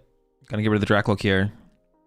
That's balls for a Hoot Hoot, and then is gonna boss up the Dracloak, take it out with the Ogre Pawn.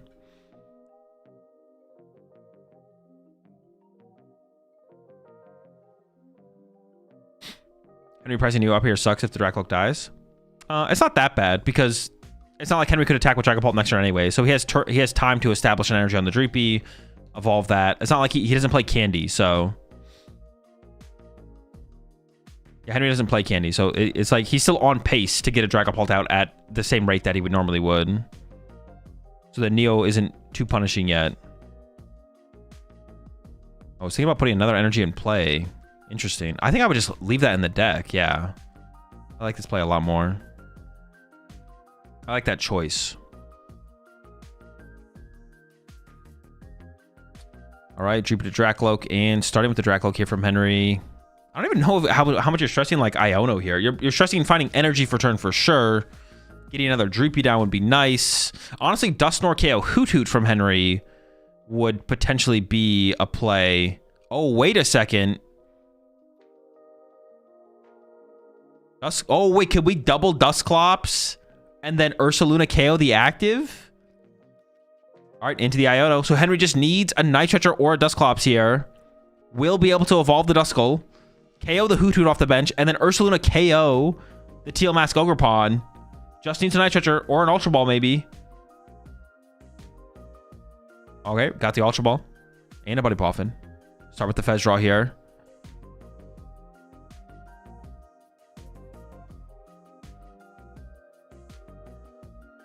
Looks like he is going to be able to make it happen. The only thing with this play from Henry, though, is that Henry doesn't have a follow-up attack, right? Like, oh, I guess you could hope to get Neo Upper off the prize cards, I guess. You get Neo Upper off the prize cards. Dragapult, retreat. Henry trying to discard 3 cards there with his Ultra Ball. Can't do that. Trying to help Alejandro out. Going in with a Buddy Poffin as well. Dreepy. I mean, if there's another Duskull in there, you could grab a Duskull. There's no Duskull to grab. Okay. But,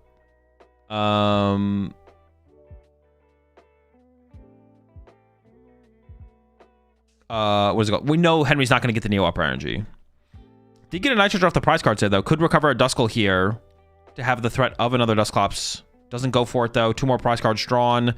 We know there's going to be no Neo grabbed here. Poffin. Okay, the hand here for Alejandro isn't terrible. And the only thing Henry can do next turn would be Headbutt. But honestly, Headbutt KO Hoot Hoot would be pretty good here, so. Is there even 2 Hoot Hoots to grab here from Alejandro? You could settle for a Fan Rotom, I guess, just to thin out the deck. I would probably grab a Fan Rotom here. Well, I guess it depends on how many other Pokemon you can get on your bench this turn. But actually, I don't even know if that's worth it, to be honest. Couldn't he Turo reset? That is true. He could Turo reset, yeah. But then you lose your Turo, and then Sob becomes a little bit more scary. So it depends on how Alejandro's turn goes, I guess. We might see Sob on the active here, actually. Because I do see... Oh, there's no energy, though.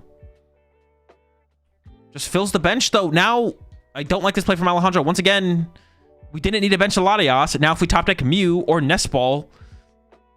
We can't... Also, or Ultra Ball. Yeah, another overextension here from Alejandro. Definitely should leave the Latias in the hand. If we top deck Ultra Ball, we don't have 2 cards in hand. If we top deck Mew or Nest Ball, we can't Mew.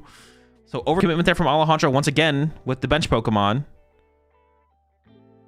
Over to Henry. We know Henry cannot take a KO on the active. Oh, no. We know Henry can't win the game this turn. Actually, no. Henry could win the game this turn. I guess you could get Turo Counter Catcher. No. Henry has 3 prize cards. But Dragon Headbutt KO Phantom this turn into KO 2 Prize next turn is more than good enough for Henry.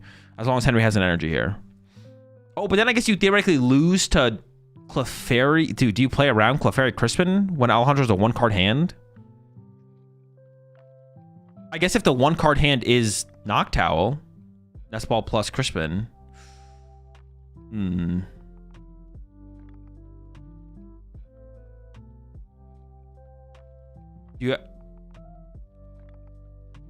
Lucha Neo. Neo's prized. Neo's not an out here. Mawile can also KO. Mawile can also KO, yeah. You could just bench Duskull and chill here, I think. Yeah, but then you could get sobbed. Duskull and chill could work. No. Yeah, Duskull and chill would work. Well, it wouldn't exactly work. It'd be okay. Yeah, I feel like Henry maybe doesn't want to commit to going to the active here.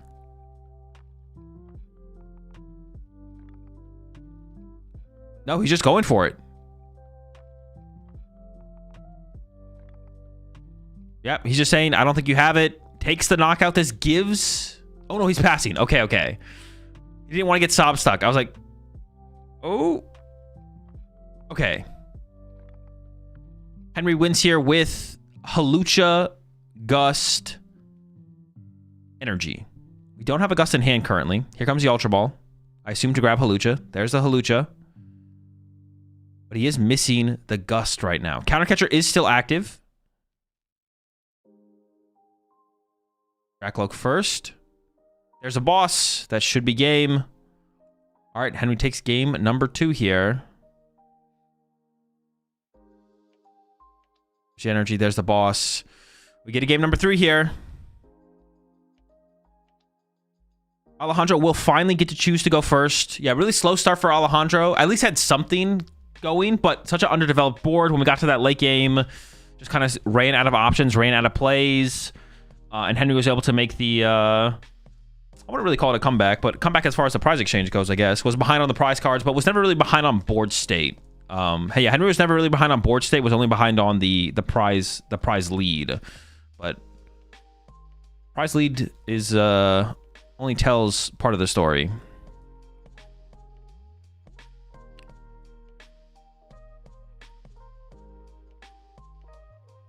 Henry unstoppable when he has 3 Dreepy. Yeah, that 3rd Dreepy, that's the big difference maker.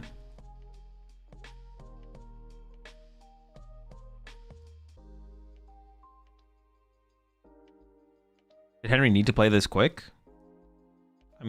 I mean, technically, no, but I mean, he's just playing at a pace he's comfortable playing at. It's not a big deal one way or another.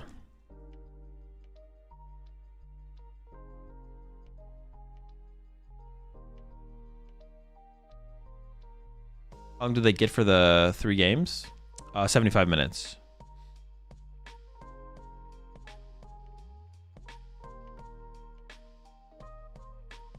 All right, Alejandro finally gets to go first. Prize cards. Dude, the second Badoo has been prized all 3 games. Hawlucha also prized. That's a pretty big one to like be able to set up stuff like Fez and stuff for a KO or KO Hoothoots off the bench. Latias prize that could stop Henry being able to aggressively get into the Badoo. We do have, the Ditto start from Alejandro. Pretty good. The Ursaluna start from Henry. Not great. That allows Alejandro to, he opened Ursaluna and he prized Latias. So Badoo's not even an out for Henry here. Although, like I said, in game 1, Badoo's not even that big of a deal. Yeah, early game Badoo's not that big of a deal, but this is really awkward now for Henry because Alejandro could just like start sniping around the Ursaluna, like hit the Ursaluna, snipe something off the bench, and then Henry won't be able to respond aggressively to that pressure. Like Alejandro could sit here and 3-hit KO the Ursaluna with Water Pawn or something like that. I guess he can still switch. He doesn't play switch. He plays a Turo. That's it.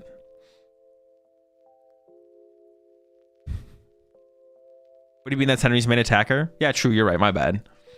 He's just trying to get ahead of the game.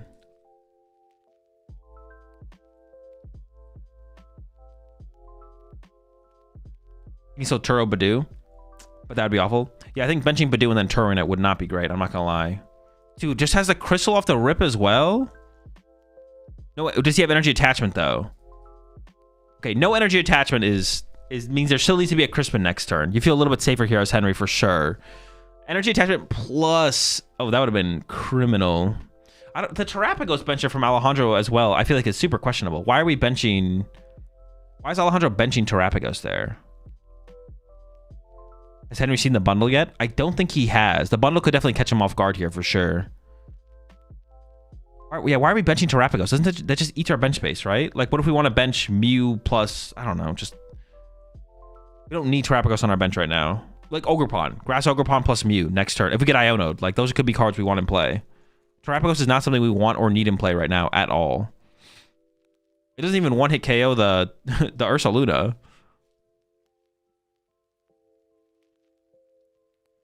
So why is there a decline of Hilda and Pult? I don't think there is. I don't know what you're seeing to make you think that, but...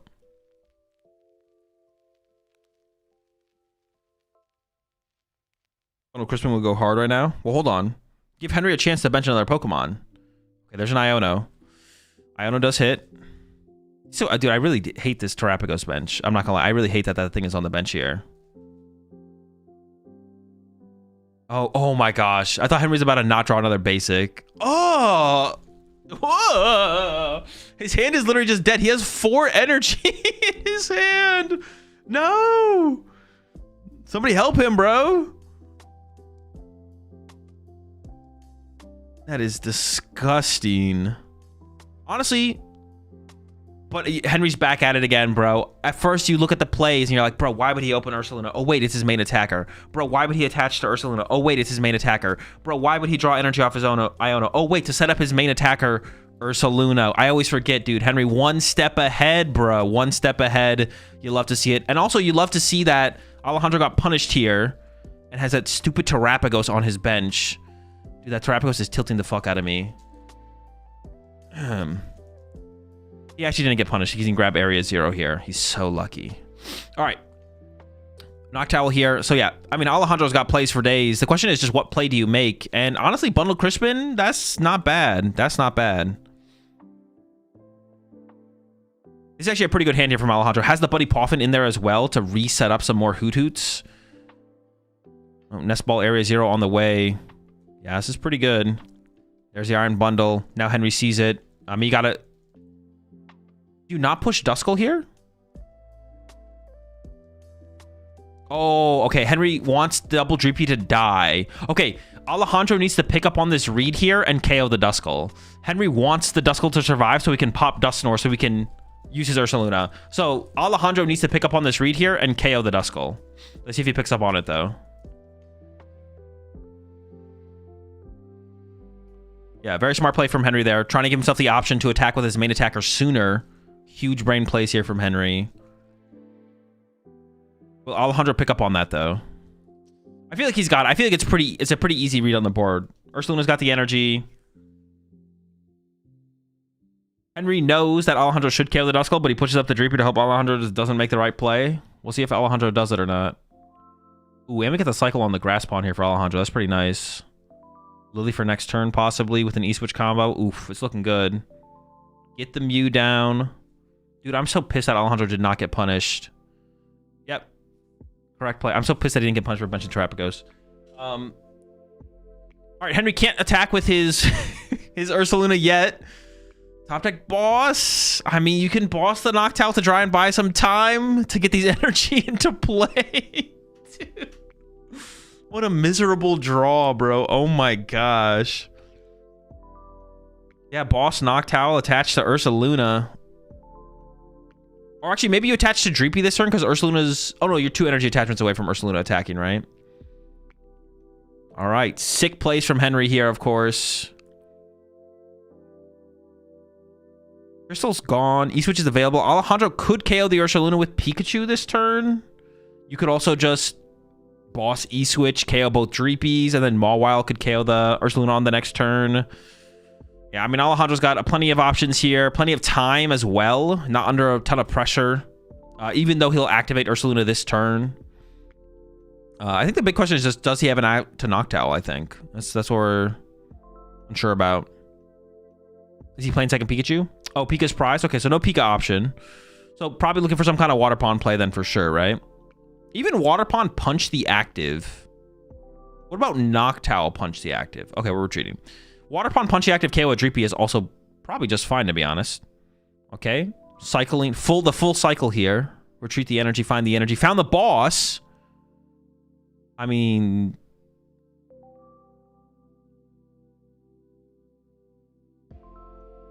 I think he didn't realize he drew the boss there. He had Noctowl boss in hand. I'm pretty sure he could have KO'd both Dreepy there.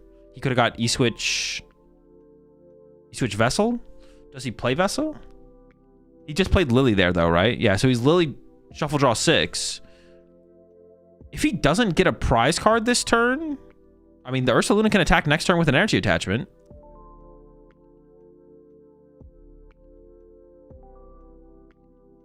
Sob sets up Ursaluna KO with Turtle later in the game. That's true.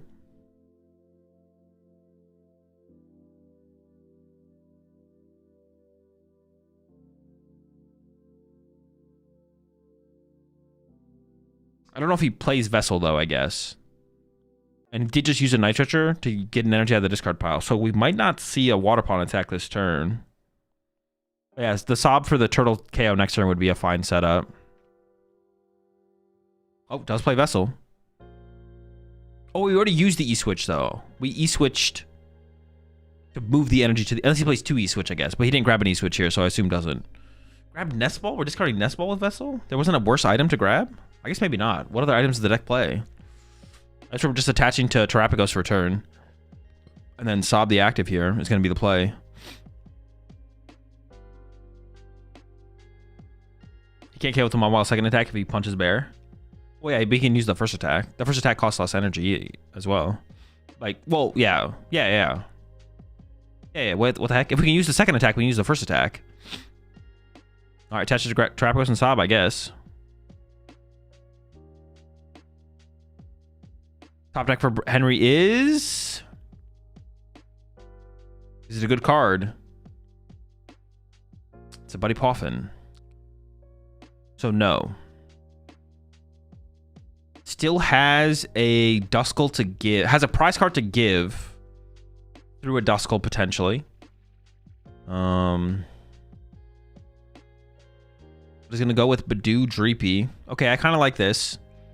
So on the next turn, if Henry can get an Iono off the prize cards or the top deck, we could like Countercatcher, Noctowl, Iono, and then Badoo Punch, and then hopefully make a comeback from there. Plenty of energy, of course. But this was planned from Henry. The Ursaluna is finally ready to go. And there's the KO. More cards for Henry. What do we get? Hilda can find a Dracloak, I guess.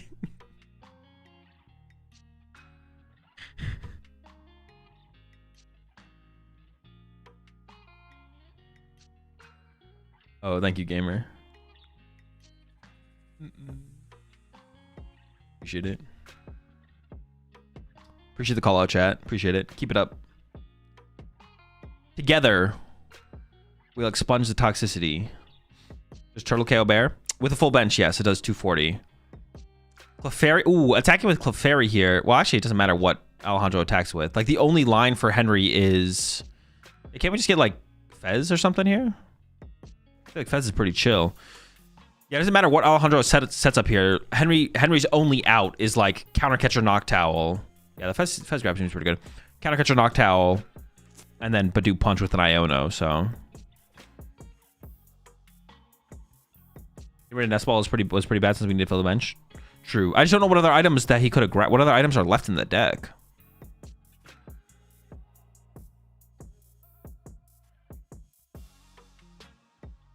Yeah, we have Mew and Fez on board. A Hoot Hoot available. Ultra Ball in hand, so we can fill the bench for sure. It's guaranteed to be able to fill the bench.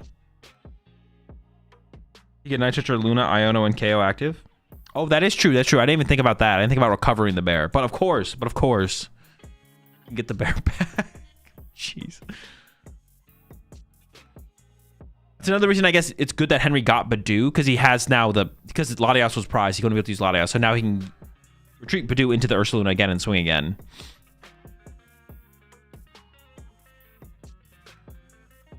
Ultra Ball coming in from Alejandro. Does need one last Pokemon to fill the bench with. Oh, Hoot Hoot seems pretty good if there's one left.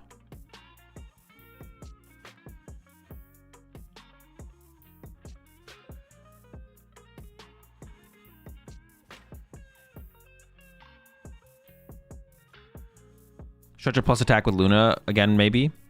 Yeah, that would work. It all starts with an Iono, though. It all starts with Iono. If Henry doesn't have an Iono here, I don't see how he ever wins.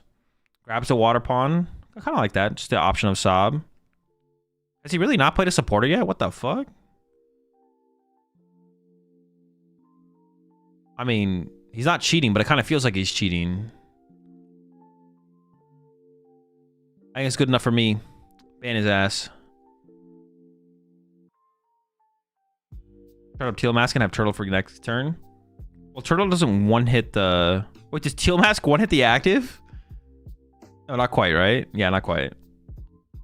It has to be the Turtle this turn. It has to be the Turtle. But even like Water Pawn Snipe the bench now isn't out as well for Alejandro. You can just snipe a Droopy off the bench, right? No, do not attach that. Thank goodness, bro. I don't know. What do we got, Henry? Oh, it's the Hilda. Jeez, bro. All right, Hilda gets the Dracloak. Sick, man. Genius. Let's go. Dracloak can get us... Man, I don't even know. Is it just a counter catcher play anyways from Henry? Is it always just... Do we just want counter catcher, bring up Noctowl, do it, and then next turn Iono try and make a bigger play happen?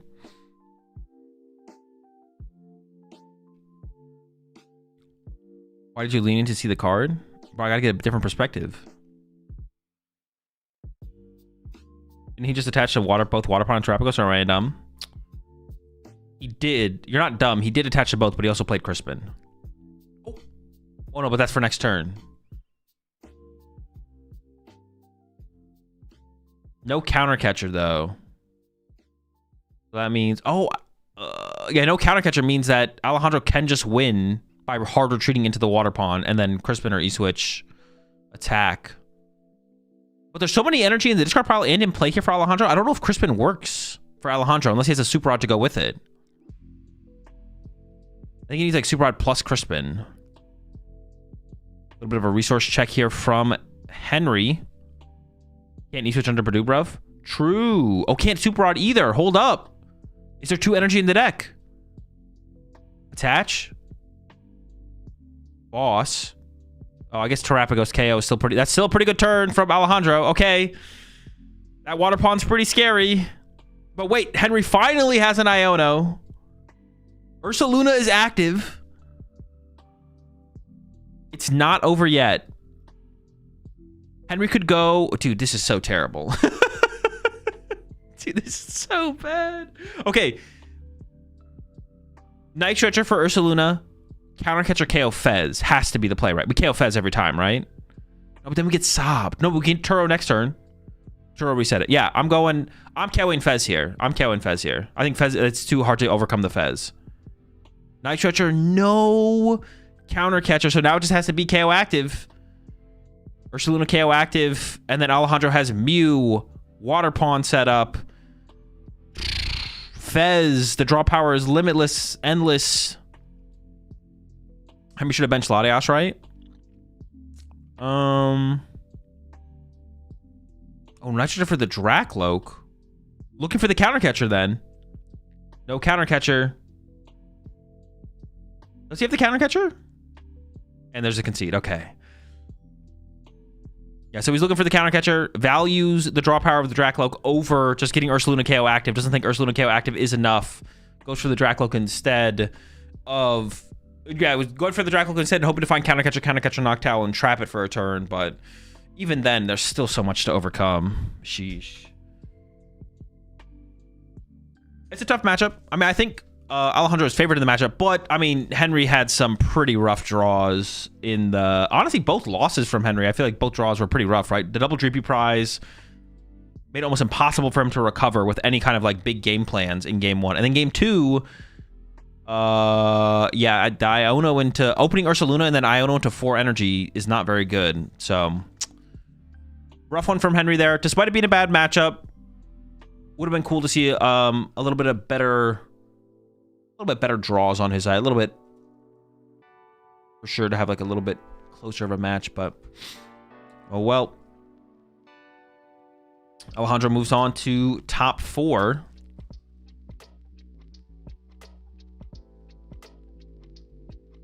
So our top 8 is decided completely. Can we take a look at it here?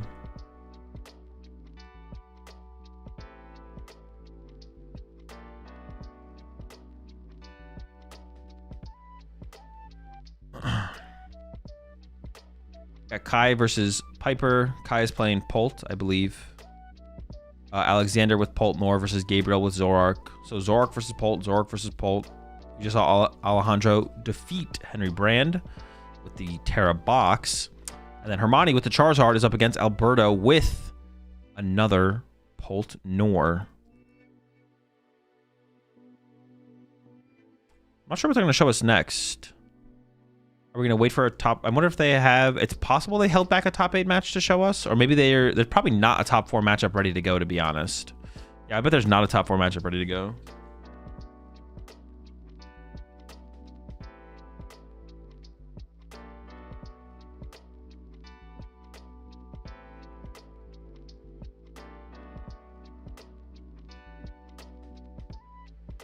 So how many top 8 matches do we have? I mean, there's 4 total. This one's complete. I don't know if any of the other ones have been completed yet. No Guardian top. There was a Guardy or 2 in top 16. There was, I guess, no Guardies. Yeah, no Guardies made it through to top 8. Guardy really underperformed. Yeah, a little bit.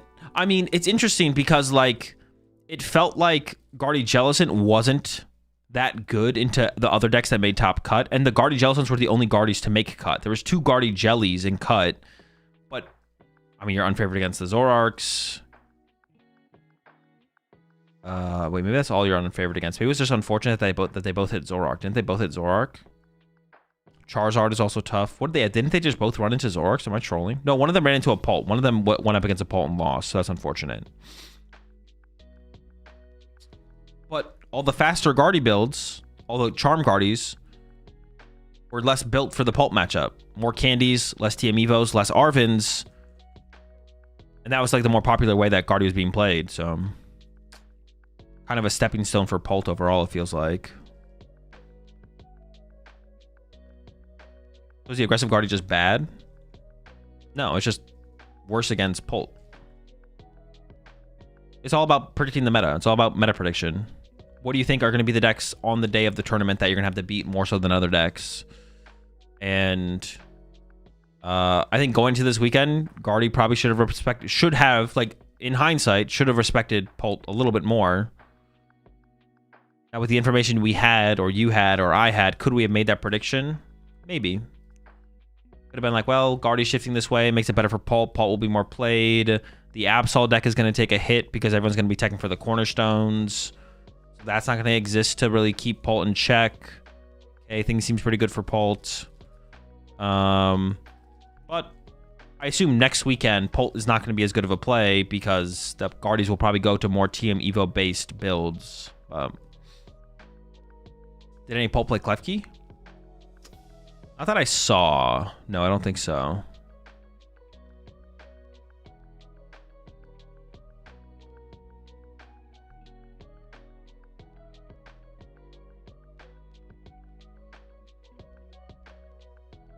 Oh, interview, my bad. You started well in all of... Okay, how he's feeling after toppling a champion. Wow, what a game. Alejandro, you're feeling amazing right now as you've just beaten Henry Brand in your top 8 game. You're going through to the top 4 of the Lille Regional. How are you feeling? Okay, I'm very nervous. I never expected to make it this far. So I'm very thankful to everyone that helped me, to my friends in Malibu Tropius, to my girlfriend Sophie. I'm very thankful to everyone who supported me through this run.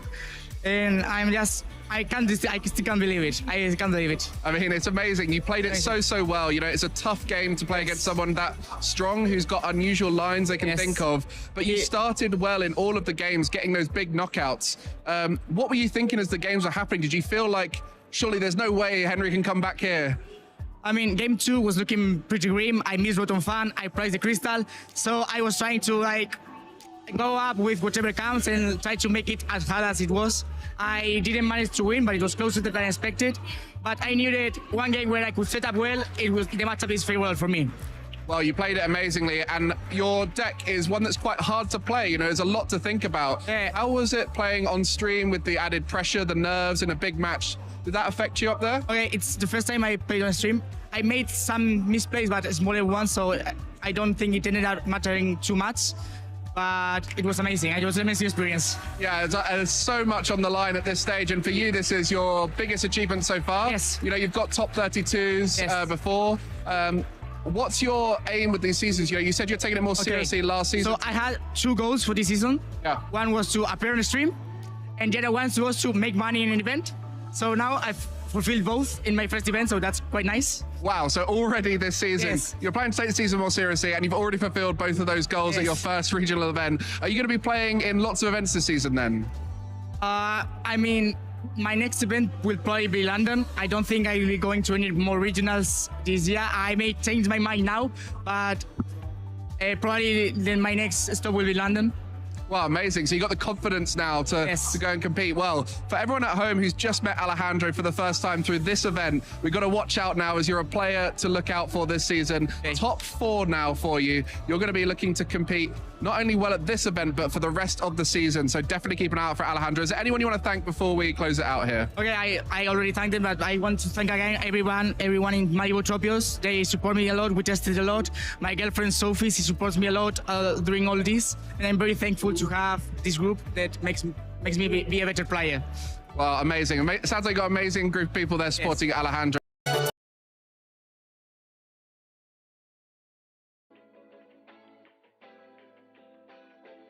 All right, actually, I thought it was gonna be a little while till top 4 was ready to go, but it's already ready to go.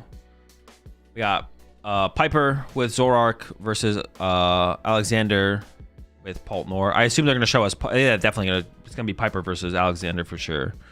We literally just saw the other side. We just saw Alejandro. We literally just saw this matchup as well. Alberto with the Poltnor up against Alejandro with the Terror Box. We get to see Zoroark. Piper has a Psyduck as well. That's gonna be a tough one, man. How does Poltnor... Like, Poltnor against Zoroark is already like a close matchup, but if they got the Duck, man, I don't know. The Duck seems tough. I don't think the Darmanitan matters. You're probably not benching Darmanitan at all in that matchup. It's probably not relevant. Unless it's like there's like a weird early game situation, but... Piper versus Alejandro finals. I mean, yeah, based on the matchups, that's would be the potential outcome, yeah. With the Duck probably favored for Piper. It's got to be, right? Because it was already like kind of a close matchup to begin with. Got to be favored now.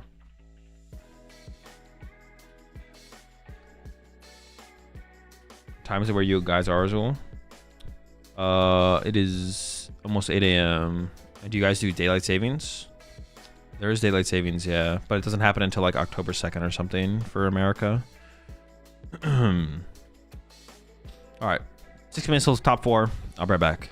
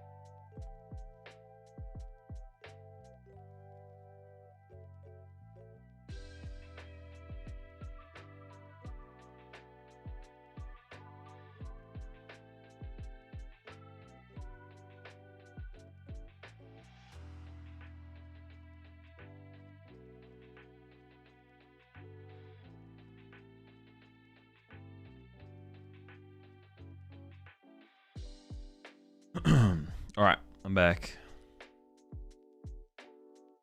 But I feel like this stream has gone by like insanely quickly. Only 8 a.m. I'm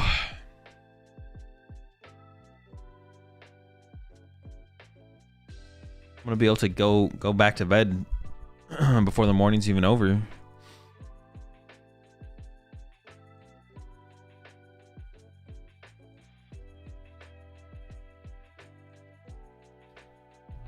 Has Piper won an event since the Zard Intel win?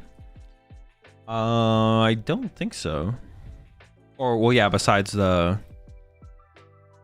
win with the Mewtwo v Union deck, I think that was the last tournament she won.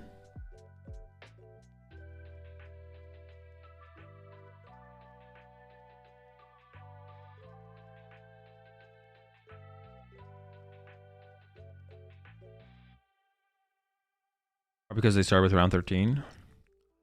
I mean, we also got the top 16 round though as well to like almost like kind of make up for that. But I still feel like it's going by pretty fast. It's like a short day overall. I don't know.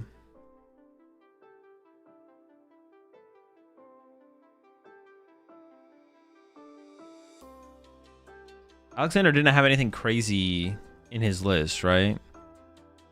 Had 3 boss, the tech. Does Alex play Klefki?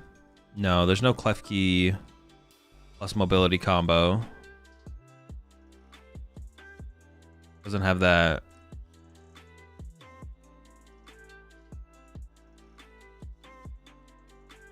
Which deck won last? Terra Box took it.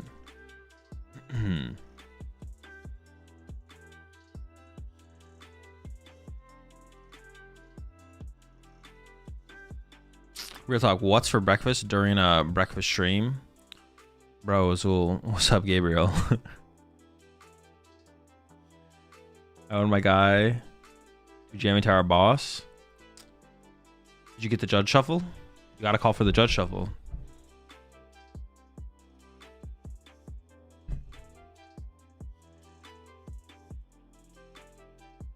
Wait, you went up against Alexander? Wait, what did you play that the jamming tower mattered? Were you playing Cape? I don't think Iona can get a judge shuffle. Oh wait, yeah, true. Because it's just going to the bottom of the deck.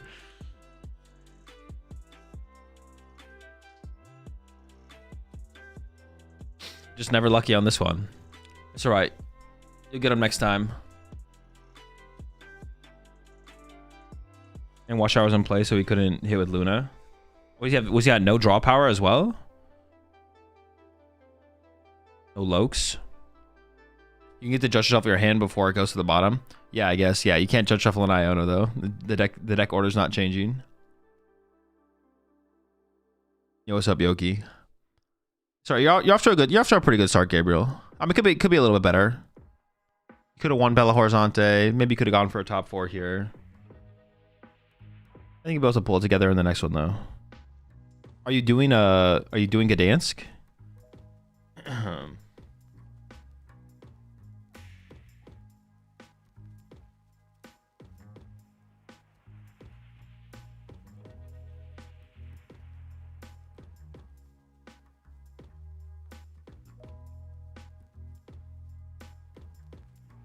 You're like a 0 outs to Dango. Oh, you're just unteched for Dango. All right, you got away with it. You got away with one then in an asymmetrical cut then.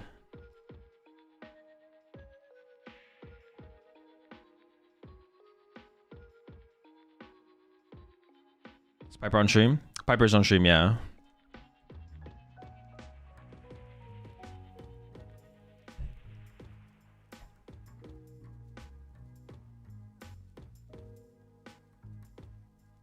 When was the last time Gabriel didn't make top cut at a major? I mean, it's been a long time now. I'm pretty sure he's got a pretty good streak going. Be interested to see how long he can keep it going though in Masters.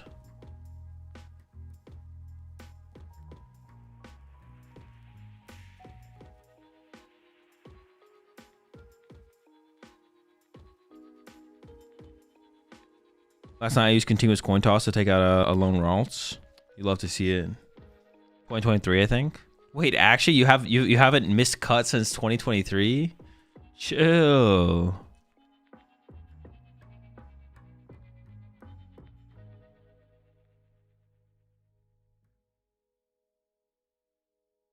So how did your start in Masters go? It was pretty good. It was fine.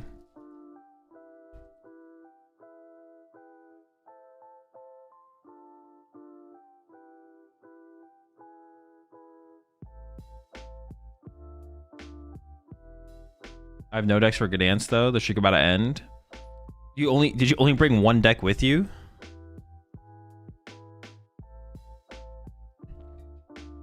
If you're allowed to play a season of Masters, we better or worse.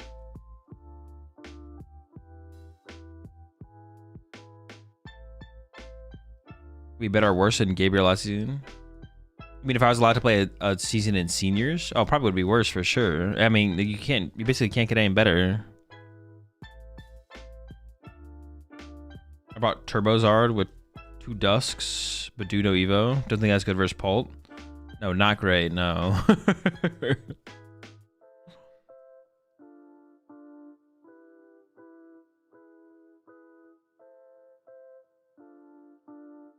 Pult versus Terrabox. Wait, they're not putting that on stream though, right? They're gonna put on the Piper match, right?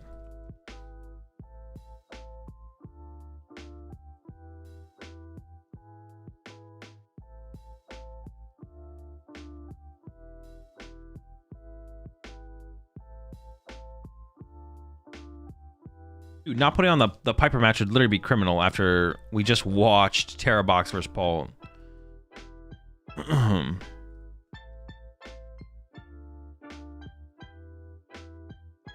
75-minute Zoro mirror. Dude, how do you... I don't even know how that would go because you don't want to... Like, that would take a long time too, right? Because you don't attack. Unless someone has like a weak start. What do you think about getting a Saraledge deck for a beginner? I think Saraledge is a good choice. Saraledge, Golden Go are like some of the top decks for sure. For a beginner.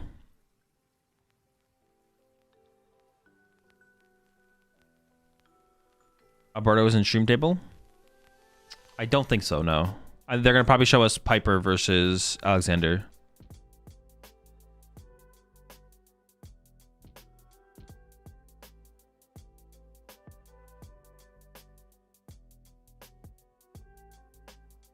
The cape is out of range of Powerful Rage, but she has Mochi. Oh yeah, sure.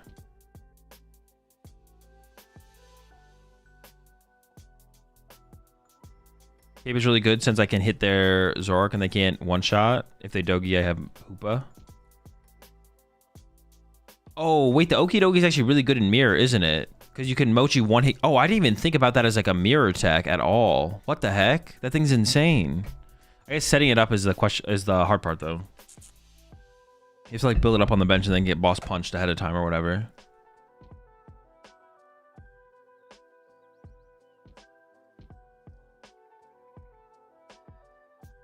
Like, yeah, the Dogi is actually interesting.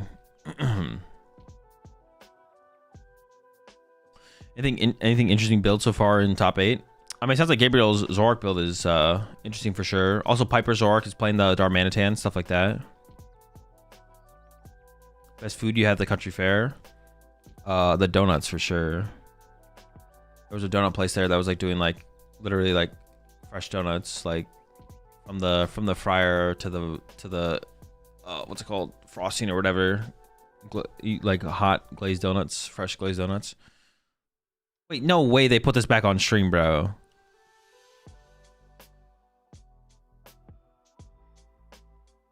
Dude, who chose this? This is insane.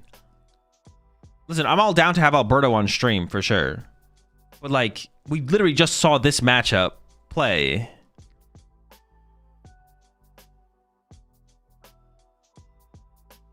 We literally just saw Alejandro and we just saw this match.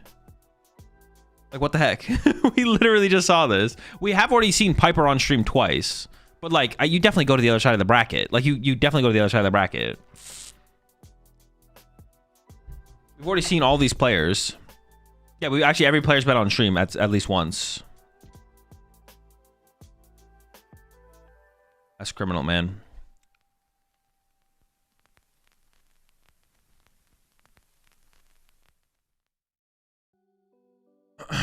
Wait, I need to choose the prediction for the outcome of the last prediction for the last match.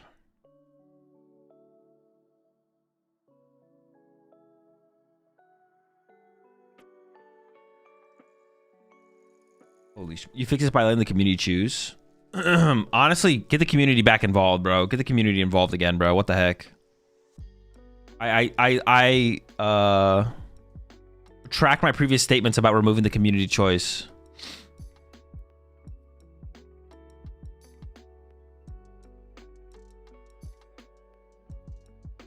Actually, just let me pick, bro. Literally, just let me pick the matches. Let's remove the community, but let's also remove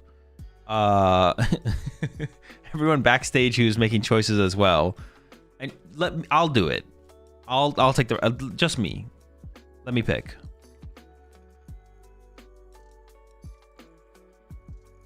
The Azul choice. That is optimal for sure. All right, see these prize cards here. All right, nothing crazy. Oop, crystal prize. That's not good. Oh, I don't know how many areas here Alejandro plays, but a lot of people play too. Okay, this is looking tough for Alejandro in game 1. We're playing best out of 3. Okay, starting with that teal dance. Super off the top is not great, but that's fine. We have fan order maxes here with the Ditto. Monkey Dory start here for Alberto is pretty chill.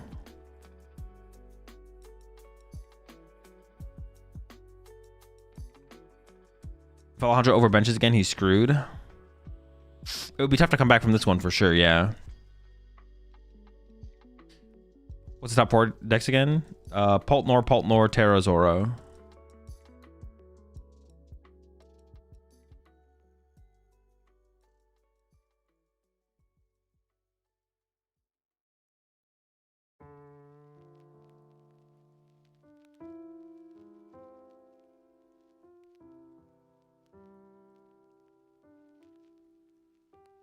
I wonder if he even prize checks his area zeros. That's honestly, he might not. We'll see. That would be like one thing that you probably don't prize. That's like, if you are prize checking it, it's like one of the last things you probably check for. And when he goes to use Noctowl next turn, he might, if he's gonna go for it, then he'll figure it out. Probably checks Crystal. Oh, he gets the attachment down onto Water Pond this turn. So that's like a pretty big deal, actually. Oh, he's just going in. Hold up, hold up. Is he just going to go get Mew? No, Latias, okay.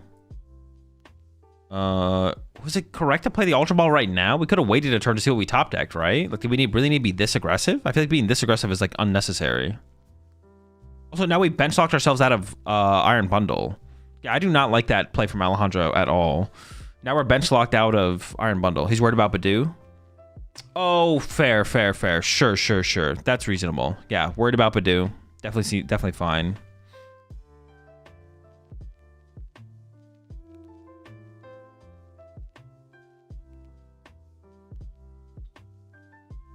All right. Over to Alberto. The hand has no options. He does have an Iono though. I think he's debating whether or not he wants to attach to the Monkey Dory right now to get into Badu. If you are going to Iono here, then Badu is a card you want to use to limit Alejandro's options. But this is exactly what Alejandro wanted, to be honest. You want to get Iono'd here. So you're probably pretty comfortable with this as Alejandro. The draw, it looks pretty good. What about for Alberto, though? I think I see like double Droopy Poffin, so it's not bad. Is there a Poffin to go with it, or no? No Poffin. Well, if... if double area 0 wasn't prized, Alejandro could actually. Alejandro maybe still can. No, the churro's gone. Yeah, with double area 0 prized. Oh, could he E-switch? Could he boss here still? I was gonna say area, Iron Bundle area 0 would get you there. But double area 0 prize. I don't think he has another one. Yep, I think now I think he knows there's a double area 0 prize for sure.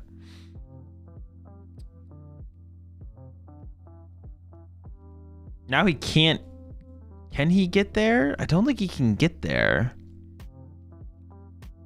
If he hadn't discarded the Turo, he could have evolved the active. You switch boss, do it.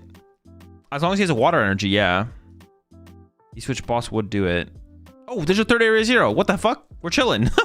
Never mind. I was like, man, I think we're stuck. It's gonna be tough. Psych. Not even close.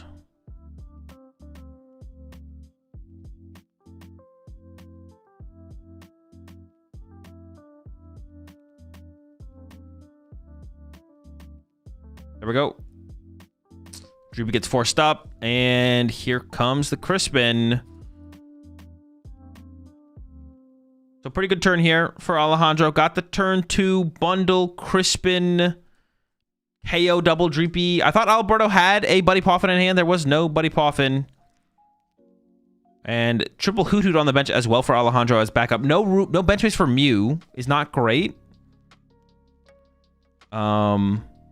And honestly, if we could have got a Mew in play and... Oh, no, we do have a bench space for Mew. We have one bench space open. Okay, hey, never mind. We're chilling. Now we can get the Mew. Okay.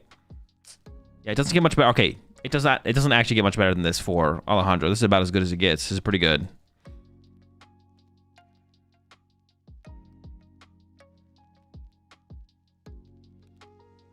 All right, Alberto a little bit confused about the board state, but yeah, everything's in order here. It's going to be tough. Alberto was no Henry Brand. True, he forgot to open Ursaluna and attach to it to prepare for this exact play. Oh, goes for the KO on the Monkey Dory, actually. Okay, actually, I kind of like that. Takes away the Mind Bend option. Mind Bend plus Bench Dreepy would have been pretty good. Okay, I actually like that play. And now this does give a Dracloak over to Alberto, but it is just one Dracloak, which means you can still snipe this Dracloak next turn and then prevent Alberto from getting into... We evolved the... I guess that's fine, right? We have to hard retreat it now. You can't Latios retreat it. No Crystal found off the prize cards. Alberto does just find double area 0. Or Alejandro finds double area 0. I feel like as Alberto here, you want to actually Badoo if possible. Yeah.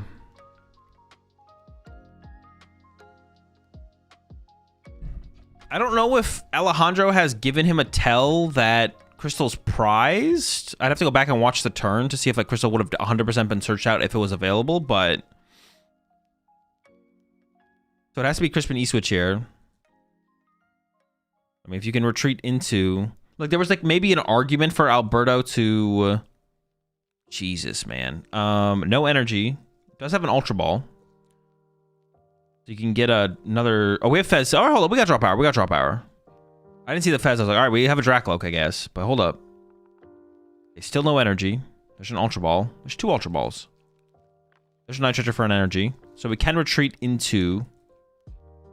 Badoo this turn, if we want to really Badoo. We probably just want to get the Dracloak on the bench so we don't just die to a Grass Ogre pawn. That's probably the bigger deal, to be honest, is just getting this thing to the bench.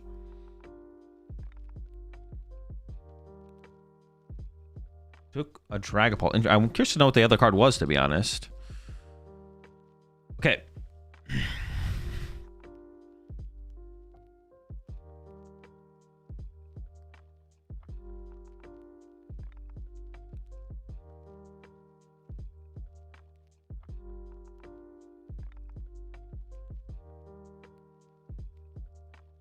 Dragapult and Brox. It's a boss, okay. Oh, is this his first deck search? He hasn't even prize checked yet. Alright. Gotta get the prize checking done as well. My assumption for the play here from Alberto would be to retreat into Badoo, use Badoo. It is weak to a Noctowl, assuming the crystal's in the deck, though. But I can't think of like a stronger play. And you have Ursaluna on the next turn if that play does happen from Alejandro. And we do see the Badoo getting lined up here. You kind of want to like try and maximize your odds of that play not happening, which does come through Badoo. All right, give it to the Badoo.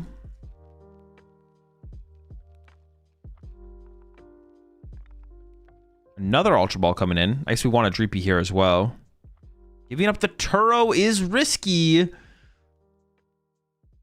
Sob becomes a more powerful option for Alejandro at any point during the game now. Fez is on the bench. Turo's gone.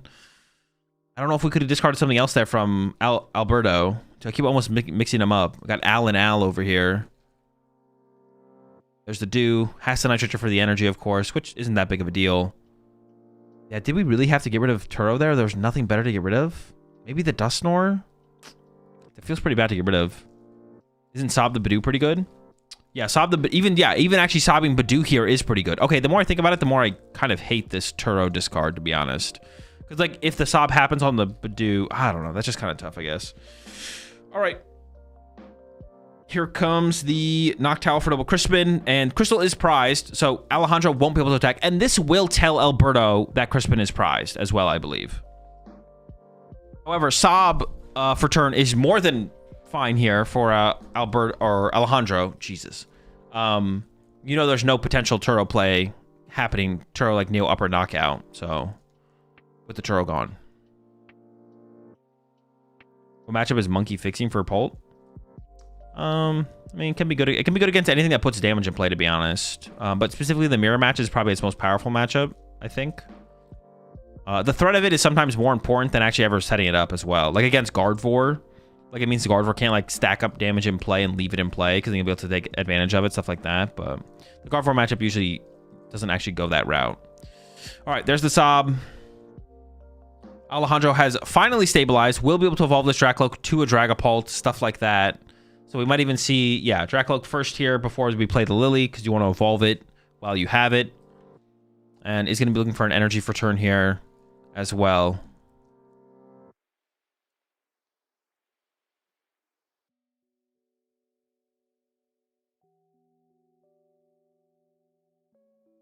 Ooh, is considering going for the Iono. Wants the Iono here instead.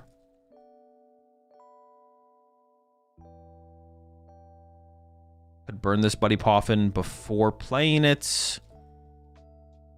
It looks like is going to go that route.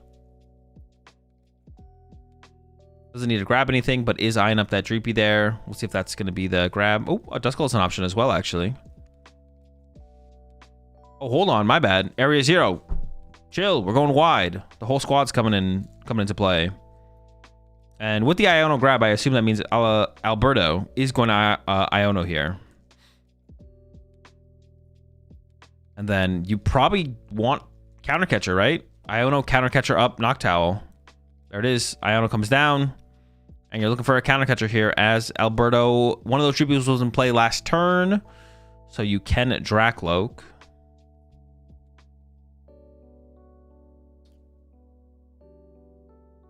There's the Countercatcher. No Dracloaks is unfortunate. I don't think there's one in the discard. Oh, no energy as well. That means if we want to see... Oh, no, we have Ultra Ball. Hold up. Hold on. Oh, and we have Nitrogen for Psychic Energy. Okay. Into the Nitrogen. Goes for the energy. Maybe wants to preserve the rest of the cards, though. We'll see. Did not commit the Ultra Ball for a Dracloak, so I think is not going to go for a Dracloak this turn. Are we going to see the commit on the Countercatcher? It looks like the answer is maybe. Might be okay with the Water Pond just attacking, though. Another Buddy Poffin coming in. What is there even left to grab? Oh, just wanted to shuffle the deck, maybe, I guess?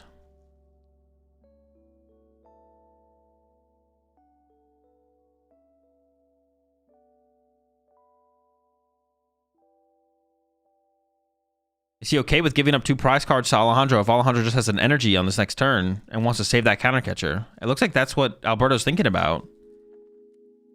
Yeah, Itchy Pollen. He's okay just giving up these 2 prize cards here. There's the attachment from hand from Alejandro. Yeah, Alberto is definitely not expecting, or is expecting to get KO'd here for sure. And is just kind of content with it. Unfortunately for Alberto, is also going to lose his Dusclops for sure. Decent amount of draw power from Alejandro. Also, just like energy on board on the Ogre Pawn is nice as well. You have 2 Hoot-Hoots and Mew, so Alberto won't be able to remove everything from the board. Could remove both Hoot-Hoots, could remove Mew and a Hoot-Hoot, but can't remove Mew and double Hoot-Hoot on this next turn. As long as Alejandro actually KOs the Dusclops, which you have to KO the Dusclops here. Yeah, okay. 2 prize cards left for Alejandro. No Dusknoir possibility for Alberto now. Alberto does not play Rare Candy. Saving the counter catcher for double KO Hoodoo, I guess. Yeah, that seems like the route for sure that is going to be taken. Gonna KO the double Hoots and hope the Mew's not enough.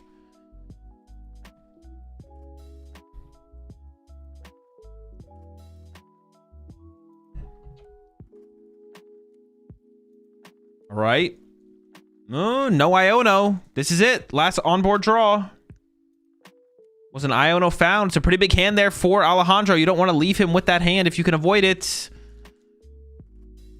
And also on this next turn as well, this is where we could see the Sob happen. Sob Fez here.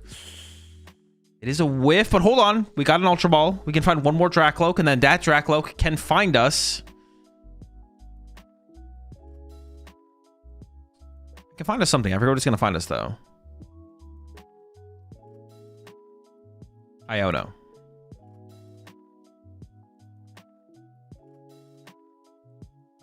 Oh, the caster just made note of the Ogre Pawn. We could see that from Alberto here. Wait, no. That's not good enough. Hold up. Don't listen to me. Or don't listen to them, actually. I wonder if Alberto should have kept that counter catcher and gotten rid of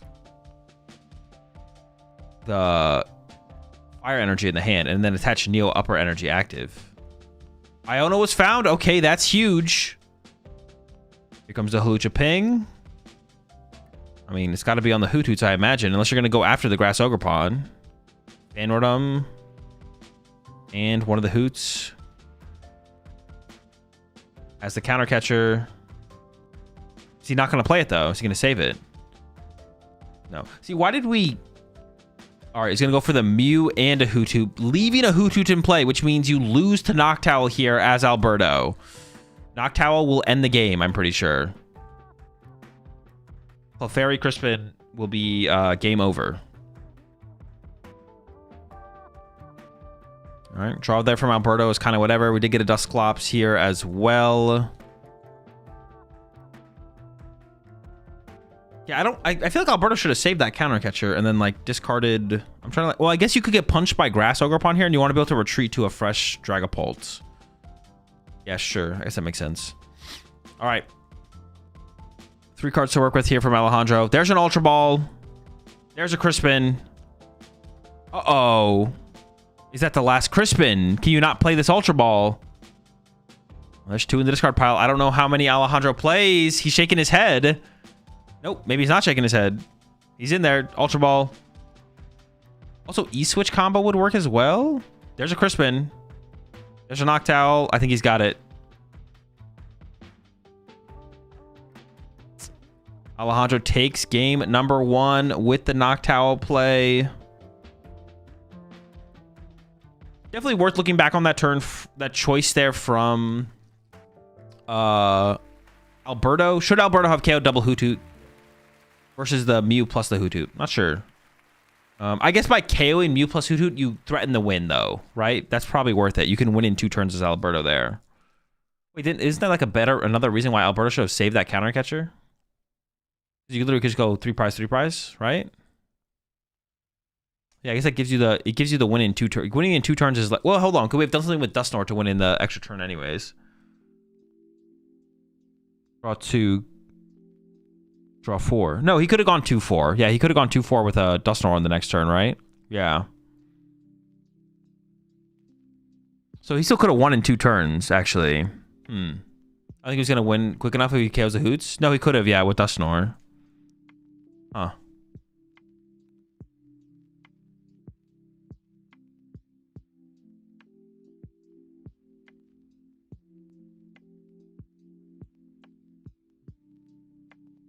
As Alberto, we could have KO'd double Hoodoo and then popped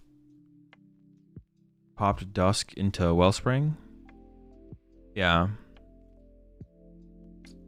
Yeah, I'm not sure. I feel like KO and the Hoot. Like my initial instinct is to KO the double Hoot there over the Mew plus Hoot. As long as Alberto had the out for the Dusknoir on the next turn. But he didn't have his Clops before the Iono. Can't really play for the Nor without the candies.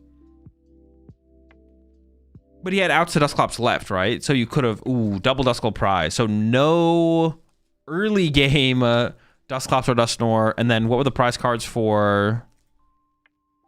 Oh, interesting. Hoot Hoot Mew. The Mew's the biggest prize card here for sure.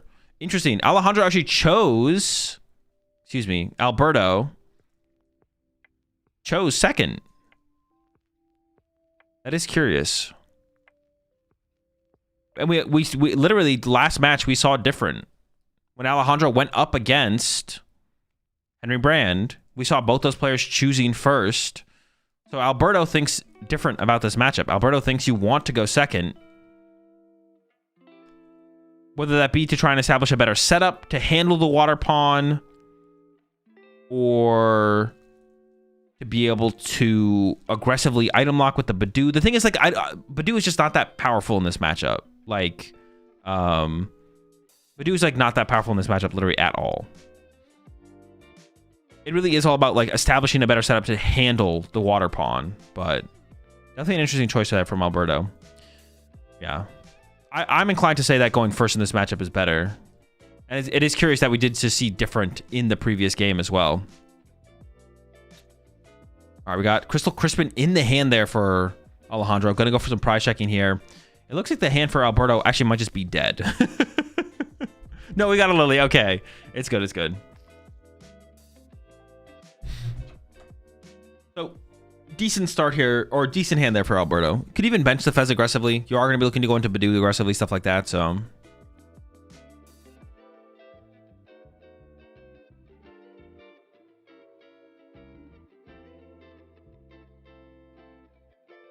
Is it better to take away going first from Terrorbox, even if you generally want to go second?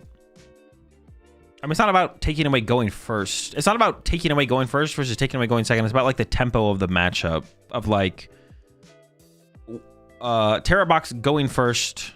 Okay, no attachment for turn. The attachment for turn would have gone crazy there. Okay, Dreepy top deck is solid for Alberto. Opening the Latias as well means we can pretty easily attach to the Dreepy here. Then debating the Fez bench. I like the Fez bench here for sure from Alberto. I like that. And then, yeah, into Lily's Determination. I mean, with the current setup that we have from Alberto, I think we're definitely looking for... I mean, Badoo. You might as well Badoo here, right? Like, just do it. But the... Yeah, it's like when Terrorbox goes first, then pulling off turn 2 Water Pawn is pretty likely. And if you go first, they're not going to turn 1 Water Pawn you going second. So you have like 2 turns before they would actually water pawn you, right? That's why going first with the deck seems, I would say, is better than going second as Poltnor. Because you're going to have 2 turns to work with, basically. There's just very little that the Terrorbox deck gains by going second, basically.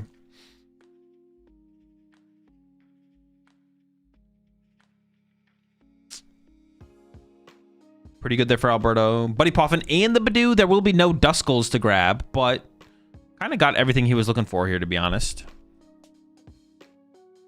Yeah, besides the lack of Duskulls, I guess. I guess you could debate.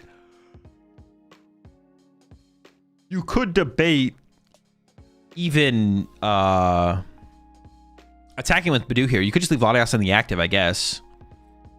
And then that would make it more awkward for Alejandro to actually get 2 prize cards this turn.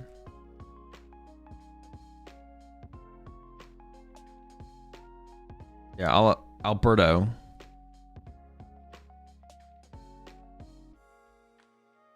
Doing the prize check in here. Keep mixing up these Als. And now he is aware of the lack of Duskull. But then it just gets sobbed.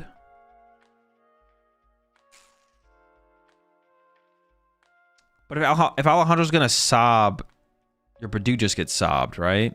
Like, well, I guess it won't get sobbed for as long. Sure, I guess that's fair. I don't know. Badoo is better. Stops E-switch water pawn with boss. True, that's fair. That's fair. Yeah, so you take away the double GP KO. Although you're gonna bench 3 Droopy as Alberto here anyways, so your 2 Droopy getting KO'd here isn't as big of a deal, I don't think. But yeah, that's fair. We probably go into Badoo here. I guess you get sobbed if you don't. But the Badoo could just get sobbed. But yeah, sure. I'm on board. You've convinced me. You should always just Badoo here. I guess also getting the 10 damage here to set up for the knockout as well. All right, that's it. Itchy Pollen. Alejandro definitely will be. Hold up. Thinking about the jamming tower. And does go for it. I feel like Alejandro almost gave him a tell that he... Okay, sure. Goes for the mental damage as well. Top decks area 0 and instantly plays the top decked area 0. Optimal play there from Alejandro. You got to make sure you immediately play the top deck. The mental damage has been inflicted. Will Alberto be able to recover from that, knowing or thinking that his opponent just top decked the area 0? We'll find out as this game progresses. All right, there we go. Droopy with energy, KO'd. 0 knock towels used. Triple Hoot Hoot ready on the bench. Ready to start swinging into the Poffin immediately here from Alberto. I think second Badoo... Yeah, I was going to say... Isn't second Badoo prized again? Maybe I'm trolling. Maybe that was last game. Could be in hand. But it feels like as Alberto here, you're running to Badoo again. You're ideally going Iono Badoo. Oh, no, it's in hand. It's in hand. Okay, we're chilling. We're chilling. No Dracloaks yet, but we still got Fez. We still got cards to see off Iono. Yeah, I don't think you're not stressing here as Alberto. You're not stressing yet. Ooh, and has a counter catcher. Can we take that back? No, there's no way that's not a mistake, right? Can we put this back in our hand? Hold up. There's a Latias in play. Wait, shouldn't you have brought up the Latias to punch that for 10 instead then to set it up for the 10 damage? We should have counter catchered Latias or Fan Rotom, right? To put 10 damage there. He's gonna go for the third Droopy, okay. Get involved. Full hand played. Yeah, I guess there's an argument to actually play the counter catcher just to set up 10 damage, but the 10 damage on the Hoot Hoot is not where you want the 10 damage, I don't think. Nice, sick. No Dracloaks. Okay, Pheasantipity, come on. You got a lot of heavy lifting to do here. Can we get one? Can we get one? Actually, we need 2 Dracloaks here. Who am I kidding? Can we get 2 Dracloaks? Okay, we got 1. Can this Dracloak find us a Dracloak? Or will Alberto just get spawn trapped? Nope. All right, Dracloak number 2. That's what we're looking for. How about Neo Upper Energy? Actually, Ursaluna's online next turn. We're good. We're chilling. The real MVP is about to make an appearance. Psychological damage worked. Honestly, you could make an argument. Ooh, hold up. The hand there for Alejandro is dead. Yeah, you can make an argument that the top deck area 0 there and making sure Alberto knew it was the top deck could be the difference maker of him playing that counter catcher or not. All right, Itchy Pollen. 10 to the Hoot. One of these Poltex run Shaman for Terrabox. Because Terrabox just isn't very popular of a deck. And expecting to have to beat Terrabox to win the tournament is not like overly likely. Okay. Slow turn from Alejandro. This is what you want to see as Alberto. You're feeling pretty good now. I mean, yeah, Alberto here can just go for back-to-back 3 prize turns to close this game out, right? Like, you're set up pretty well now for sure. This is looking good. No 2 more prize cards from Alejandro. The Lokes are in. The Neo Upper Energy is not prized. I mean, you can go KO Water Pond, KO Hoot Hoot, and then KO Fez or Latias plus KO Fan Rotom and close this one out. It's looking good. No Dusknoirs needed. What's the highest placing Guardy? Top 16. There was 2 Jelly Guardian top 16.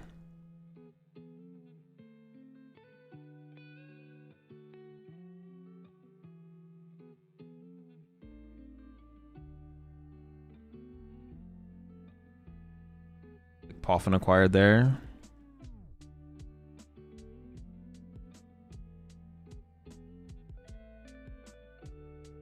Nice. 2 Luminous Energy.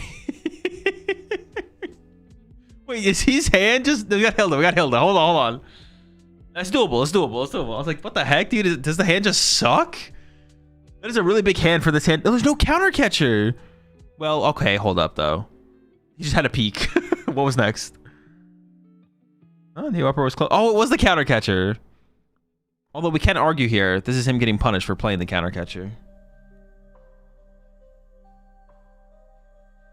Although the 10 damage on the Hoothoot, that Hoothoot did not evolve to a Noctowl, so we can make use of that 10 damage here.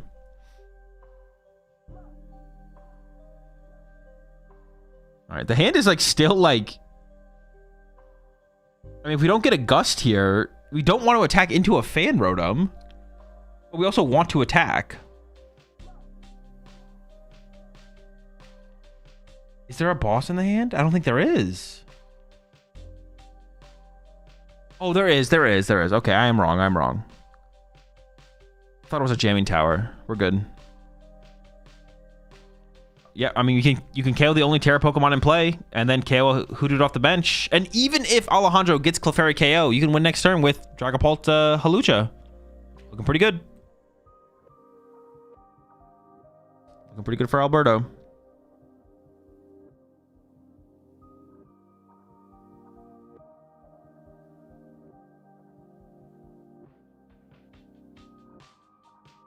All right, what are we trying to do here as Alejandro? What is the play? We can't win. Dude, I don't even know what the play is here. What do we do? Clefairy knockout and then... Yeah, Clefairy KO, right? It's just Clefairy KO. It has to be. Oh, hold on. No. I think it has to be Clefairy KO.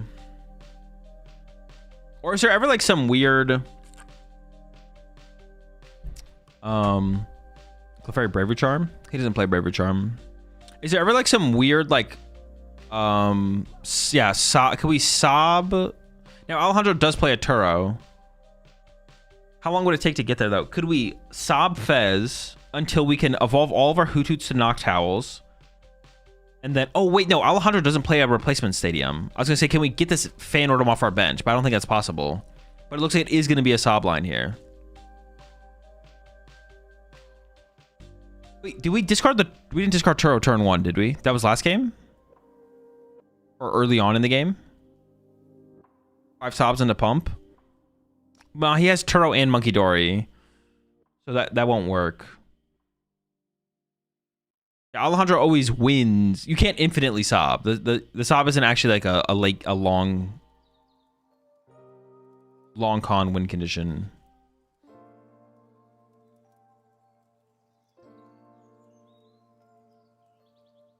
He's got Turo, he's got Monkey. It's too many outs. Too many outs.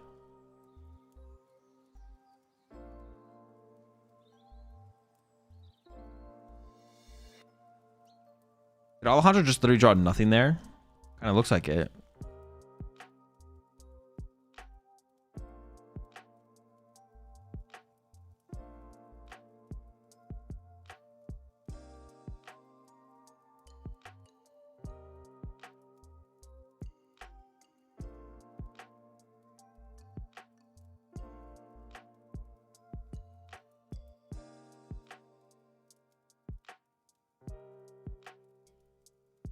Do a quick price check. I mean, it should just be game, right? No place for Alejandro. Oh, wait, hold on. Oh, wait, we have an Ultra Ball. Hold up. I thought we had nothing. He was acting like we had nothing. What was he hoping for? Was there like a certain play he was trying to find? I just assumed we had nothing there, but... Okay, we have the boss for the sob to buy a turn. Not that that really leads to anything, but... I think he knows he doesn't have a good play. Yeah, maybe that's it. He just realizes I don't have any good plays. Everything sucks.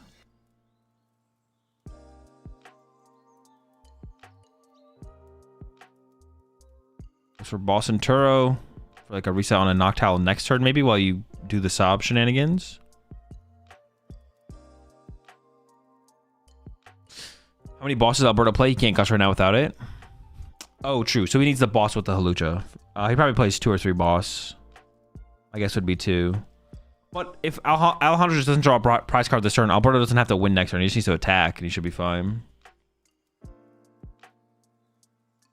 Control the fan order out play. Oh, true. Yeah, I guess you could evolve. You could Turo the fan orb and evolve both Hoot Hoots to Noctowls, theoretically. Yeah, sure. Okay. That's a line. That takes away the 3 prize turn from Alberto on the next turn.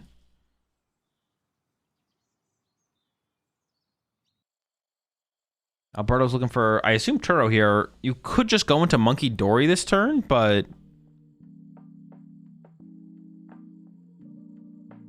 What's the reason for sobbing Fez over Latias? Well, if Alejandro plays Iono, you could go like Iono plus knockout, I guess, something like that. Besides that, I don't know if there is a real reason, to be honest.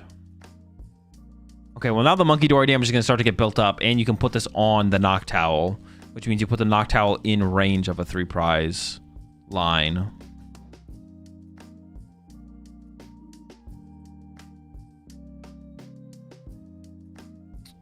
Yeah, I guess Monkey Dory with Turo also wins the game here. That is true. I assume we don't have the Turo, though. Doesn't look like it.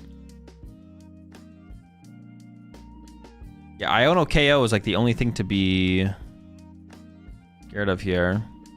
All right, throws it on the water pond. Yeah, I mean, it still sets up.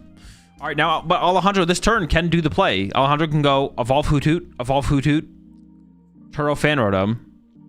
It's possible. He can do the play. And then Water Pond, punch the Fez, knock out the... probably Monkey Dory, right?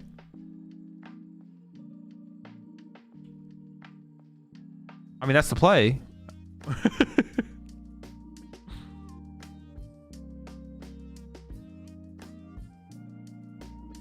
He's giving it some thought.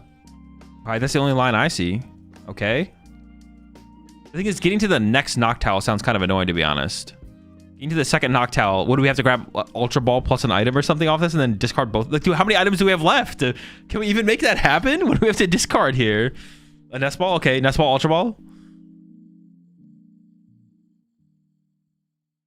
You still lose the Monkey plus Luchas, though? Yeah, but you're going to knock out the Monkey off the bench here, so... With the attack here is going to KO the Monkey.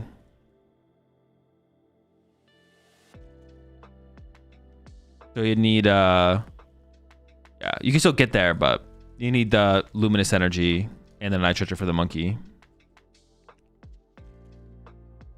Wait, did we not get a Noctowl?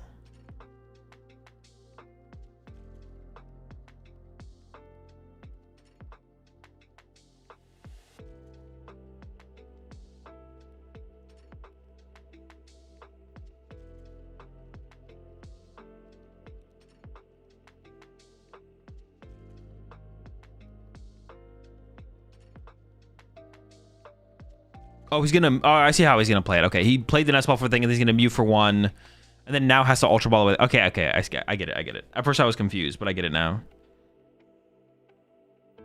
I mean, you have to play the Ultra Ball here. He drew the energy to attack with Water Pond. Oh, he's just gonna sob? He's gonna wait 1 more turn. Okay, sure. Can we afford to do this? Yeah, I guess it's fine, right? 1 more turn for Alberto to find Turo, I guess, but sure. Preserves the energy. Next turn, you Ultra Ball to find the Noctowl. Yeah, I guess.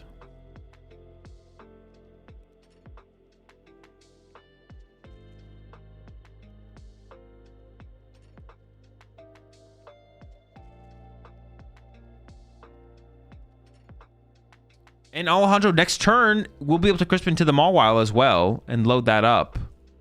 Yeah, Alberto could still win on the following turn, of course. Unless Alejandro... Could Alejandro ever...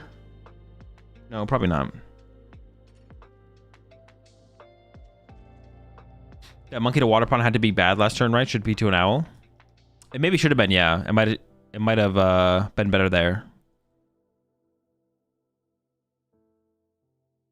Put on the Owl, and then this turn put on the same Owl this turn. Or I wonder how much Alberto... I wonder if Alberto knows if Alejandro has a counter stadium or not. Alejandro does not play a counter stadium to Area 0. But I don't know if Alberto knows that. Also, can Alejandro this turn not leave damage on Fez?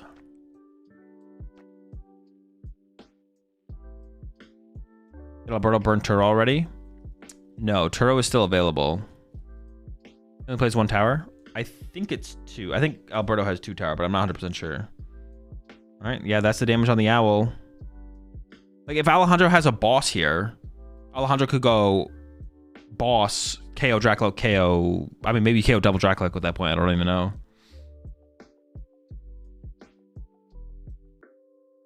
Alejandro might just Mawile the Fez. Oh, sure, yeah. You could just Mawile the Fez. Actually, can Alberto deal with that? Actually, yeah, the Mawile might just win the game, right? I didn't even think about that.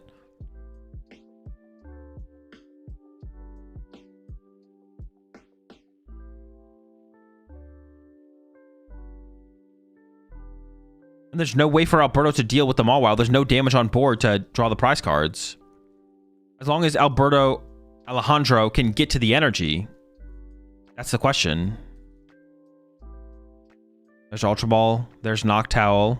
Is there the Vessel left? No Vessel. So no guaranteed out. You might even just fail this. Or you could grab Lily and then... No, you can't sob again, because then the damage gets built up on that same Noctowl and you're in trouble.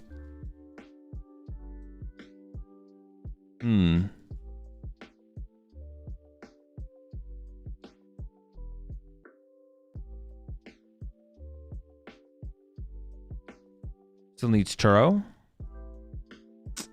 He doesn't need Turo anymore, does he? I think we probably should have left the air balloon in the deck. The energy switch is probably fine to grab here. There is still a line for Alberto, though. Alberto on the following turn can go like Iono, Countercatcher, Noctowl, Headbutt it, and then if it doesn't retreat into the Mawile, you can win. Georgia reset a Lucha wins. Oh, on Alberto's side. Sorry, yeah, you're right. I thought you were talking about Alejandro's side.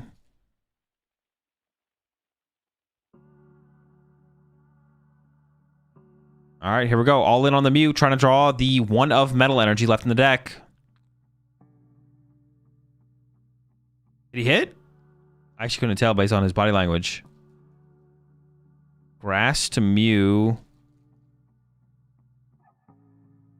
Yeah, everything's correct. And then Sob? Sure. Over to Alberto. Can we find a Turo this turn for Alberto? We're close. All right, at this point, just give it to him, right? Let's end this one. Let's go to game 3.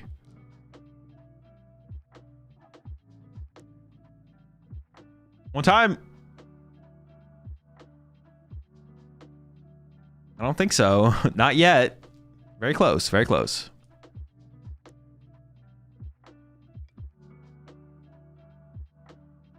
But it should be unlosable for Alberto, right? Like, Alberto, I think, just still wins. Like, he's just going to move the 20 damage off the Fez to the Noctowl with the 20 damage. And then he could attach to his active Fez if he wants. And then he just passes. Oh. No. Well, hold on. No. He has the Halucha play. He's fine. He's fine. He's fine. He still has Halucha Turo as a response to this. It still works. It still works.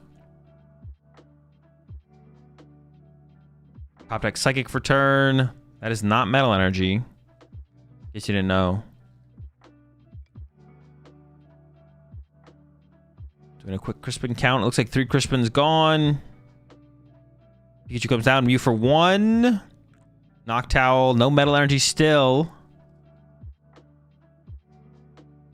Bear locks it up. Oh, true. The bear can KO. Wait.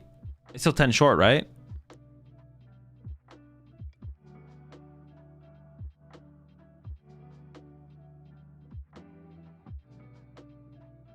Okay. All right. The game should be over. Yeah. Going for the Mew to copy. But Turo should be found this turn from Alberto. Unless is it prized?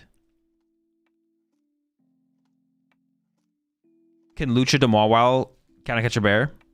Ah, true, yeah. Well, how much does it have? 270?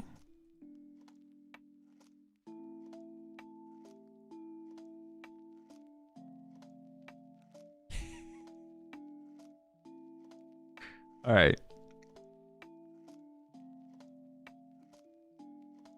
There's your Saluna. We need energy for it. Sure, give it the Neo Upper. Why not? Counter Catcher. And then KO. It was the next card. Okay, it was in there. If he had found that metal on that, not the last turn, but the turn before the last turn, there's a real possibility there for Alejandro, for sure. Definitely a real possibility. All right, we go to game 3. I don't see an update for the other top 4 match, Piper versus Alexander. So that's still going on, Zoroark versus Poltnor.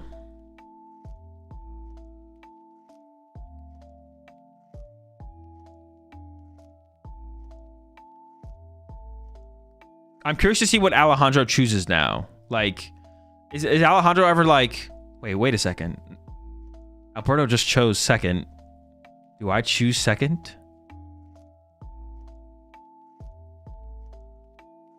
I have to assume that Alejandro is going to choose first here.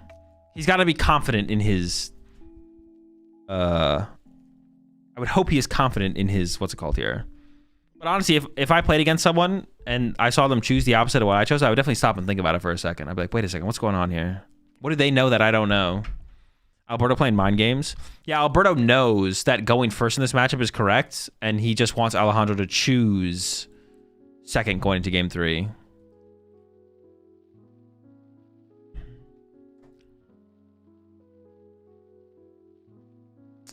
Dude, how many times did he open Ditto?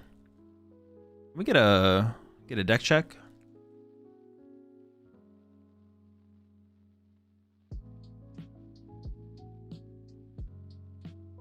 All right, see these prize cards. Banordum, Latias, Noctowl, and a Hoot Hoot. All right, so not terrible. And on the other side as well from Alberto. Nothing crazy. And it looks like Alejandro is going first here. Top deck Grass Energy.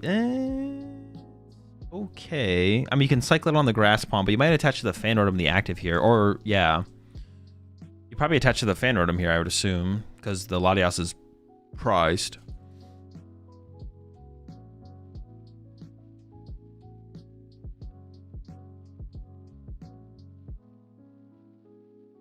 I was actually even thinking about discarding the energy. Okay. Nope. Buy Clefairy. Can always get it back later, though. Oh, yeah, this gets Fanordum, then we do attach active, right? Dude, I'm an idiot. I don't know what I was saying, but I was saying something. Don't listen to me. This is a play for sure. Water Pond active. For some reason, I thought the Fanordum was going to be the active Pokemon here. That's why Triff was talking about playing 4 Ditto. Increase the odds of starting it. Yeah, I could see it.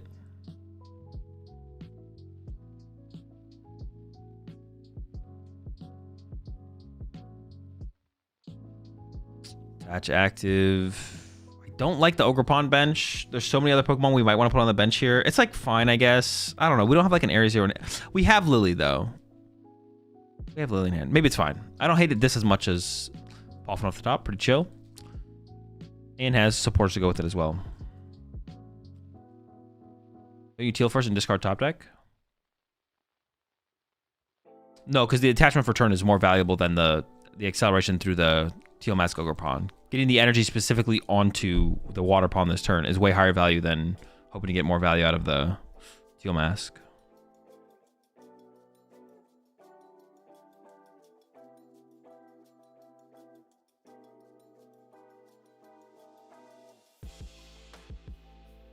Alberto goes for the aggressive Badoo again.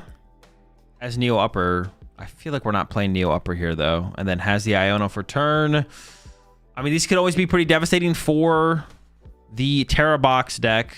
Iono plus Badoo. I mean, the current hand here for Alejandro has everything he needs for the next turn, which is just be able to attack with the Water Pond. You never know what you're going to draw off of an Iono, of course, though. Then Badoo limits your options further, obviously. There we go. is it ever better for Alberto just to retreat to Monkey Dory? Like, is that ever just better? Retreat to Monkey Dory and then bench to Dreepy instead? Like, it's not that unlikely, but it's like Badoo is like pretty weak against. All right, there's a Crispin hand. Badoo's pretty weak in this matchup, so like, what if we had benched Monkey Dory instead? I have to Ultra Ball here as Alberto to find. Actually, hold up, is that an Ursaluna in hand? Yo, bench that thing. Put an energy on it. Ultra Ball away the Duskull and the Badoo. Yo, get an energy on that Ursaluna, bro. Get him involved. I actually think he probably should bench it with an energy here.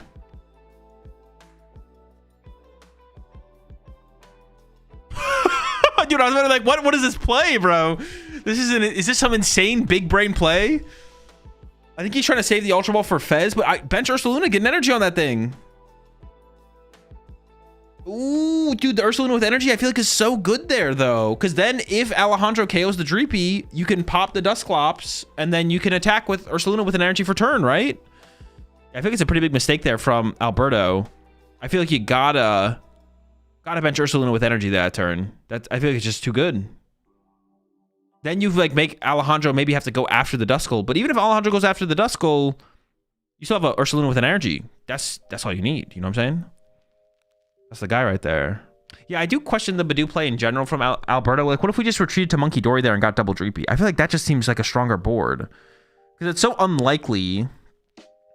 I mean, slowing your opponent down is still nice. I guess like that's always the thing. The hand here is pretty weak from Alejandro. Like, but doing your opponent is still nice. Like, now Alejandro can't play Nest Balls, and obviously it takes away Ultra Ball, but... Alright, top deck Lily, pretty good. And then we do have this Ultra Ball here as well. Oh, not the Ursaluna, bro. It ain't so. No, it's probably correct here, though. Can get to... Actually, this is a pretty good... The board state here is actually pretty fine for Alberto. You can Ultra Ball for Dreepy, attach to Dreepy, bench Badoo, play Lily, and then... Badoo for turn. That's pretty good. Thinking about giving up the energy over the Ursaluna. Interesting. I feel like with all of our Nitrotrus remaining, giving up Ursaluna seems fine here for sure. Now all of a sudden Alberto's a fan of the Ursaluna. Okay. No Dreepy? I mean, the chance that we draw it super high. This seems fine. This is not that big of a deal, probably. Dude, imagine he whiffs a Dreepy here, though. Dude, that would be... No, there's no way, though. But it could happen. But what if... And the hand here is... Oh, no. I do see an owl in the hand here for Alejandro.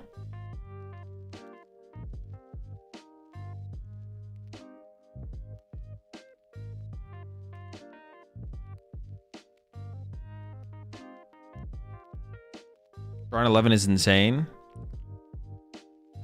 Yeah, drawing 11 cards and not hit a Dreepy would be... Okay, there's a Buddy Boffin. We're chilling. And a Night Stretcher. And a Dreepy. And the Ursaluna's back. Dude, this Ursaluna is begging to be put in play, and Alberto's just not about that life.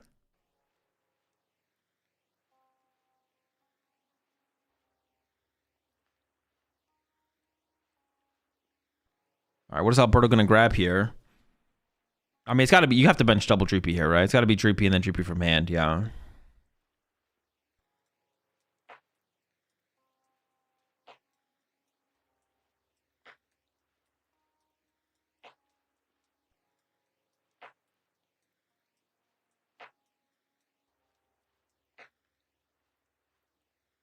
All right, there's a Fez for 3.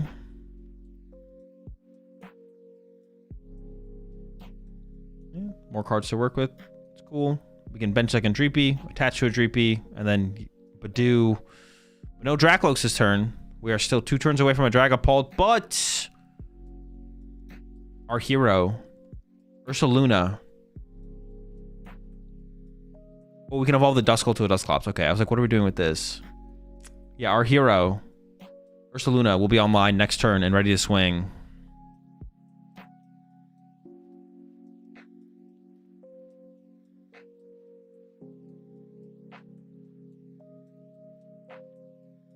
Another Itchy Pollen.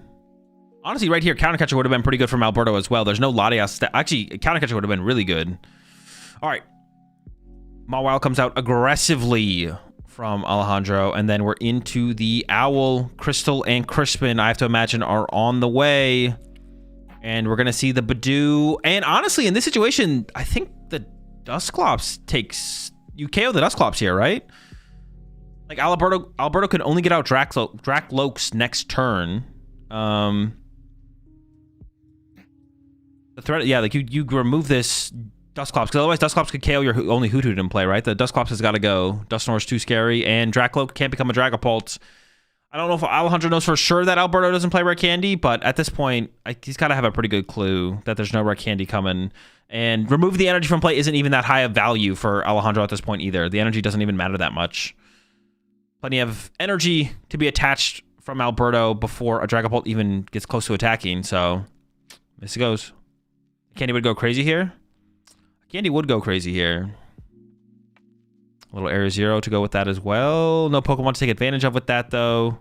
Whoa! Wait, are we sobbing for the turn? Okay, jeez. He had me scared. Wait, but this could lead to... No, that's fine. It's fine. It's fine. It's fine. Is this even better? He's buying himself one more turn to, like, set up. I thought he, like, messed up, but actually, I think this play is better. Yeah, Alejandro's just trying to buy time to have, like, more threats on board to be able to work with. And there's no way for Alberto to really punish this, so this makes a ton of sense. I guess except for evolving Dusclops to Dusknoir. Did bro just bark? Something like that. I got scared. But once I realized how good this play was, I was less scared. Okay, the only flaw to this line, though, is this lets the Dusclops evolve to a Dusknoir. And, no, it's kind of all that happens. Yeah, you probably do not hate this Iono here, though, for sure. Assuming he dodges Turo and Dusknoir, this is better. Well, the Turo is not even that good here from Alberto, because if you Turo, you're actually not even attacking. So that's not even scary for Alejandro. And the draw from Alejandro is actually pretty good. Crispin, Mew, and some energy. That's not bad. Actually, that's super... Wait, he just gave him the nuts. That's the nuts. You can set up the Water Pond and the Mawile. Oh, we have a counter stadium here, though, for Alberto. Oh, the counter stadium's huge, though, too. It'll stop the... You have to commit both energy to the Water Pond. Actually, how many energy does Alejandro have left? Should be fine. Oh, and the counter catcher. Oh, hold up. Counter catcher plus Jamming Tower could make Alejandro whiff this next turn.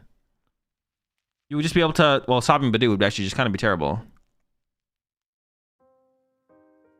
Doesn't go for the Noctowl. Oh, I guess because he's, like, limiting the bench. He's like, all right, you don't have bench space for Latias anyways. That's reasonable. All right, so will Alejandro top deck Area Zero here is the question.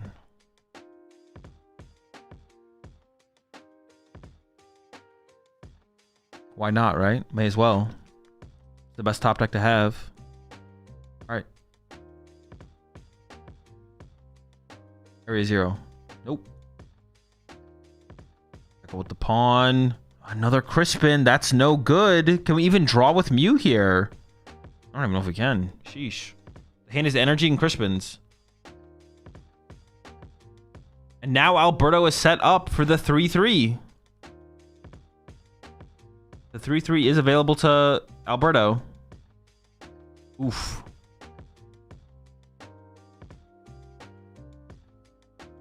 Sob doesn't do anything because you'd KO the active. What do you even do here? Triple stab?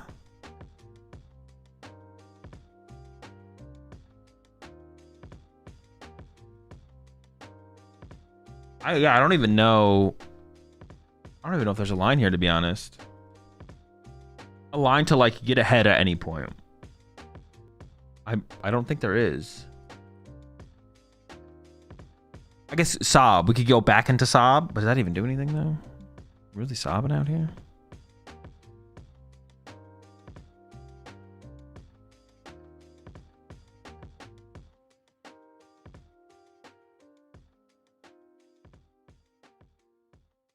Was leaving Hoothoot in the active not a play? Okay, he's going to go for a prize card here to take away the possibility of Dusknoir. And fully load up the Mawile. Okay, sure. Alright, but yeah, I don't think Alberto's stressing about this too much. KO Water Pond, KO Hoothoot plus Iono, if that's available from Alberto, would be pretty good. And then theoretically, he still has the Dusknoir to use on the following turn. Only hitting for 240 damage right now. On a triple spin for the KO. I actually don't know. If Alberto attacks into Hoot Hoot, Alberto doesn't lose, but that's not a good play from Alberto. I don't know why we don't just leave the Hoot Hoot in the active there. I'm not gonna lie. Or like triple stab for the KO, yeah.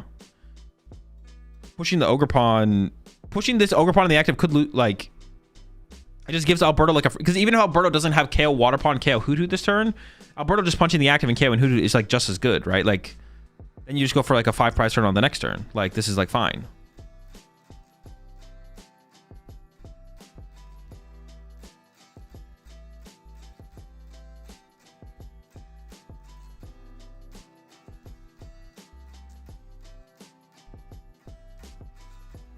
Goes with the Fez first. I assume looking for Iono. Has Dracloak, has Neo in hand. No Iono found. Just a Luminous Energy, I believe. Salt Landing was the line. I feel like Assault Landing is still just bad, though. Like you would rather still just triple stab because you'd want to preserve your energy. If you Assault Landing, that means you're attaching an energy to Hoot Hoot and an energy to Fan Rotom. But if Alberto is attacking and KOing the Fan Rotom, the Hoot Hoot's always dying, right? So you may as well just triple stab.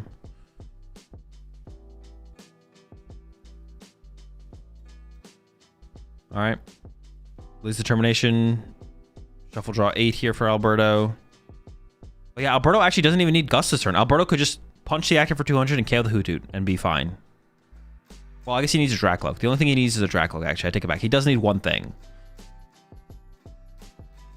Otherwise, Clefairy plus Crispin would be something.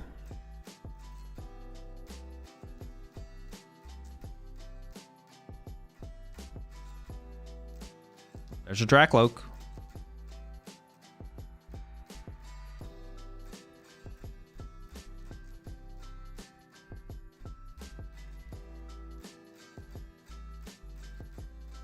Why did he not turn to pump?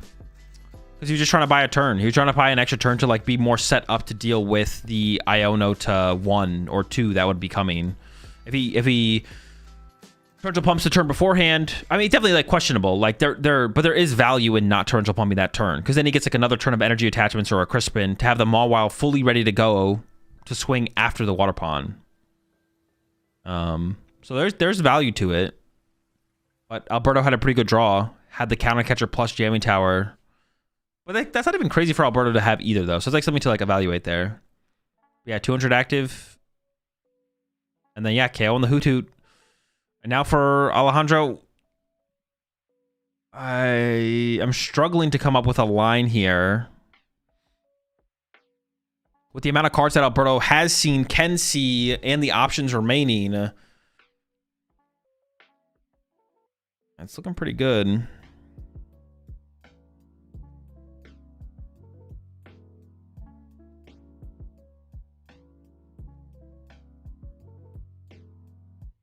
He might be forced to sob.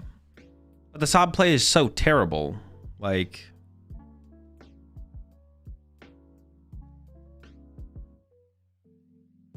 yeah, the sob play is just so bad. From Alejandro. Oh, he has Turo left. Could Turo be a line? Or if you can sob for a turn to buy a turn and then Turo the Grass Ogre Pawn. Well, no, if he just goes... No, that would work, right? If he can... yeah, if he can bring up the Fez, sob, and then if Alberto goes like Cycle Deck Pass, and then Alejandro goes Turo, Grass Ogre Pawn, Mawile, KO, Fez, then there's not... no, that does... no, yeah, then there's not a win condition for Alberto on the board. So the Turo could be the win condition here.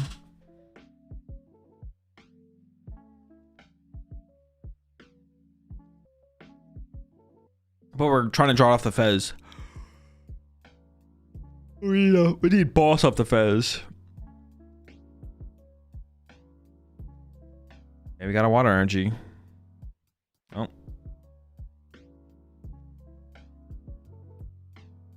Oh, I thought he just punched there. He's just doing the math. How much damage am I doing?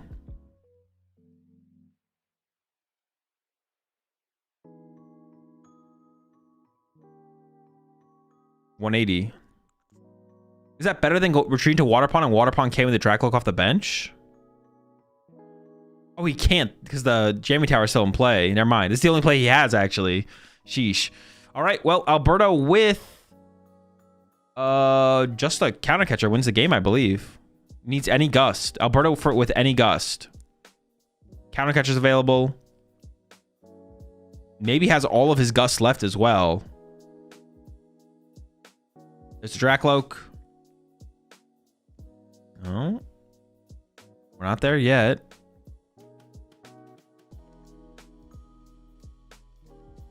Although, actually, if he just attacks this turn as well, how does he lose, right? Monkey Dory now set up. Jeez, bro. I'm just gonna go. I don't know. Yeah, even if he doesn't win this turn, well, he can win this turn. But even if he doesn't, if he just attacks for turn, he's still gonna win anyways.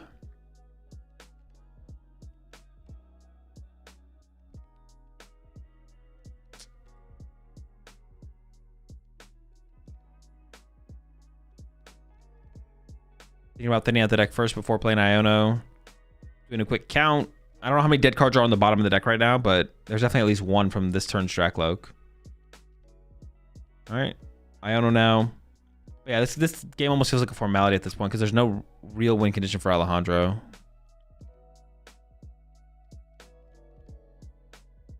And there's a counter catcher.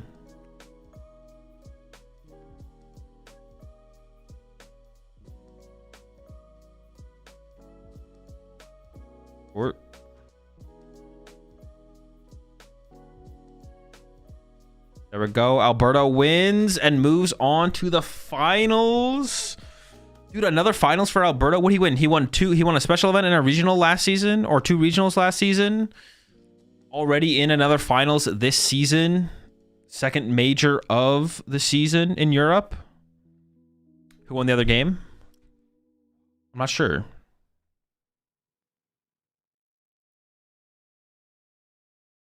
Let's see. Is there an update? There's no update yet.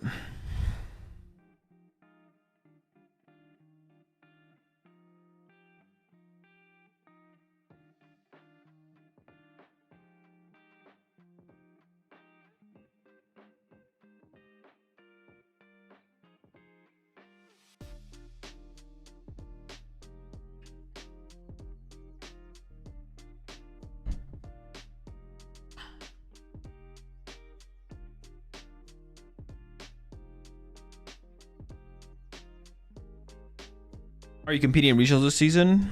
Or only ICs? I don't know. We'll see. No plans.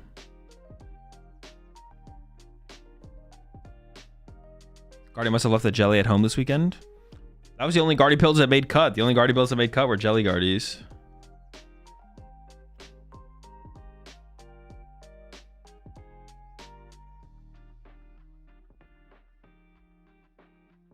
Who else is in the finals? We don't know yet. Or at least it's not on labs yet.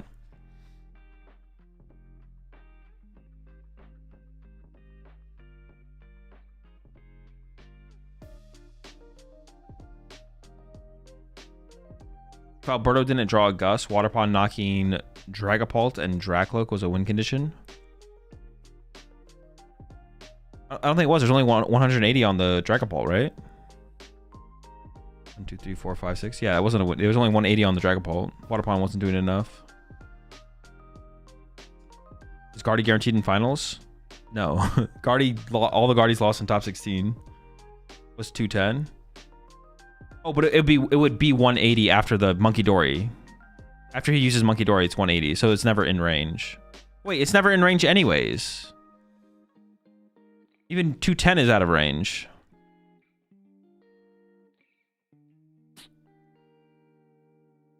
Yeah, that was never a win condition.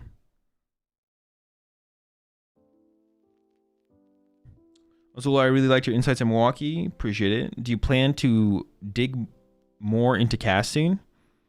Potentially a little bit.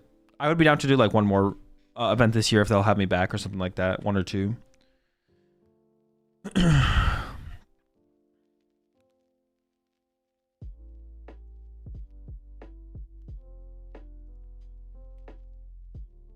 Okay, update. Okay, we do not have the update on the Piper series yet. This year or this season? This season. Thinking in terms of season, yeah. Dumb question, probably. But with the Dragon Elixir item, nope.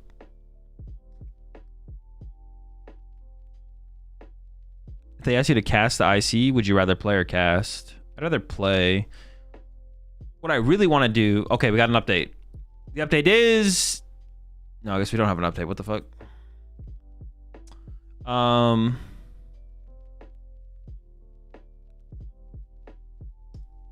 Yeah, ICs I'd rather play ICs. Or what I want to do, maybe eventually sometime in the future, I want to do like watch parties on site, like an on-site watch party at ICs. That would be really cool. Kind of like what they do in like a lot of esports, the on-site watch parties. Like if I had like a space with like a couple chairs or like a couch, and I could like bring people on as they are playing throughout the tournament to interview them, or to have just like random players on to like commentate with as to watch matches, like that would be sick. That would be so cool. But yeah, that requires like some... I have to like work with TPCI to like get that to happen.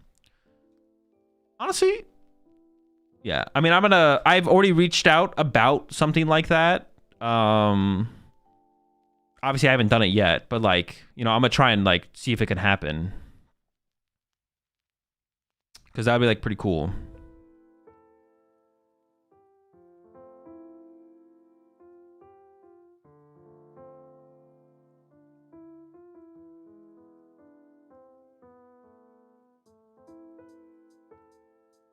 Oh, update? No update. What the fuck?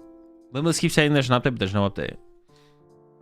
If you had the chance to stream a LATAM/Australian event, would you? Potentially. Sounds like things are already going to be, what's it called? I plan on going to play in Melbourne. I'm going to probably try and play in Melbourne to get my Worlds invite this year. I'm probably going to go to Melbourne to get it. And then the other Australian events don't line up for me to like go to potentially stream them. But for the Latin American events, I reached out about potentially trying to stream some of the regionals in Mexico, but it sounds like they might be trying to do their own thing, which is good. I don't really care about... I actually don't really...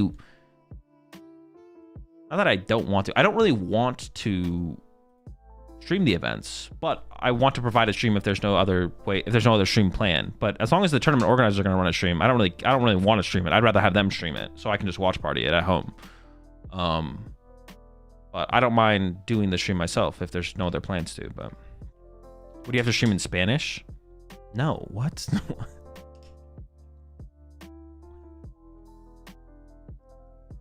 What a stupid question. Is the reason TPCI isn't updating PTCs live that you keep them busy waiting through watch party emails? Yep. I am the problem. If they had 2 streams going the whole time, they could show both top 4 matches. Well, it's not about... I mean, 2 streams is like... That is insane. But they don't even have like 2 setups where they're like streaming like a backup game. Would you ever stream in... Dude, I don't even know where that is.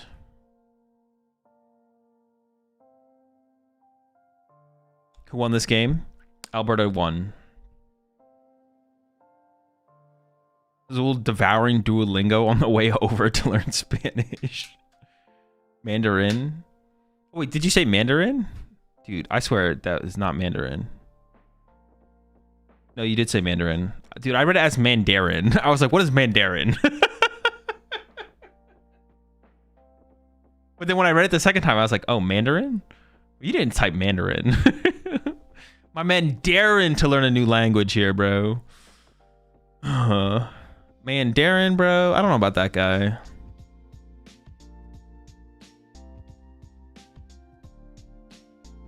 Piper's in top 4 right now. We don't know.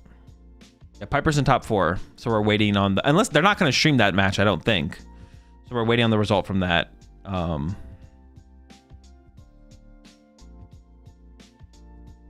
Isn't that the new Star Wars show? Oh, yeah. Mandarin featuring Baby Yoga. Are we not? Maybe they're not doing an Alberto interview. Maybe they're trying to get straight into the next match or something. Maybe Alberto really had to go use the bathroom or something. No time for interviews. He's got places to be. All right, he's got places to be. People to see. My favorite fruit. Dude, Limitless Labs keeps baiting me, man.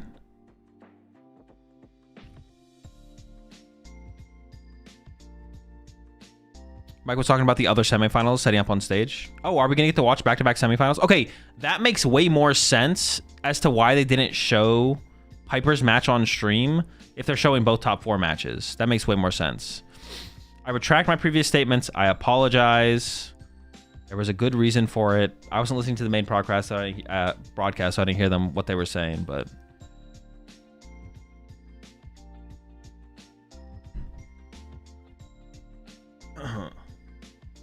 I assumed. I was ignorant. Also, did you know Dan TDM got to his winning in today to the regionals? I did. I don't remember who played against them, but I saw a tweet about them playing against... Wait, wasn't it Lyric? I think it was literally Lyric.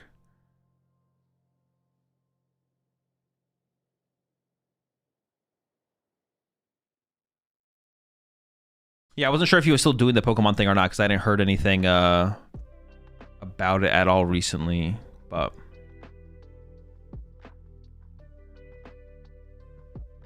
So it was going min rarity, not optimal because my rares are warped. It kind of depends on how warped they are, I guess. The NTDM participated. How did he rank? He lost his winning into phase 2. So you're gonna get in trouble for not speaking French right now. So they play finals Tuesday. Yeah, they play finals Tuesday. So Alejandro doesn't get a competitive advantage over the winner of this matchup. Exactly. What's the lore with Dan TDM? He just plays Pokemon. He used to play a long time ago. Like before he started doing the other YouTube stuff that he does, he did Pokemon videos on YouTube.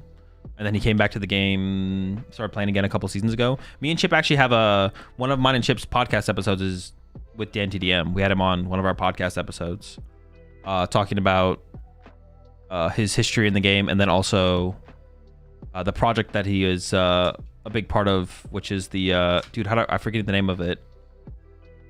What the fuck is it called? Someone knows. Twin Leaf, the TCG Pokemon TCG simulator. Can we get Dan TDM back on the pod? I don't think there's any reason to have him back on the pod right now. I think the episode we had with him like kind of covers what we want to cover about him for sure.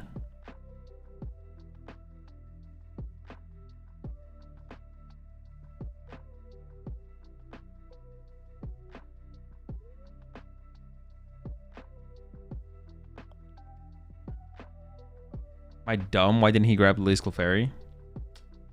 You got to be in the past. There's no way. Can we get me on the pod? Yeah, all right. I'll get you on the pod, Jake, if you win LAIC. Can we get Chip Chewy on the pod? Bro, he's on the pod every week. What do you mean? We have to listen to him chew cords. Every time I try and talk, he's always chewing on some cables. The other top 4 match? Yeah, it's Piper with Zoroark versus Alexander with Pult Dusknoir. And it is being streamed, apparently. That's what's coming up next. Top 4 number 2. Pretty sick. Well.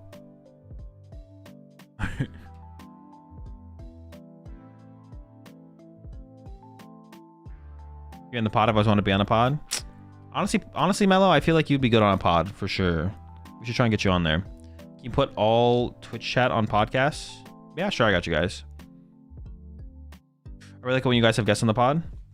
Yeah, I like having the guests as well. But we're not trying to do a...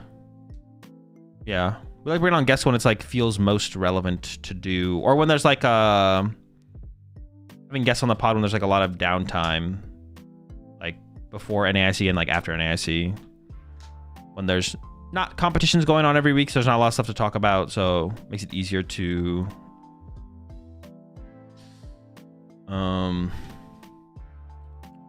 Or there's kind of like a content drought because of that, I guess. Guess are too much work. Don't commit to it as a strategy weekly. Yeah, it's like a lot. It's a lot more effort to put into. Yeah, to be prepared for it.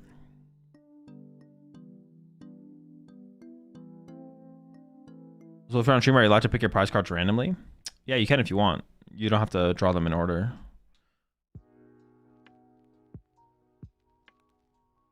So did you get my email response? I will not be able to be on the I guess on the pod next week. Yeah, I got it, J-Mills. I got it. I appreciate you getting back to me in a timely manner. What episode? I don't remember. It was like maybe like a year ago now, maybe a little bit more than a year. If you just like YouTubed Uncommon Energy DNTDM, it'd probably come up. How many people make money by playing the DCG versus commentary or other stuff? What do you mean like versus? There's more people make money playing or like by coaching and Metafy and stuff than they do casting for sure. There's not that many casters in the scene. What's your current thought on Grimmsnarls? On Grimmsnarl? Mid deck. Is it worse than fine? It might be worse than fine, to be honest. It's like low tier fine.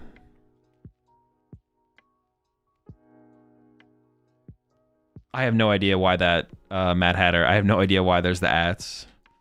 Does Poltnor doing so well this event make you less high on Zard for next few events? Maybe specifically for... No, I don't think so. Not really. Like, I think the Guardies are going to switch it up going into next weekend. And then I think the Guardies will probably not overextend going into the following weekend either. I think Zard's still pretty good.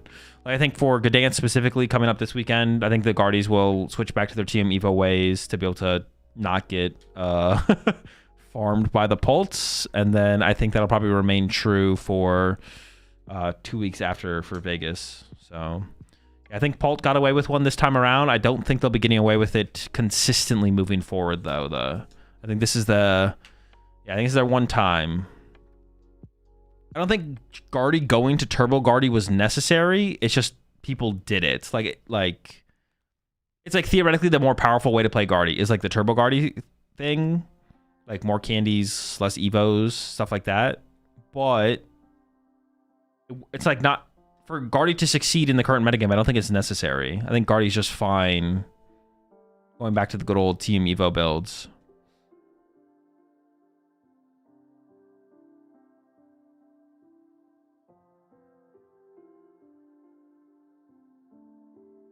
Is Zard good? I'm playing Zard at Vegas. Is it good?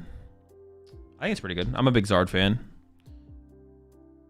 we know if Piper's in the finals? We're about to find out. All right, I'll be right back, chat.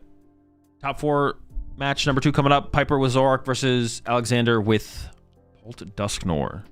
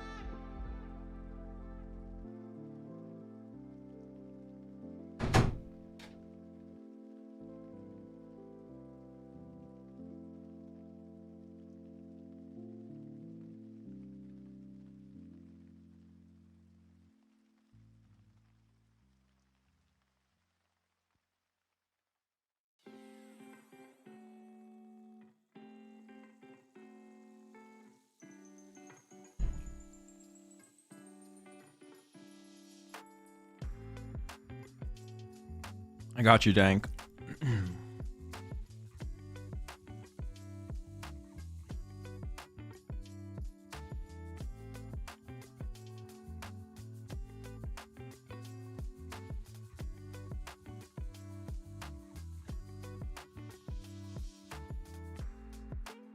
So we know you're eating cards off camera? Yeah, so? What if I was?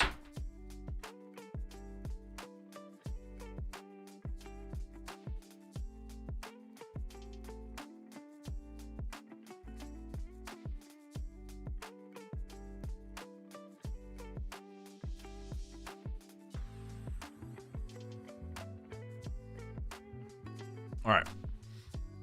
Jesus, man. What the fuck? Triple Dreepy, double Duskull for Alexander here. Over to Piper. Attached to Zorua and Iono. He's going to need a little bit of help off of this Iono. A Poffin or two. Oh, okay. A Zorua and an Artisan. I see. Looks like an Artisan or two there. We'll see.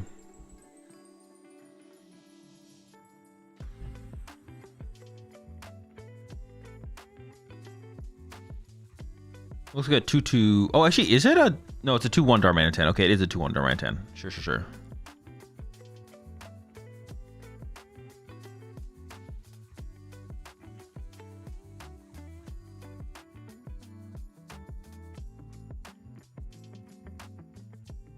All right, the Zoruas are in.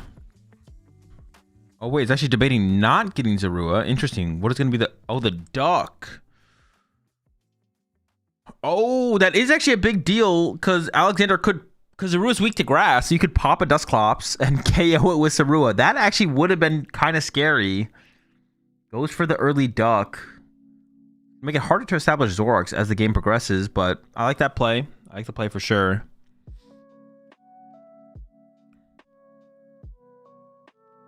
I didn't see a Cyrano or Zoroark in Piper's hand, but there might have been one. There might have been something to lead to some Zoroarks on the next turn.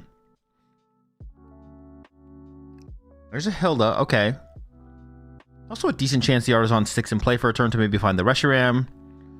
How many Dracloaks here for Alexander, Ultra Ball, and Hilda?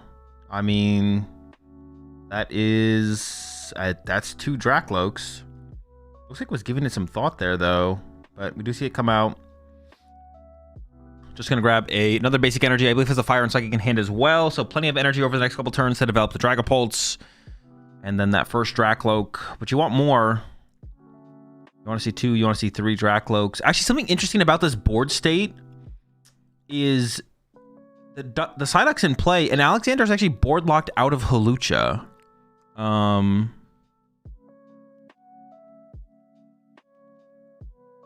Which... means that Alexander can't like aggressively Hawlucha attack with Dragapult. Oh, we got triple Dracloak. Nice. We don't even need the Neo this turn. And then here comes the Ultra Ball here to get another Dracloak online. What was I saying? I was saying something. I don't remember what I was saying though.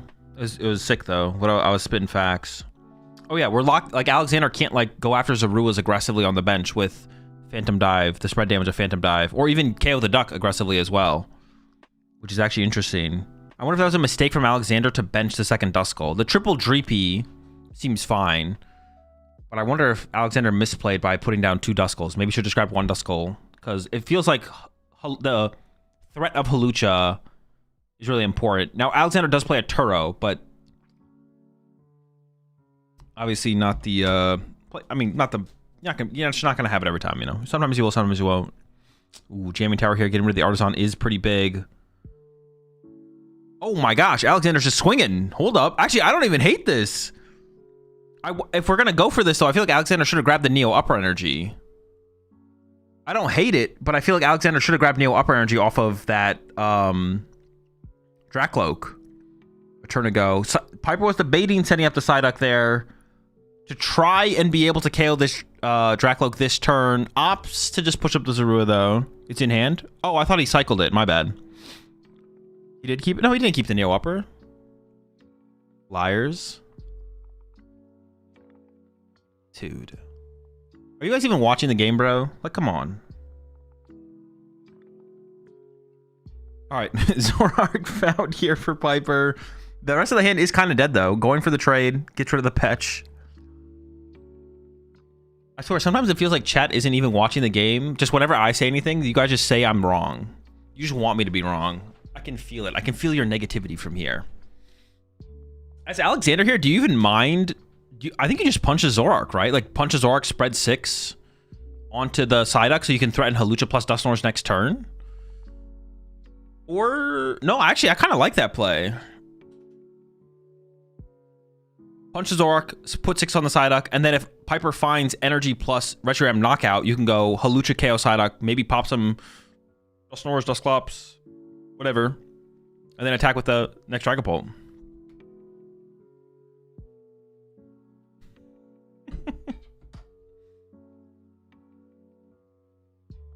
Does have the boss though, so Alexander could go with boss instead. We'll see.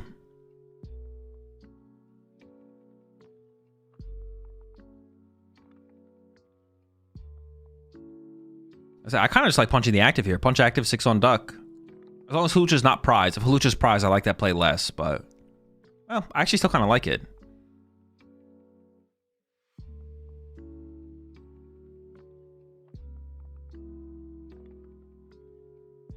Still giving us some thought. Could evolve to a Dusclops here as well. It looks like he's opting not to, though.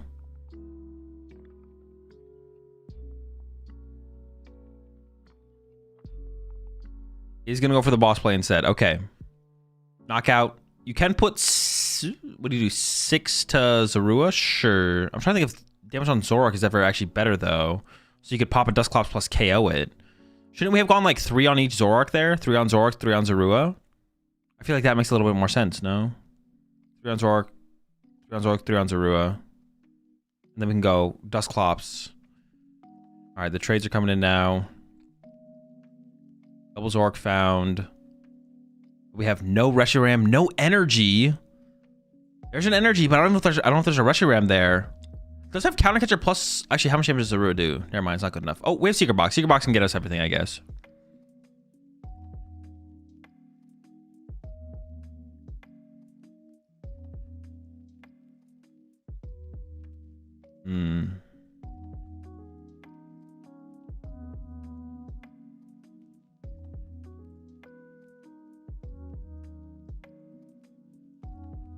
Discards the Buddy Poffin. Is Piper even going to get a Psyduck back and play this turn?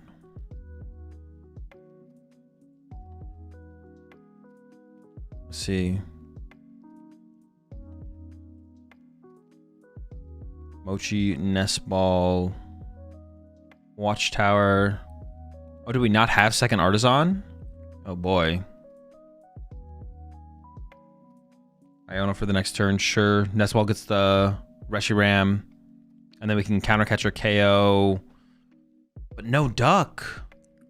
Do we have to go after our... If we have no Duck here, we have to go after our Duskull, right? Why not evolve Dusclops if you KO the Duck?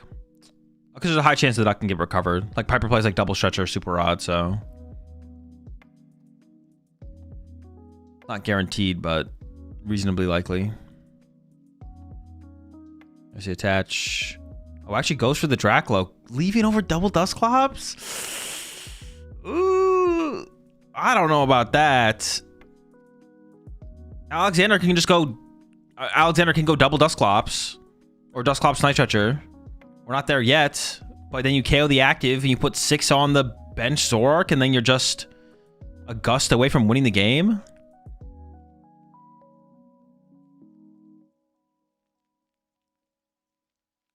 Doesn't even seem bad. It seems like, yeah, just get aggressive. Okay. Does have to find it. Does have to find the Dusclops, of course. Has 0 right now. Did not evolve that one on the last turn.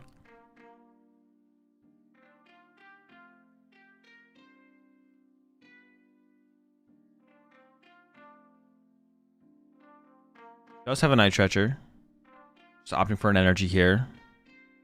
And then going to the Lily here. Shuffle in, draw 6.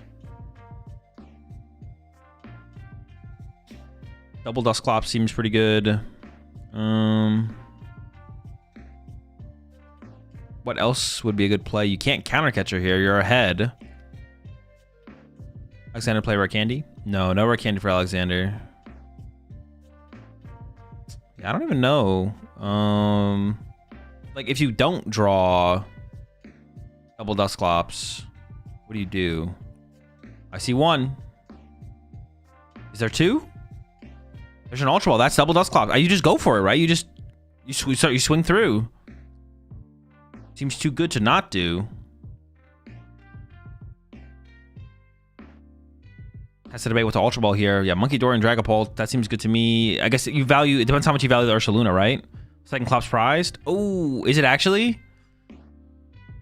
It is, and it looks like Alexander was not aware of that. As you see him, he definitely was going for it there. Oh my gosh, an Earthquake. They're still playing. Get the players out of here, bro. Are they not paying attention? They're locked in. They're too locked in. The white noise in the headset is too loud. They can't hear the Earthquake. All right. Ops for Fez. Could still draw Night Stretcher here. Could still draw Night Stretcher. But honestly, Punch active KO Zorua doesn't even seem bad, right? That seems decent. All right. Night Stretcher here will give Alexander the play, though. No hits. Okay, now for Alexander, the question becomes, do you actually even attack with Pult? Do you attack with Pult into the Zoroark? Or the other play would have been... Oh, wait, now we have no bench space for the thing. Don't mind me. Gonna evolve to the Dusclops here. Not gonna pop it, though. This gives Piper plenty of time to recover the duck. Piper's also gonna be able to Outrage, KO this Dragapult. Get the duck back involved. I feel like we maybe should have popped this Dusclops and KO'd that Zorua off the bench. Or maybe I'm trolling. No, am I trolling for that? I mean, I don't often troll. I'm very serious. All right, Duck and Petra covered. Doesn't have the Artisan, though, because it was... It is second Artisan, I believe, is prized here. Or got discarded early game here for Piper, so...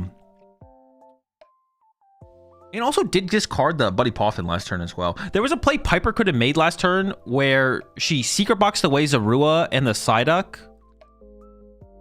I actually would want to go back to that turn and look at that turn from Piper. Piper could have Secret Boxed away Zorua Psyduck, or Zorua plus the other cards, instead of the Poffin, and then had Super Rod in hand and could have gone play Super Rod to recover Zorua plus Duck, and then Poffin them back into play.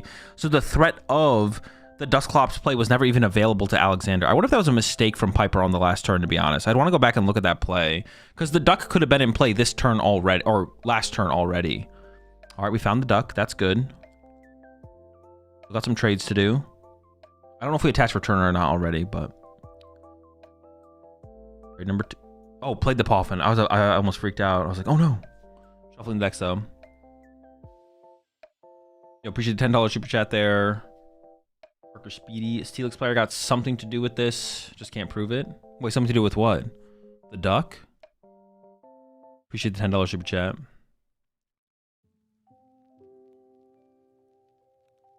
Duck and Monkey Dory to the bench. And then Outrage for the KO. Okay. Alexander still firmly in the lead here. Pretty good odds. Very good odds of setting up a... Actually, can Alexander win? 4 prizes. No. Cannot win. But if Alexander had popped the Dusclops last turn and just put on the active even, we could have won this turn. Alexander could actually do this turn into next turn KO double Zoroark. But then Monkey Dory could get online. Cool with Halucha-Turo Countercatcher. Oh, true, yeah. Halucha-Turo Countercatcher. That is quite a few cards, but the Halucha's already in the hand. The Countercatcher's already in the hand. Actually... Why didn't he pop Dusk?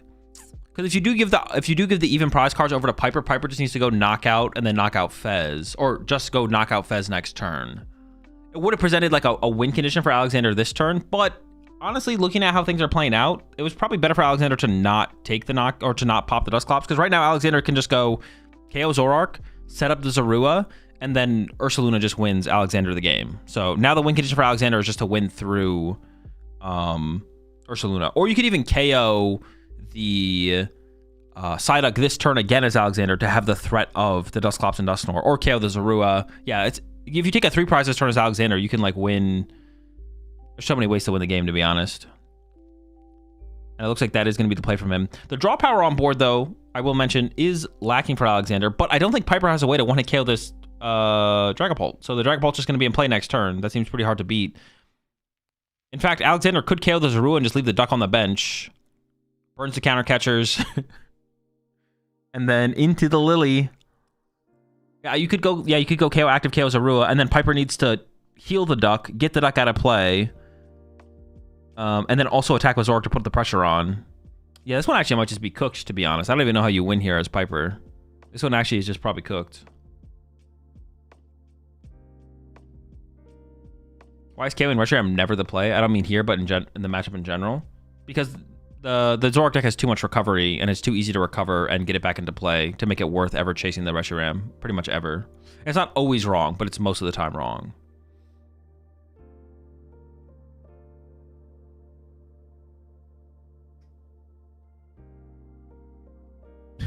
All right, we're all good. KO the Duck. Yeah. I mean, this Dragon Pulse not even dying. How do you... What is the play? Oh, wait, Piper has 3 prize cards. Oh, wait, Piper can win this turn. Hold up. Wait, does Piper have game? Wait, Piper... Yeah, Piper just literally needs Pecharunt. Oh, geez, I didn't even see this play, man. I was tripping. 3 KO Badoo. Oh wait, Piper has Cyrano in hand. The game is literally over. Holy smokes. Insane. Holy smokes.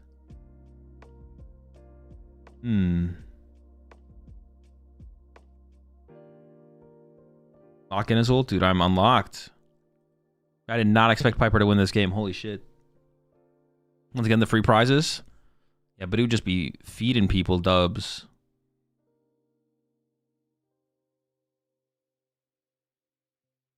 I mean, honestly, the question is...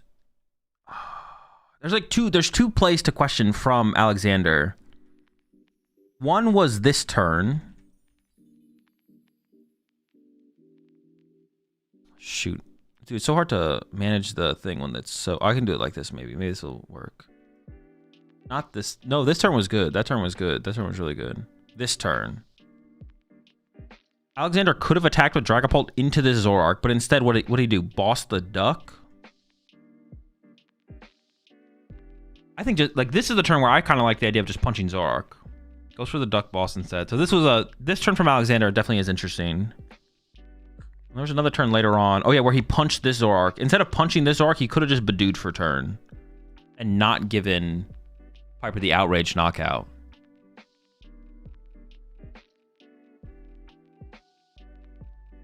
All right. Piper takes game 1. Also, another mistake. I think definitely a mistake from Alexander was actually benching Double Duskull. Locking himself out of Hawlucha was definitely a mistake from Alexander. I assume he knows. Ooh, double Monkey Dory prize here for Piper. The Fez doesn't matter too much. The Zorua doesn't matter. But the double, no access to Monkey Dory is not great. All right. Did Piper go draw pass, or did Alexander choose first? I'm actually kind of curious now. Is this a go first matchup? I thought this was a go second matchup. Maybe I'm trolling though.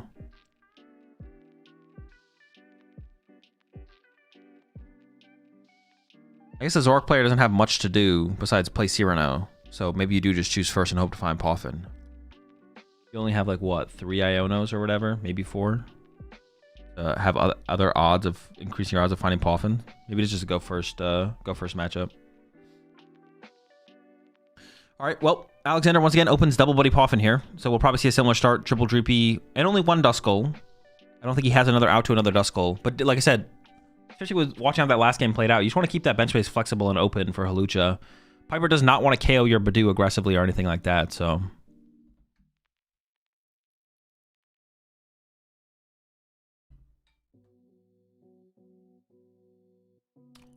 While Alexander Choose first, going second, denying them plays seems good. I don't know.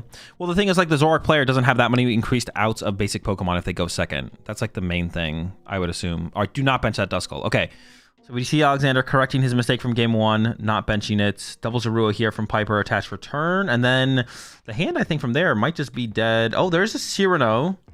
Opting not to play it. There's a good chance that you get Iono this turn. And if you play the Cyrano, your odds of getting an Iono definitely increase. And actually makes the Iono from Alexander a good play.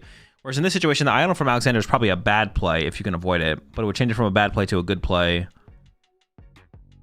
You definitely want to hold on to the Cyrano here from Piper. Just get the Zoroarks established on the next turn. Start trading.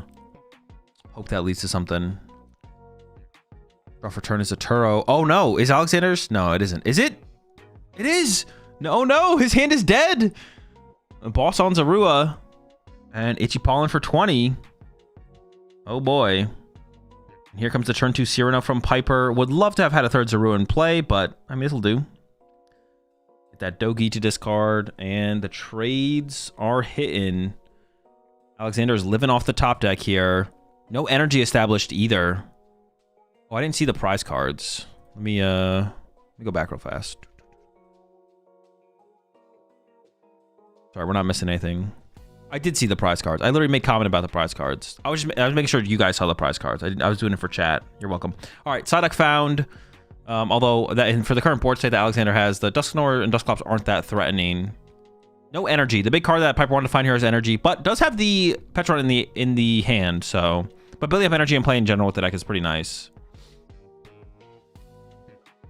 All right, draw a pass from Alexander. Another Itchy Pollen. I guess Reshiram is also another thing that Piper has to find. It does have a Hilda here, and it's thinking about getting aggressive with it. I mean, you definitely want the energy from it. Like, what other supporter would you play, I think, is the question here for Piper. Like, if you draw Iono, you're not playing Iono. If you draw Turo, you're not playing Turo. So I do just like playing the Hilda immediately here from Piper. You get the energy for turn, and then you get this Darmanitan out of the deck as well as one of your trade fodder. Because you're trying to draw Artisan, Zorua, Reshiram, energy. I mean, you are taking energy out of your deck, so you're decreasing your overall to finding energy. But to attack, you need Reshiram, so... I'm curious how thoroughly Piper checked the prize cards early on. Does she know there is no Monkey Dory potential? Just me attached pass. Because Monkey Dory is really, really good here for Piper, but...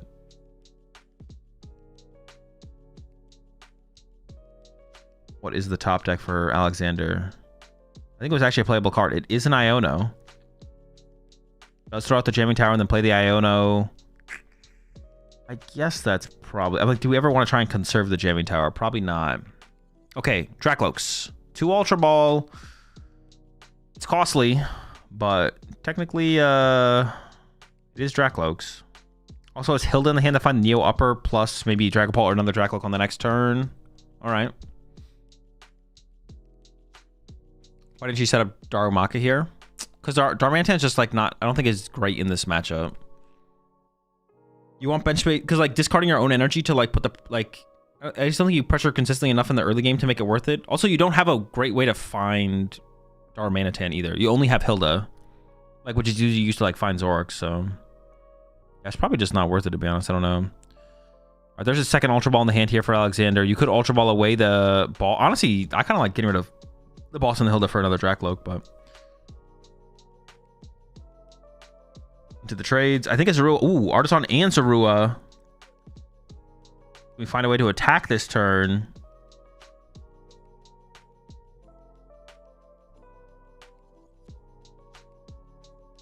There's an Artisan.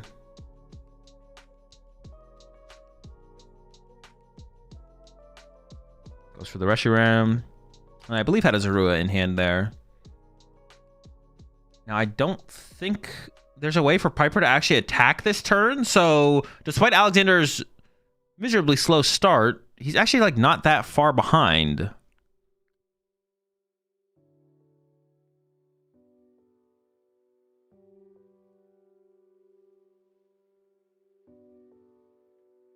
Zorua with energy gets played. Turo on the Zoroark. Oh, okay. We got Turo to get into the active. Okay, so we're swinging here, it looks like. Yeah, just getting aggressive. Is that even that? I don't know. All right, Alexander seemed very, but like, You know what I'm saying? Like this opens up Alexander to go like counter catcher Halucha KO double Zoroark or something like that. This play just seems scary. I don't know.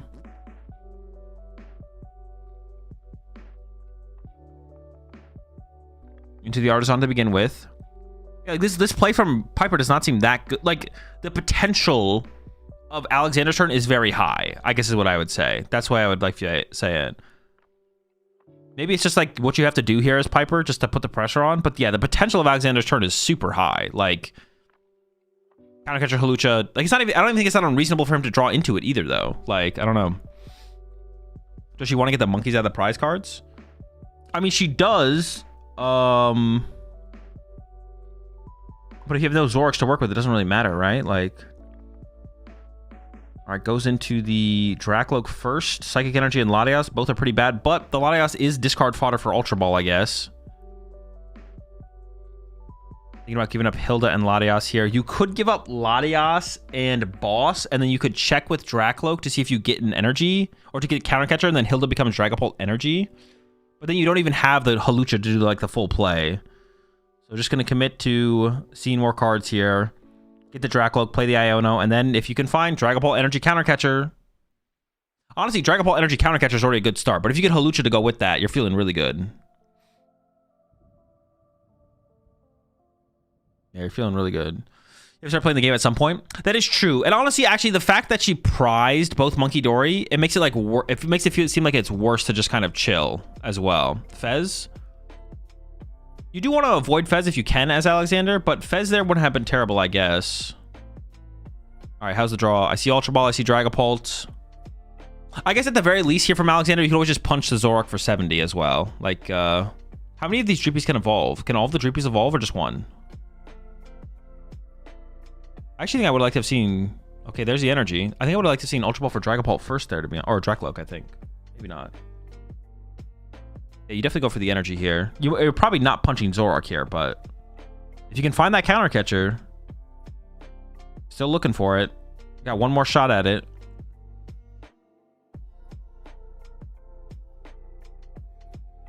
Oh, we're just getting aggressive here. Okay, I don't hate this either from Alexander. You're giving the outrage attack to Piper, but you can punch the active to pressure that energy, and you're gonna KO this Rule off the bench, I assume. But then you need Neo Upper next turn. If you don't find Neo Upper, you literally just can't attack back-to-back turns, right? Is that what we're going for here, really? Or is Alexander just gonna... Wait, then why would we Ultra Ball for a Halucha? No, if we're Ultra Balling for a Halucha, we're attacking this turn. Like, we're going. We don't Ultra Ball for Halucha instead of Dracloak and then not use the Halucha, right? He wants the Duck. Chasing Psyduck here is way worse than just chasing the Zorua. What? We're actually going after the Duck? Maybe the matchup is so bad that you have to do this? I feel like chasing the Duck is terrible here. I'm not gonna lie.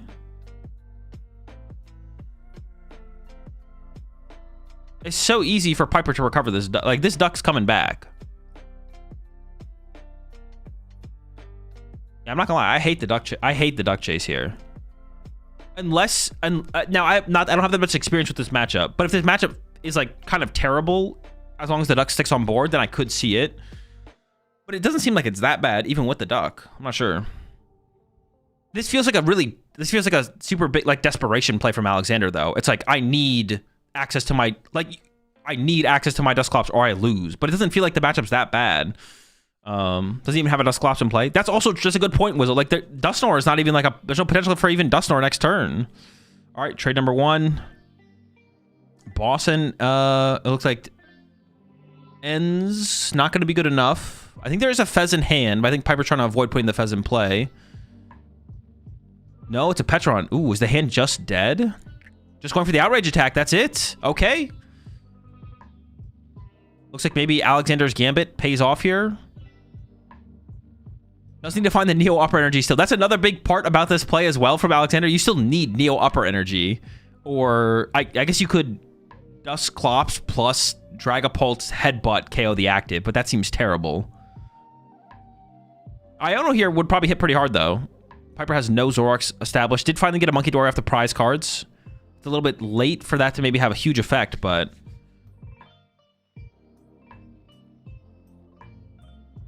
Alexander does have a lot of options in hand, actually. It's going to start. Ooh, oh. Do it. Goes for the nest ball immediately. I mean, we're just going for Fez here. I think we need so much this turn. We're just going for it, right? Another good play here from Alexander would literally just be Turo Halucha. Like, find Neo Upper plus Turo Halucha, KO active, KO Zorua.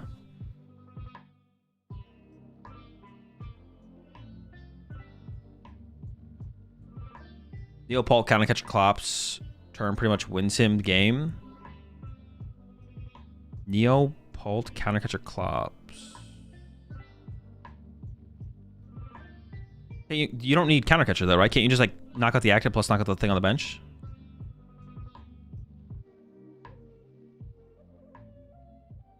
Can Dracula KO active? No, I'd be 10 short.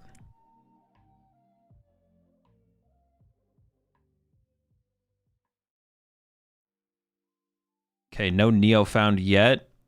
Counter catcher Lily, Iono. I mean, Piper's last turn was pretty weak. But the way you're playing this as Alexander, it feels like you have to Iono now that you're going to cycle 3 dead cards to the bottom of the deck. It's like you have to Iono to keep the order of the deck the way it is. Turo and Night Stretcher. Yeah, I feel like you have to go evolve Iono and then hope that the Neo's in the next couple cards.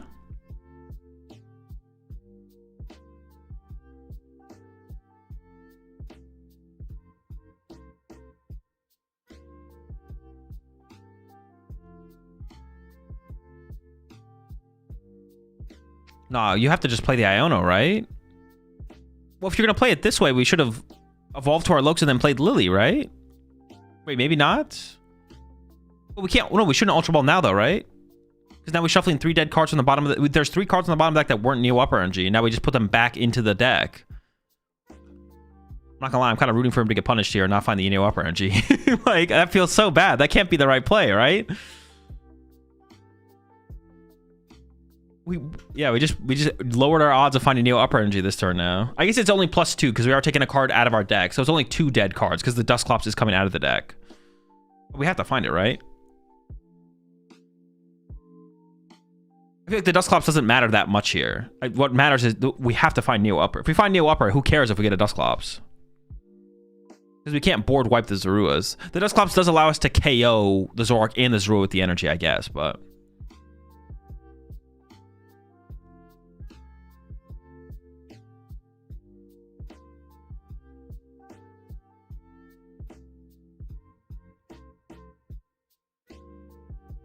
Does the big dog work the space in the deck if Lokes are full of Dusk? Oh, we're getting aggressive here. We're popping it. Wait, 50 active. But am I missing a play here?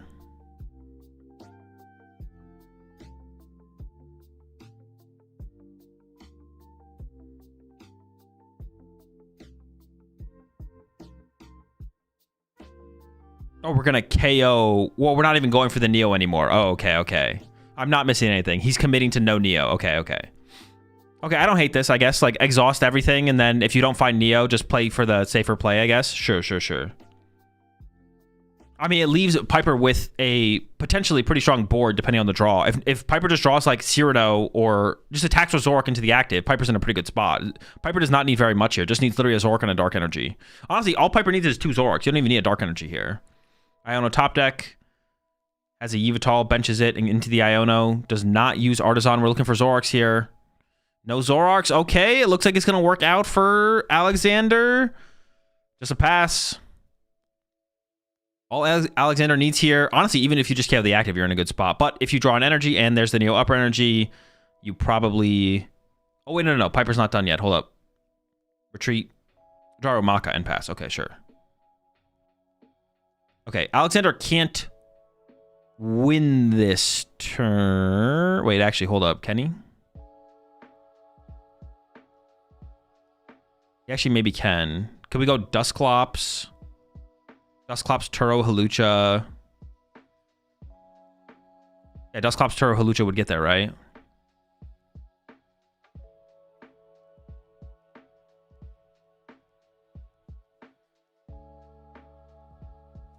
KO doubles a rule also puts you in a pretty good spot for sure. But you could lose because Piper could get like Fez into. No, there's no way. How would that even be a draw? I don't think Piper could set up a Petch KO on the Fez on the bench because you would need Fez to draw cards into Dark Energy for Petch, ends PP up, E-Switch, Gust. There's no way. Reversal Countercatcher Darmanitan. Oh, shoot. You're right. That's the play. Yeah, that's the play. You trap Fez for a bit. True. That's also a play here from Piper. Could try and clutch the Fez.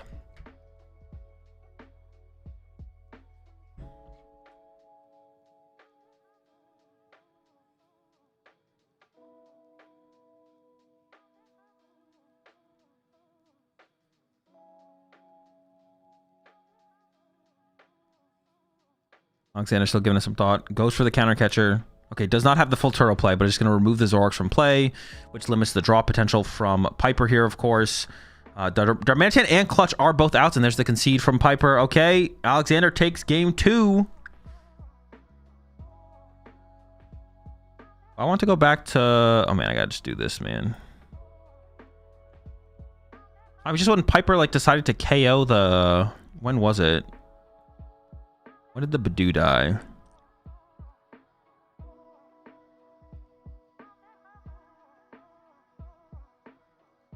Like, Alexander got Dracloak, attached energy. And then Piper decided to KO the Badoo this turn. Oh, it was also the Turo play that went with it, right? Was the Turo play happen this turn? And then left Piper with just... Yeah, see, I don't know. This play felt weird from Piper. Like, what if we Turo'd the Zorua and, like, left a Yveltal in the active or something else? I don't know. Reshiram. What if we like left the Reshiram in the active? I guess that's kind of weird though. Reshiram could get stuck. The Badoo KO just felt kind of bad. But see, like, it felt like Alexander played this game like he should have played the first game where he just punched the active Zoroark more aggressively. Like, in this situation, Alexander punching this Zoroark aggressively was worse than when he could have done it in game 1. So that's why, like, that was the play that I mentioned in game 1. Let me see if I can find it. It was like here. Alexander could have just like punched. Yeah, it was like literally like this turn. Alexander could have just punched this this Zoroark coming up and just chose not to. But I felt like that was the, like in game 1 here, Alexander should have just been punching this Zoroark on this turn. But he kind of basically did the same thing in game 2, but into a better board state for Piper. So he definitely, it feels like he definitely adapted his play from game 1 to game 2. Oh no, not the duck. And 2 energy as well. That can be a big deal. Getting energy established with the Zoroark deck can be tedious. Piper's going first, and did choose first. So it looks like the players both agree that going first is correct. And no Poffin. Oh no, no duck, no Poffin. And of course, we see the Poffin ready to go there for Alexander. He does not whiff. But Poffin comes in. The Dreeps are on the way.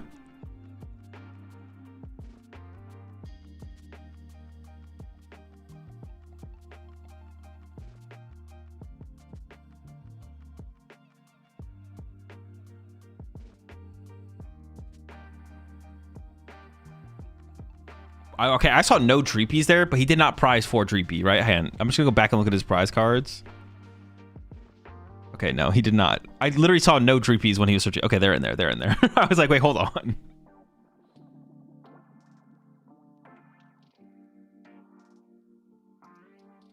Man, that feels terrible. Like, if it's correct to actually go first in this matchup, that feels terrible. Playing a Buddy Poffin deck and then choosing to go first against a Badoo deck is just like, it just feels bad. It just feels bad.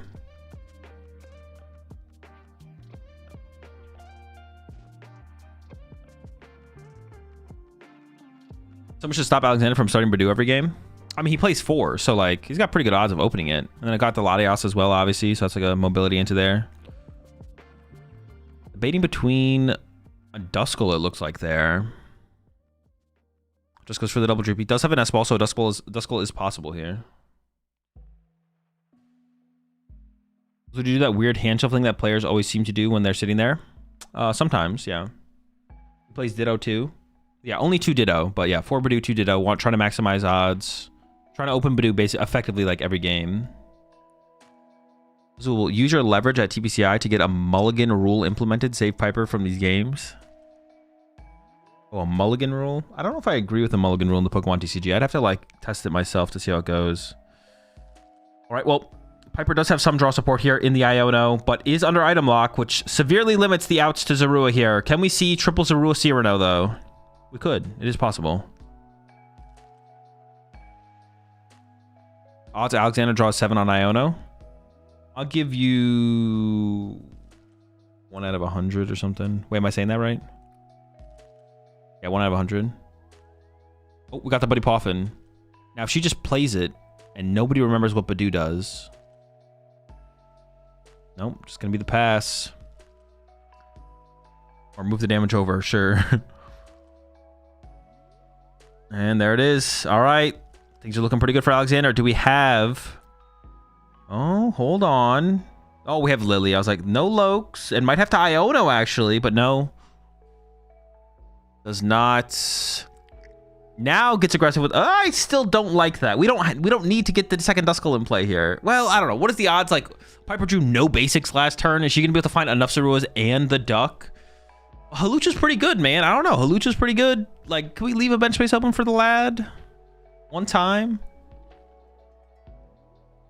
I mean, if Alexander draws no Drakloaks here, we might have a game on our hands.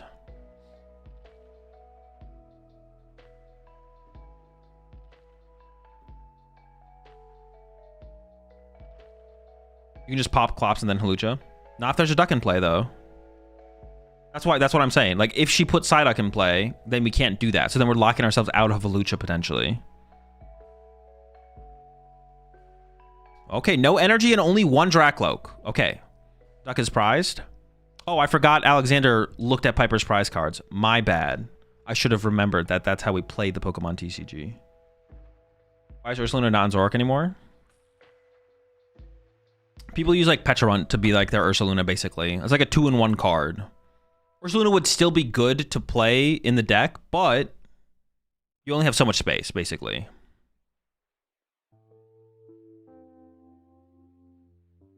All right, Ichipalm for 10. And Iono once again for Piper. We need basics. We need Artisan. Can we get anything here? Oh my gosh. All right, Reshiram. Pass. I mean, there was no energy found for Alexander. Only 1 Drakloak. The draw power isn't super high. We'll see. Does have a Dusclops. That's good. And an Ultra Ball. That's also good. The hand here is pretty good for Alexander.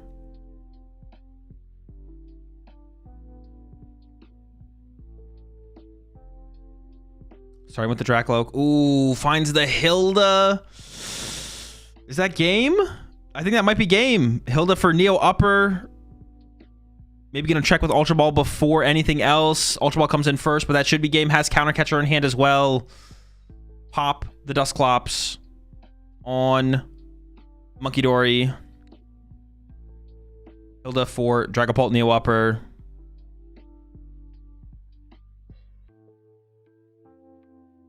And there we go. Alexander takes the win 2-1 over Piper. With the we got a Poltnor mirror in the finals. Sheesh. And both players play Monkey Dory, right? Wonder if Alberto's gonna try and tech in the Psyduck last minute.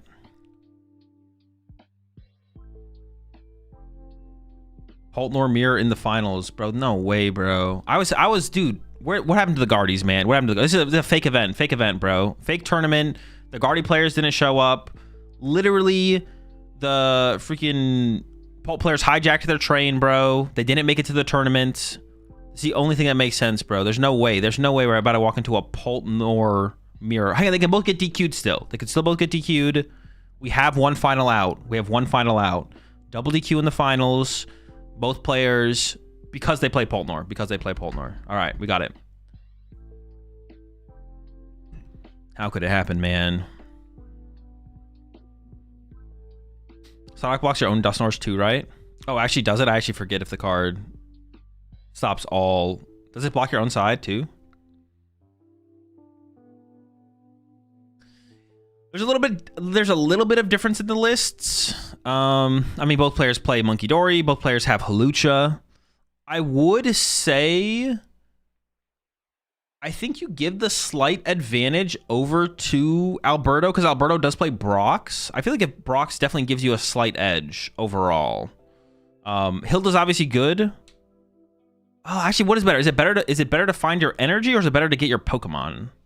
I feel like I want to give the slight edge to Brox, to be honest, over Hilda. I am a Hilda fan personally, but I know Alberto doesn't like it, and he's playing the Brox, so I think I give him a slight edge. Not like by a lot though. 51% advantage to Alberto. But I could see Hilda being the better of the two, to be honest. Like, finding your energy is also pretty important.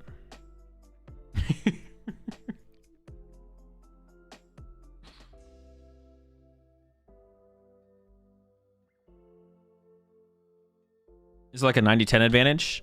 Yeah, Alberto probably wins 90% of the time with the Brox. Oh, can't win a major? Dude, hang on. They haven't won yet, Shadow. They haven't won yet. Like I said, we still have it out in double DQ. Alexander could have had 59 cards in that match. Did we see Alexander's Monkey Dory? I didn't see Alexander's Monkey Dory. We know he plays the Monkey Dory, though, I think. Actually, I'm not 100% sure. I'm pretty sure he plays Monkey Dory. I didn't see it, though. We have to give it a quick Monkey Dory check happening. Gotta make sure. Gotta check everything. The Guardy players are gonna run an investigation real fast to make sure this is legit.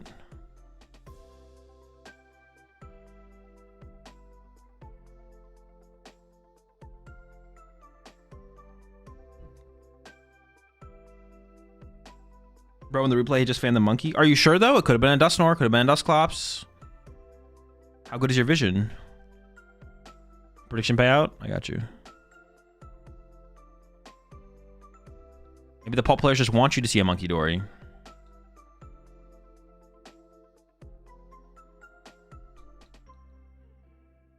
I'd much rather a Pulp Mirror than a Guardy Mirror.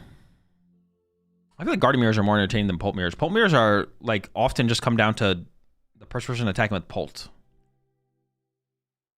Well, as long as it's not into Badoo. Don't do that. The first person to attack with Pult with a boss's orders.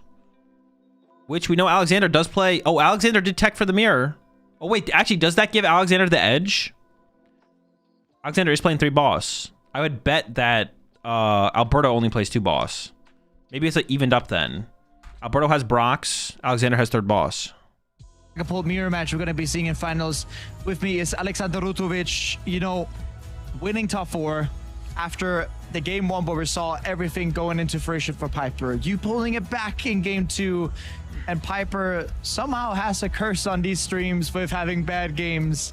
Tell me, Alexander, going into a finals of regional championships, 1 win away from an invite, speaking of that, how does that feel? I mean, I don't even know if like what's happening is real. I was like going into this game like knowing it's a pretty bad matchup. Somehow I managed to win. I don't even know like what will happen next. It feels great. Well, none of us know what will happen, but we're going to be having 75 minutes, best of 3, to figure out who is the, well, we can say Dragapult regional champion in this case, perhaps.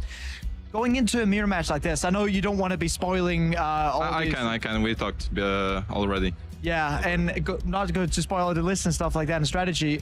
How do you feel you're matching up against the list that Alberto is playing?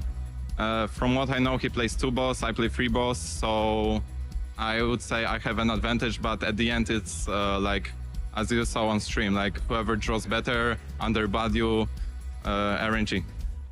I mean, variants, RNG, Badoo, Igipollen, all of these things we've seen it multiple times during the weekend. Would you say that one of the toughest matchups you've been facing is Zoroark, or has there been something that, you know, has been as difficult, if not more difficult? I think the toughest was Zoroark so far. I managed to dodge all the Jellicent Guardy, which was pretty nice, and yeah, Zoroark. Well, Zoroark indeed. Zoroark wins. Well, Zoroark doesn't win top 4 at the very least in the hands of Piper, unfortunately. But, Alexander, in just a moment, we will have you on the stage once more for a finals match. Yep.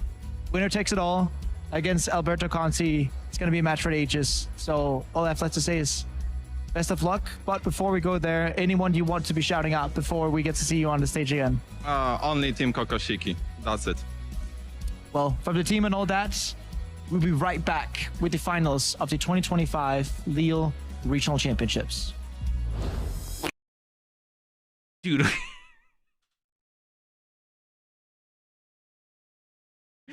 All right. I'll be right back too.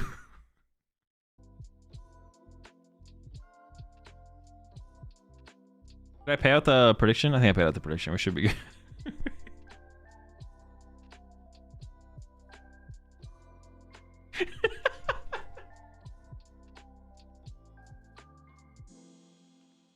Oh my gosh. Yeah, I'll be right back.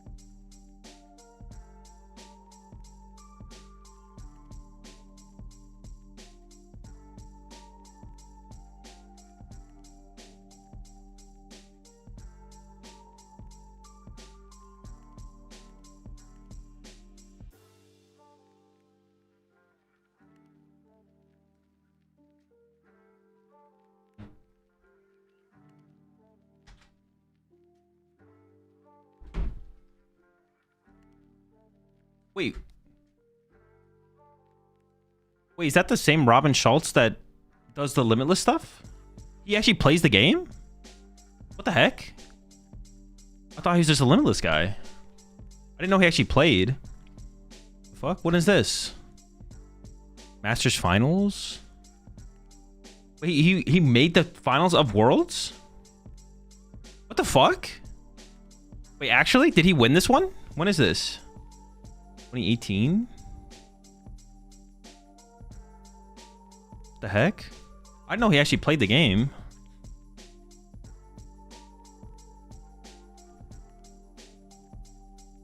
No limits to this guy.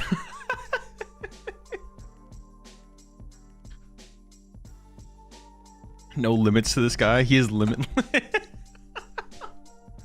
It's so stupid, bro. That's so stupid. Oh, shoot. Some Alberto lore. He made limitless so everyone could see he is goated. Makes sense. Makes sense.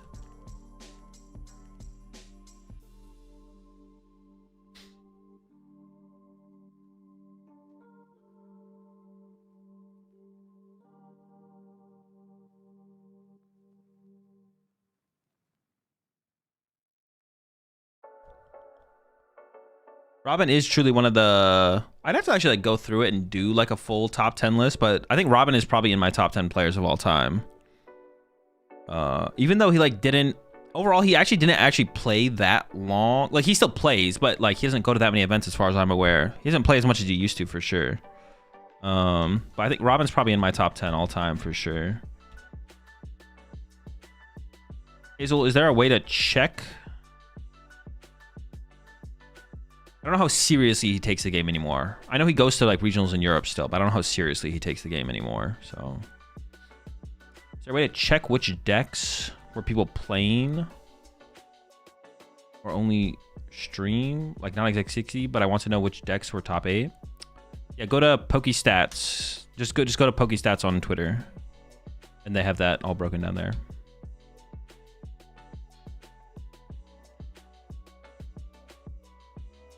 What's your top 10?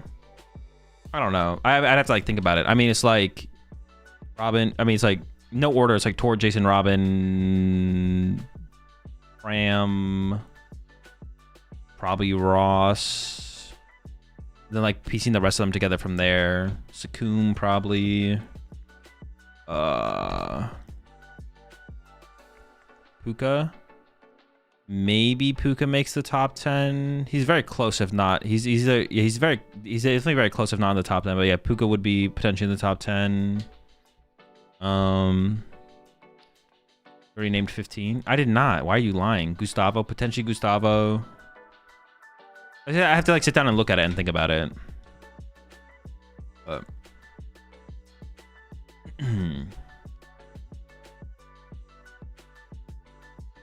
Ross from like PCG Radio? No, Ross Cawthon.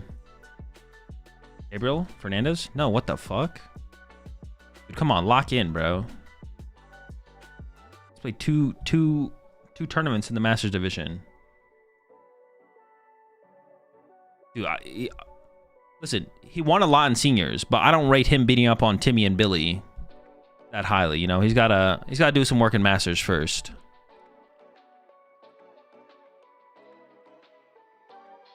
You can only beat up on Timmy and Billy so much before it's like, all right, gotta go play against someone else now. What about Igor?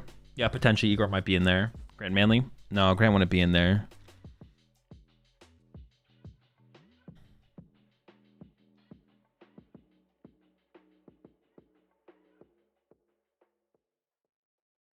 Put some respect on Timmy and Billy. Undefeated when mom doesn't ask them to help with the dishes. Chow? No. Bro, y'all gotta add some longevity to this, bro. Like, longevity matters to an extent. Like, could Chow be in there eventually? For sure, of course. Could Gabriel be there? For sure, of course. But Estrada? No, probably not Estrada.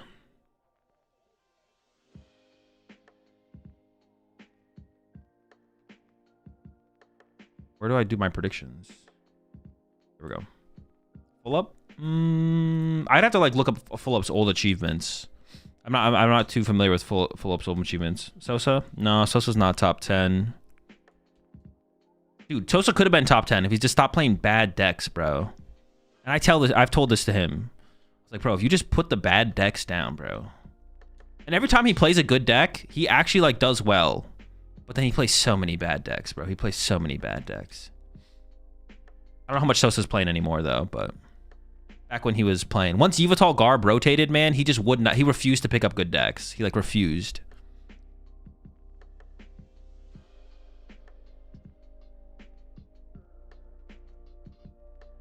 Yveltal rotated and then he just like would only play some off-brand memes.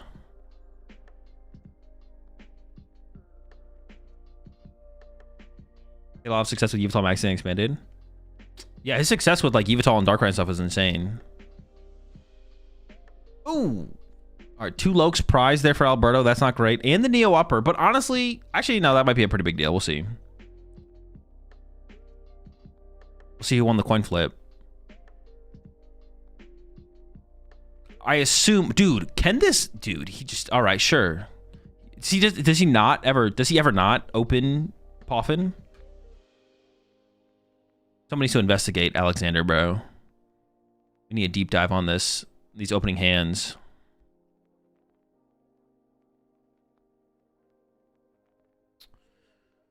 You go second in this matchup, right? I'm not trolling. I honestly, after seeing what some of these players have chosen over the weekend, though, I am kind of second guessing how much I know about going first versus going second. But you go second in this matchup for sure, right? Man, I got to be right about something. Come on. Go second, Badoo. Laugh at them as they dead draw. Is Tord top 3? Yeah, I mean, Tord's top 2 for sure. It's either Tord or Jason all time. But it's like, yeah, but it's like not even remotely close. It's like those two, and then like, just, yeah, it's not even close who's like would be next. Was no one prepared for the Dragapult? No one was unprepared for Dragapult. Like everyone respects it as like a really good deck. But the meta started to shift away from being better Dragapult. So it's like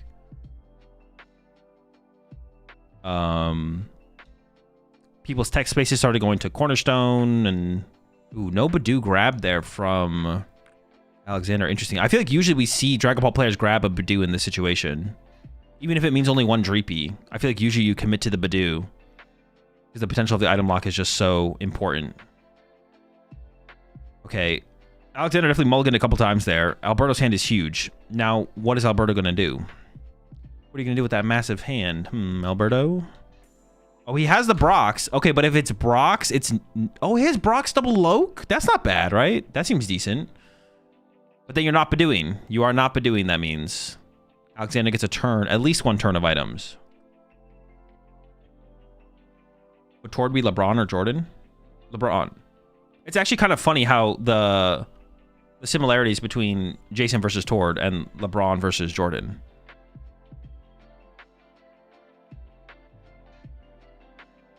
All right, we're into the Brox. So I assume it's just going to be double Dreepy here from Alberto.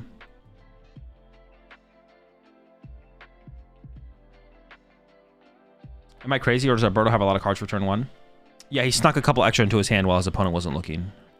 Again, I don't think the judges caught it either. Oh, just a little bit extra.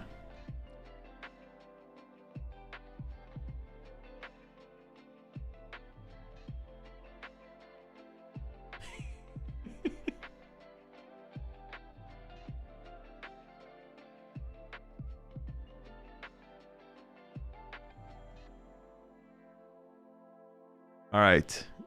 The Dreeps are in. You think LeBron could play a Guardian Mirror? I mean, he could play one. Not very well. Which is, Alberto have a way to get into the Badoo? He was considering the Badoo there.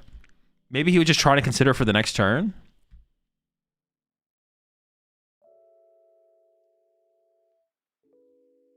Yeah, Alberto does have turn 2 double Loke, but is not item locking this turn.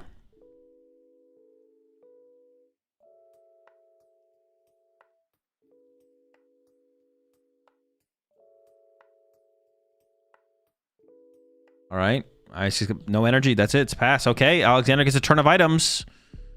Creepy off the top, not bad. There's a Loke of his own, and then into the Lily. Has the energy already prepped on the Monkey Dory.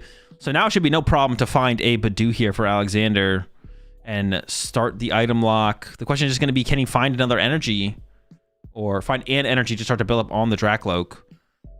And because he didn't get item locked, you can use Night Stretcher here as well. He can retreat that Psychic off the Monkey Dory into the Badoo, and then Night Stretcher that Psychic and attach it to the Drakloak for turn. Also, a Duskull here would probably be pretty good for Alexander, I'd imagine is what you'd want. Like Duskull plus... Oop, got the energy. Double and a Loke. Was he like Ultra Balling or something here? What are we doing? Oh, he is going to Ultra Ball here. Ultra Ball away a Dragapult? There's nothing else we could get rid of here? I feel like Dragapult's pretty chill. Wait, why don't we just Drakloak first and see if we get another Drakloak? Why are we Ultra Balling so aggressively? Okay, thank you. I think he asked Alberto if he could take it back, and Alberto's like, yeah, sure, you're chill. Shout out to Alberto for being chill. Chillberto. Okay, now we have a way better Ultra Ball here because we can sacrifice this Badoo to the abyss. Actually, no, maybe we don't have a draw support. We might have to take that Lilies. Yeah, you want to grab the Badoo here as Ultra Ball fodder, but you also want to draw supporter for your next turn. But if you get another Loke, you're going to see a lot of cards. Might be worth the sacrifice. Alexander's not sure. He's going for the sacrifice here. He's giving up the Dragapult discard here is interesting to me though, because like fighting Dragapult, like one of the reasons, like honestly, if Dragapult Mirror didn't exist, would you play 3 Dragapult EX? I feel like Dragapult EX, you maybe only play 2 if you... Mirror Match is one of the main reasons to play Dragapult EX, because you need to find the card while you're getting Badoo locked, usually. But if you're not getting Badoo locked, you actually don't. Also, Alexander being so far ahead on the energy attachments is also a pretty big deal for like winning a Badoo war. If it even happens at this point, I don't even know if Alberto's going to go into Badoo. Alberto might just forgo the Badoo and just like pray, to be honest. Okay, Poffin coming in from Alexander. Didn't grab... Oh, took this over Drakloak? Interesting. But the threat of Duskull is pretty good, so... Yeah, it is pretty good.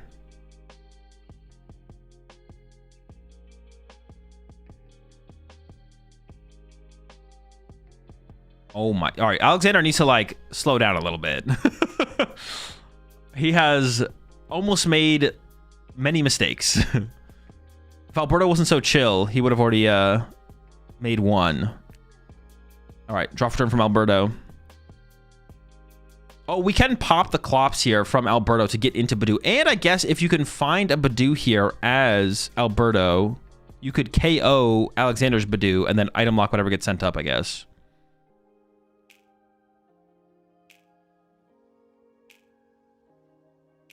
Looks like he's considering trying to open up with the Lokes here. Not going to evolve to the Dusclops in the active?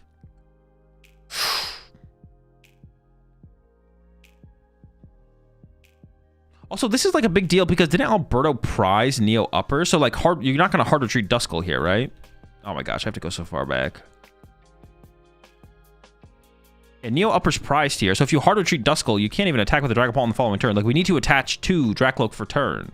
I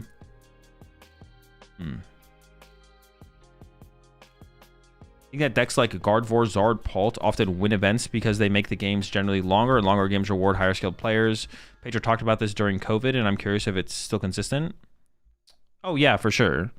It's just like the skill diff decks. Like I did think Alberto had double Drakloak. Apparently it was only 1 Drakloak though. I swear I saw 2 Drakloak in his hand, but I guess not. Yeah, they're like the skill diff decks. Like there's, and I've talked about this with other players before as well. Like if you play something like a Raging Bolt, the chance that your opponent will make mistakes against you is just less. And the chance that you can make plays that will cause your opponent to make mistakes is less. Playing something like a Charizard, a Gardevoir, and length of game is part of that to an extent, but it's not all just about length of game. It's about making length of game increases your odds opponent making a mistake because they have to play more turns. But there are decks like Pult, like Guardy, Charizard less so for sure to an extent. Charizard is definitely less of like a deck like that. Charizard plays longer games, but it doesn't make your opponent work as hard. That's usually the way I phrase it, is like making your opponent work hard.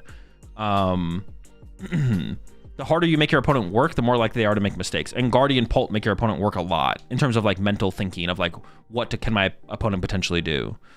And then they're more often than not gonna, or they're gonna end up missing stuff because of that. Oh, dude, what the fuck?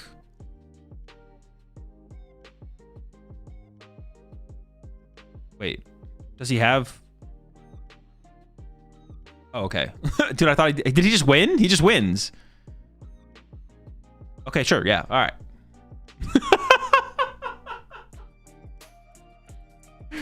Sure. Grim as well. All right.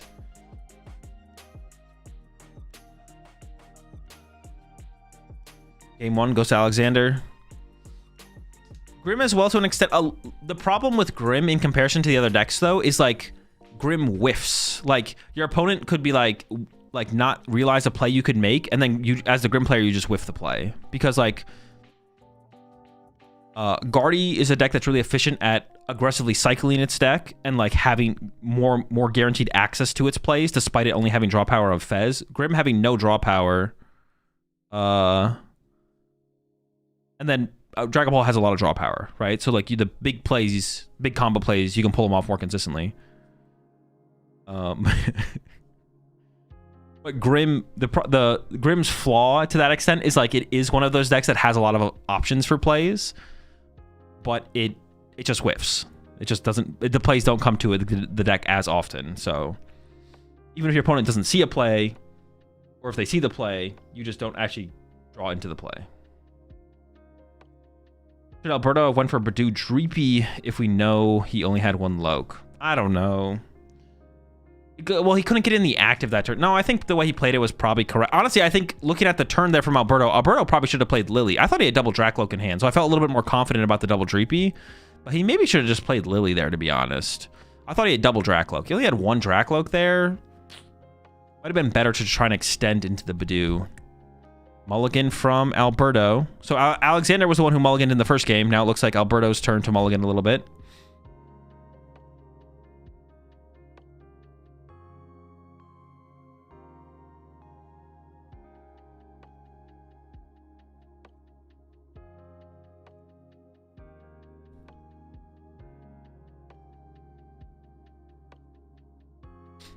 Jordan who? Kobe was the second closest to Jordan, but he was still far away. Bro, why are you guys trying to rage bait, bro? You're not the first person who's made that statement. Like, chill out, bro. You be aight.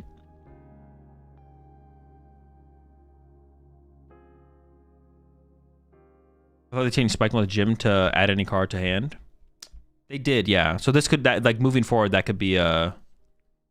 Sora, it is, bro. You said Jordan LeBron or who? Oh, I didn't mean to say or who. I just meant Jordan LeBron. Alberto goes second. Both players open Badu. And of course, Alexander with his patented Poffin start. Bro, somebody stop this man, bro. See, they always have it. It's not just on PTCG Live, bro. It's also in real life. How many Poffins in a row have we seen from Alexander? It's like 5 or 6. I don't know. I'd have to go back and watch his other games from earlier. He is 5 for 5 right now. 5 games in a row he has opened Poffin, and I think 2 of the games, at least one of the games he opened double Buddy Poffin. He maybe did it 2 games though.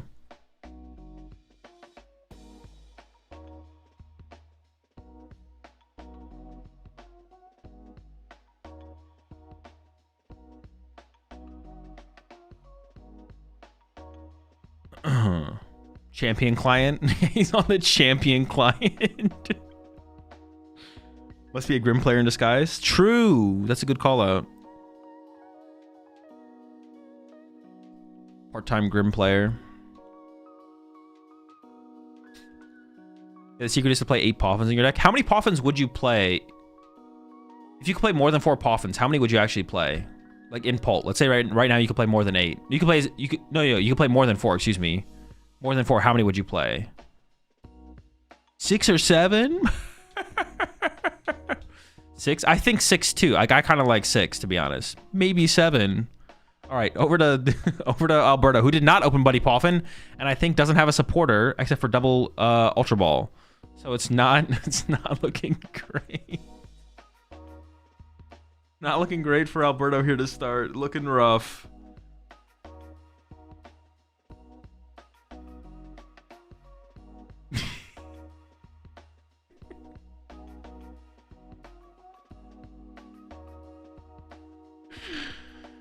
Ultra Ball away double counter. Dude, this is so bad.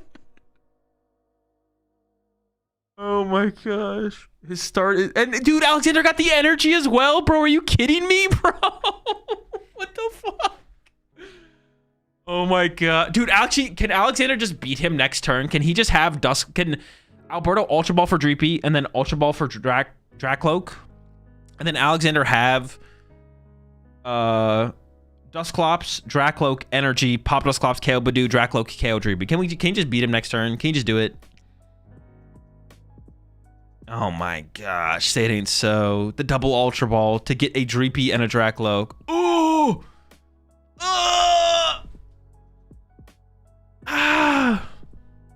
Just put Fez in play at this point? No, you can't. Then you're just like basically giving Alexander the read, bro.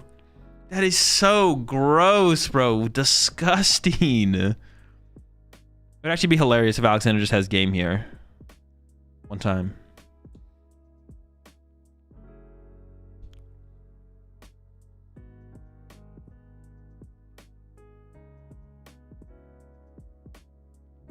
I kind of want him to just have game here, to be honest. There's already a Dracloak in the hand. Into the Loke. Has the energy. Hold up. Is he a boss? Even just if you just go boss KO Dreepy here, that'd be pretty good. Right? Wait, what if you just KO the active here? Because you know Alberto's only card in hand is a. Yeah, can we just KO the active here? Like no memes. Swing on him. Or you could play Iono to try and win the game. I kind of like not playing Iono and just KOing the active, though. He's thinking about it. He's thinking about the Iono. You could win. Or you could wait.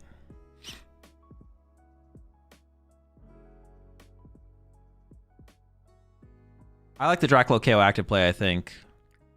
All right, he's going for the win. Now you definitely just Badoo, though. If you're going to Iono here, that means you're going to Badoo for the turn. But if you draw Dusclops, you literally win the game.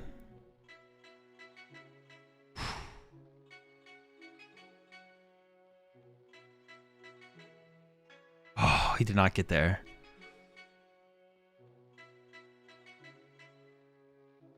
I did kind of like the don't play Iono, KO the active. All right, maybe Alberto can make a comeback from here.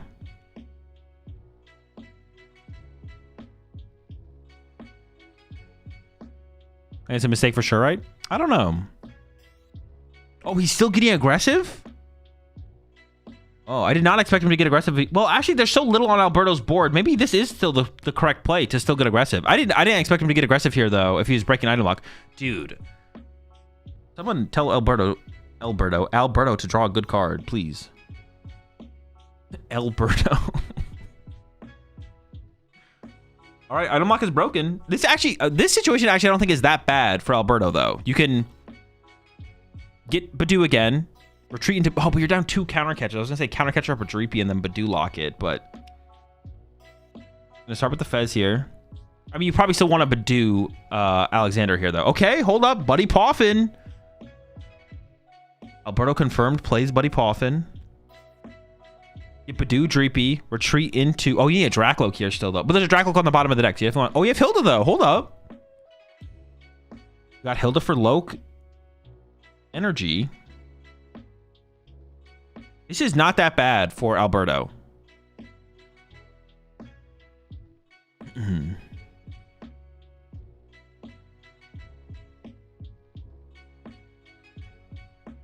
All right, we got the squad.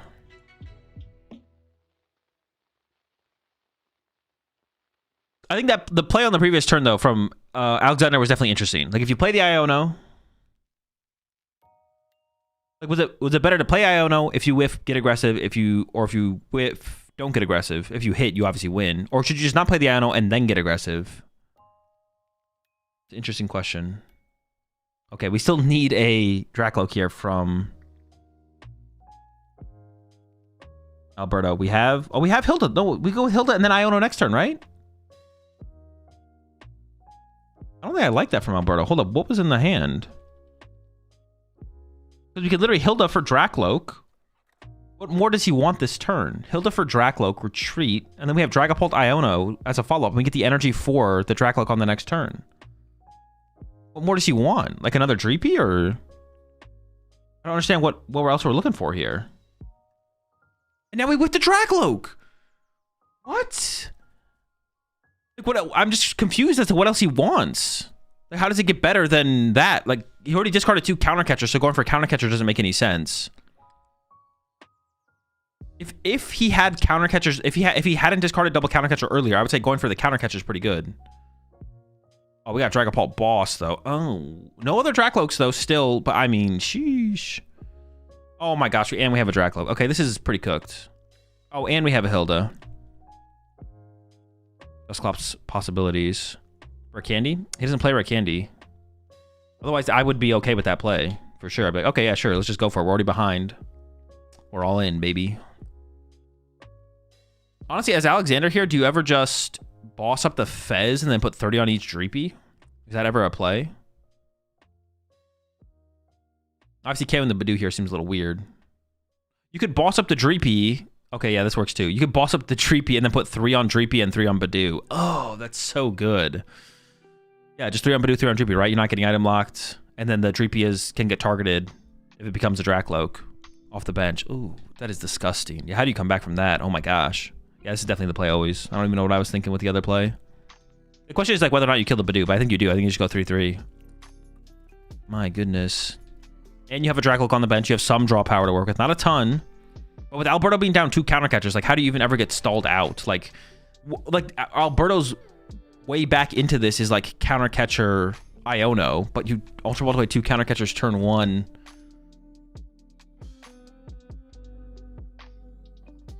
Yikes.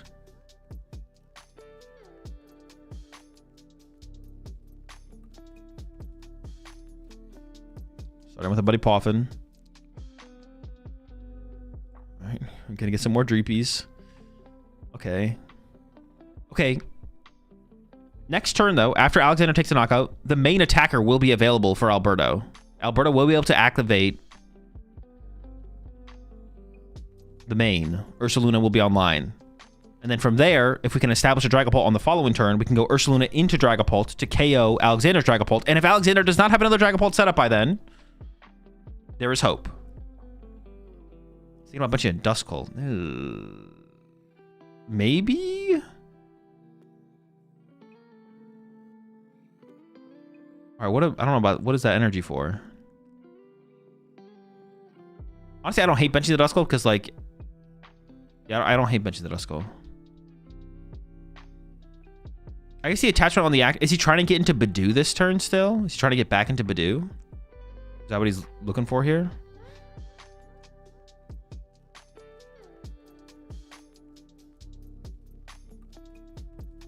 Oop, I see a Dusclops in the hand there for Alexander. He did get a Night Stretcher. Oh, we still got Fez as well. Okay. More draw power on the way. And actually, in this situation, you actually don't even technically need a Dracloak this turn, because evolving the active to a Dracloak doesn't really do anything for you, so...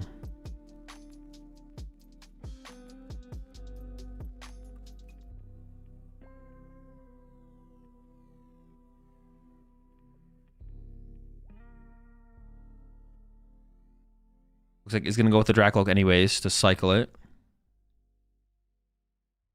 So would you play Monkey Zard or Dusk Zard? Honestly, I'd maybe play neither. I don't even know if I would. I wouldn't play Dusk Zard, but I don't even know if I'd play Monkey in my... You probably would, though. Probably should. At least one Monkey.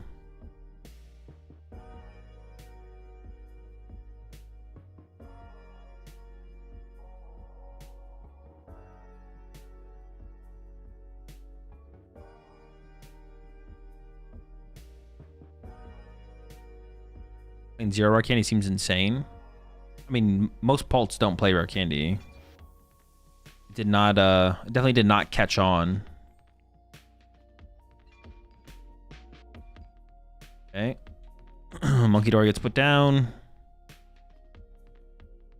All right. I mean, there is still a line here from Alberto, like I said. Just got to get into the Ursaluna next turn.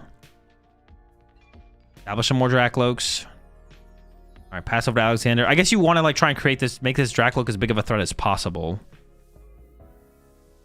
All right, Alexander can win this turn. Oh my gosh, dude. He just has Dusclops and Lily in hand. Like, what?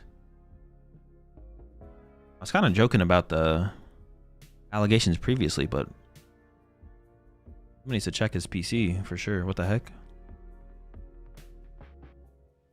Oh, is there Jamming Tower in play? Am I trolling? Maybe there is. Okay, okay. We should play that as well, but... All right, so Alexander wins with a Dusclops, I believe. Yeah, Dusclops or Night Stretcher. Ultra Ball, Dusclops, Night Stretcher should all win the game here, unless the second Dusclops is prized. Plenty of outs here for Alexander. And even if Alexander whiffs, I still don't really see how Alexander loses this game, especially with Dracloak established. If he had no Dracloaks in play, I'd be like, okay, maybe Alberto can catch him with an Iono.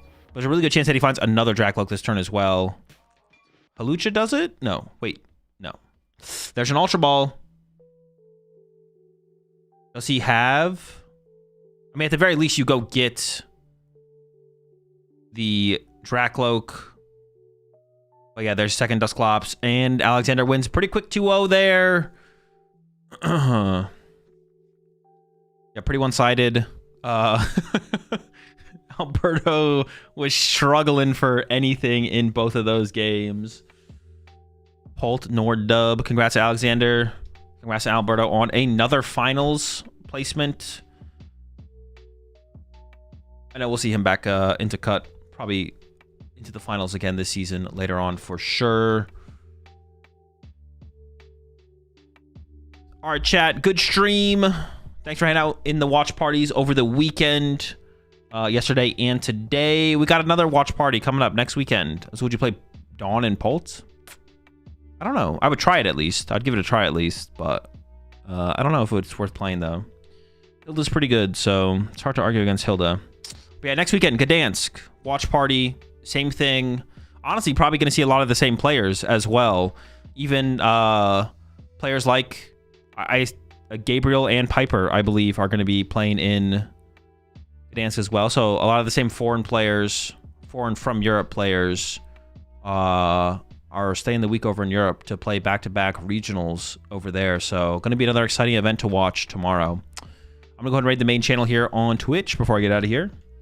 I'll catch y'all tomorrow, Monday, for some more PTCG live action. We'll review the tournament, maybe play with some of the lists if anything looks cool. And there's still some more stuff for me to play with, honestly, from the Mega Gengar, Mega ANC decks as well. So there's still cards and like stuff to build. Honestly, Dawn decks. There's so much to do with Dawn.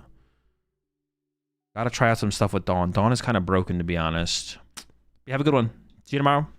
Peace.